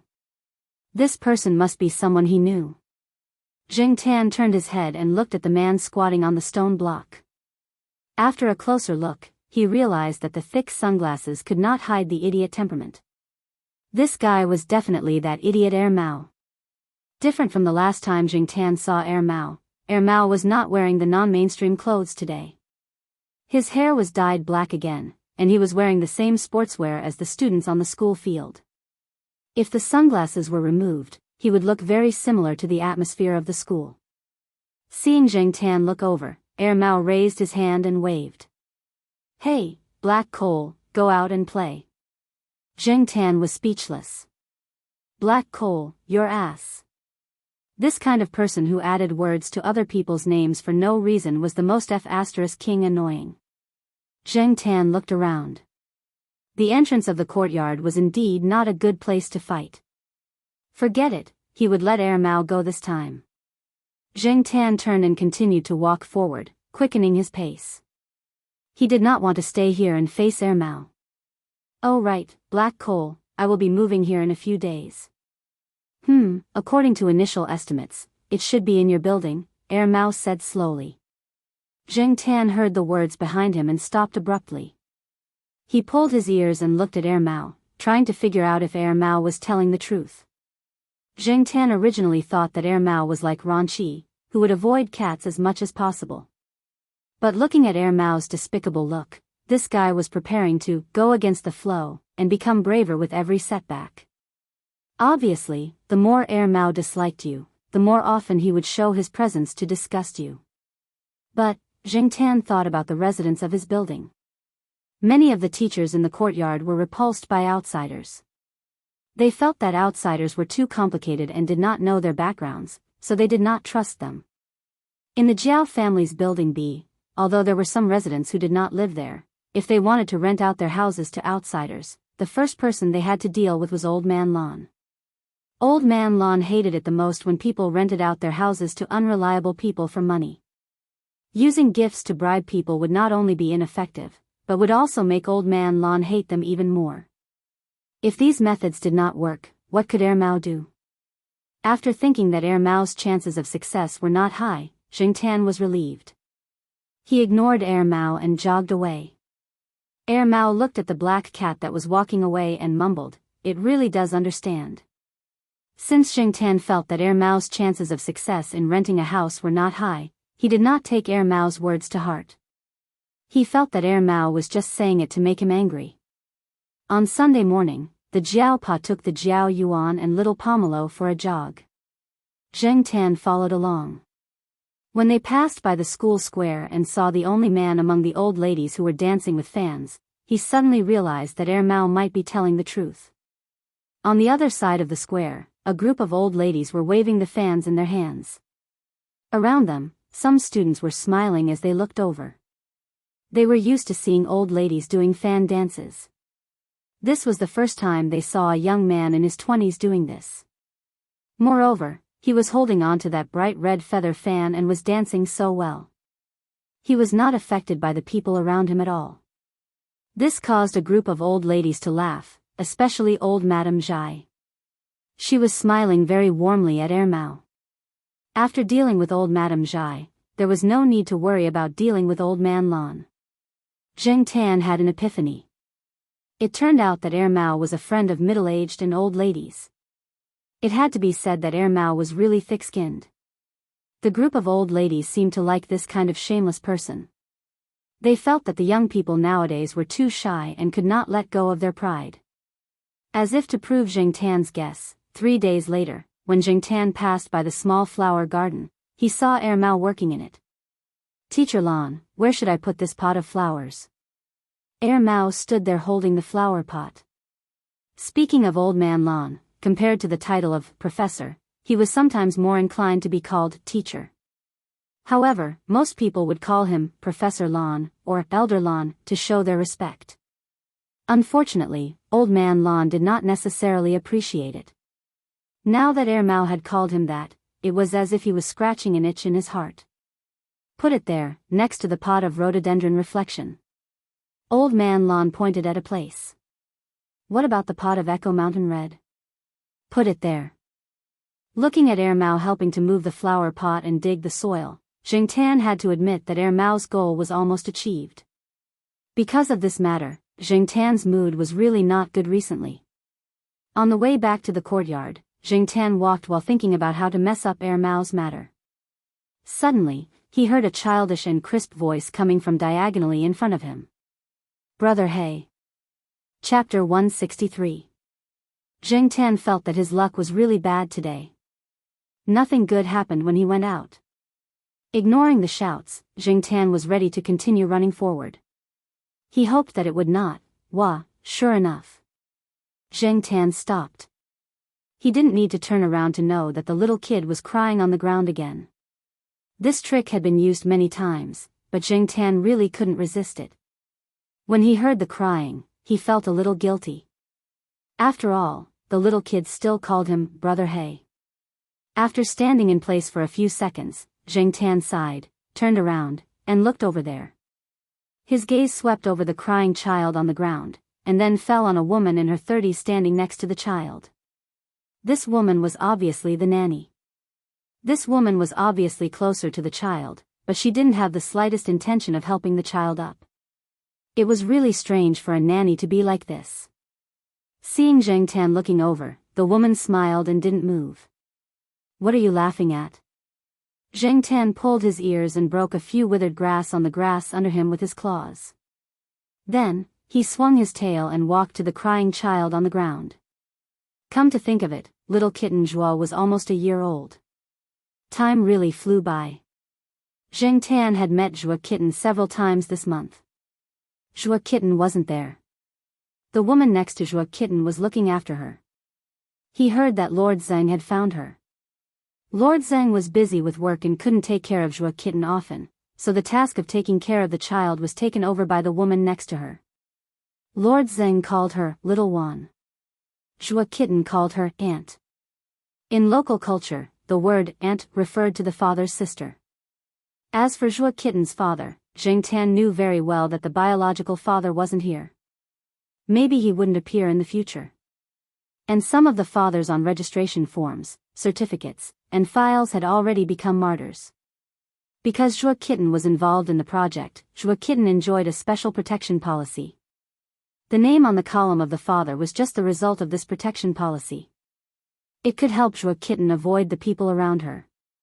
Jing Tan wasn't sure whether this Little Wan nanny was hired by Lord Zheng or sent by the higher-ups. At least until now, Zhuo Kitten's growth was quite good. Before little kitten Zhuo was born, many people suspected that he had a deformity or a congenital disease. After little kitten Zhuo was born, some people suspected that there was a problem with the child's intelligence. But now, Jing Tan was quite sure that this child's IQ was not low at all. She wasn't even a year old, but her ability to judge people's dishes was getting better and better. If this kind of child was called mentally retarded, then what were the others called? Labrador?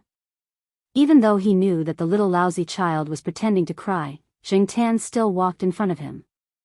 As expected, the crying stopped in the next second. If one were to say that he was faking it, this child could really cry. However, as soon as Jing Tan walked over, this lousy child immediately stopped crying and seemed to be in a good mood. It seemed that it was especially easy for children to use this move. Little kitten Zhuo especially liked to use this trick, and it worked every time. Every time, it made Jing Tan grit his teeth in anger. Brother Black. Little kitten Zhuo, who was lying on the ground, called out again. Jing Tan shook his ears and raised his hand to push little kitten Zhuo's head. There was no need for Jing Tan to do anything else. Little kitten Zhuo got up on her own and stood up by holding on to the wooden railing beside her. Little Wan, who was standing at the side, smiled as she watched this scene. She was already used to it. It was like this every time. At first, she was still wary of the black cat, afraid that the cat would stretch out its claws to scratch people. However, when she talked to Little Zhuo said not to worry. Later, she tried a few times and found that the cat did not cause any harm to the child, so she stopped guarding against it. Little Wan still remembered that when little kitten Zhuo had just started walking, she liked to hold on to the wooden railing beside her to walk a few steps every day. When she saw the black cat, she would lie on the ground and cry. It was useless for her to go over and help her, unless the black cat came over. Later, there was one time when she did not immediately go over to help her. She waited to see how the situation would develop. The child wore thick clothes, and the key parts that were more vulnerable to injury were protected. There was no need to worry about falling and hurting. Moreover, there was only grass around them, so falling to the ground would not hurt. Later, when she saw little kitten Joie deliberately lying on the ground and pretending to cry, she did not care anymore. Every time little Juan heard little kitten Joie call the black cat, Brother Black, she wanted to laugh.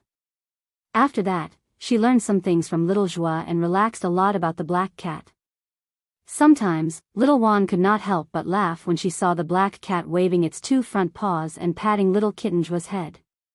That was because the black cat looked like it was waving its paws with great force. In fact, when it landed, it was very light. It was almost just a slight bump, and it always kept its paws well. Seeing little kitten Joie get up, Jingtan did not want to continue wasting time with this little brat. It would be more comfortable to find a quiet place to sleep. After walking for about 10 meters, when they were about to turn a corner, Jingtan saw someone coming from that direction. His mood instantly became worse. Black coal, why are you here? Oh, this, can't eat it? I just bought a mixed grain cake. Mao passed the half-eaten biscuit to Jingtan as a token gesture, then took it back and continued to gnaw on it. After helping Professor Lan move the flower pots at the small flower bed, Mao felt hungry. He ran to the small stalls and shops at the school gate to buy something to eat. In his hand was a bowl of packed tofu pudding, which he was going to give to Professor Lan later. He did not expect to run into this black cat on the small path. Jingtan stopped when he saw Mao. And in the time that Jingtan stopped, little kitten Joie also came over from behind holding onto the railing. As he walked, he called out, Brother Black. Mao heard the child's voice and looked around. At this time, the students were all in class. Not many people were walking around, let alone on this small path. At this moment, there were only a few people around. Mao looked around but did not see anyone else. Who was the child calling? When little kitten Joie called out again, Mao almost spat out the mixed grain cake in his mouth. He had already followed the child's gaze and found the corresponding target. Brother Black? This cat? This was the first time he had seen a child call a cat, brother. Mao got up and walked over to little kitten Joie. When he got close, little Juan stepped forward to block him. Although he was smiling, little Juan's eyes were obviously alert. Mao raised his hand to show that he understood. He stopped a step away and took out a lollipop from his pocket. It was the kind of lollipop that had a cartoon doll face. Hey, little kid, I have something good. Do you want it? Mao waved the lollipop in his hand. Jingtan looked at him with disdain. What, brother? He should be addressed as uncle. Little kitten Joie pushed little Juan and took small steps forward, reaching out to take it. Mao pulled back his hand, letting the lollipop go further away. Then he pointed at Jingtan, who was squatting beside him, and said to little kitten Joie, you tell him that black charcoal is an idiot.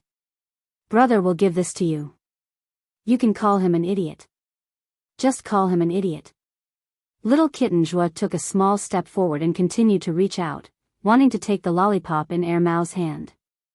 After Mao said it a few times, he realized that it had no effect at all. The child didn't care at all. Forget it. He's just a child. He can't even speak fluently. What does he know?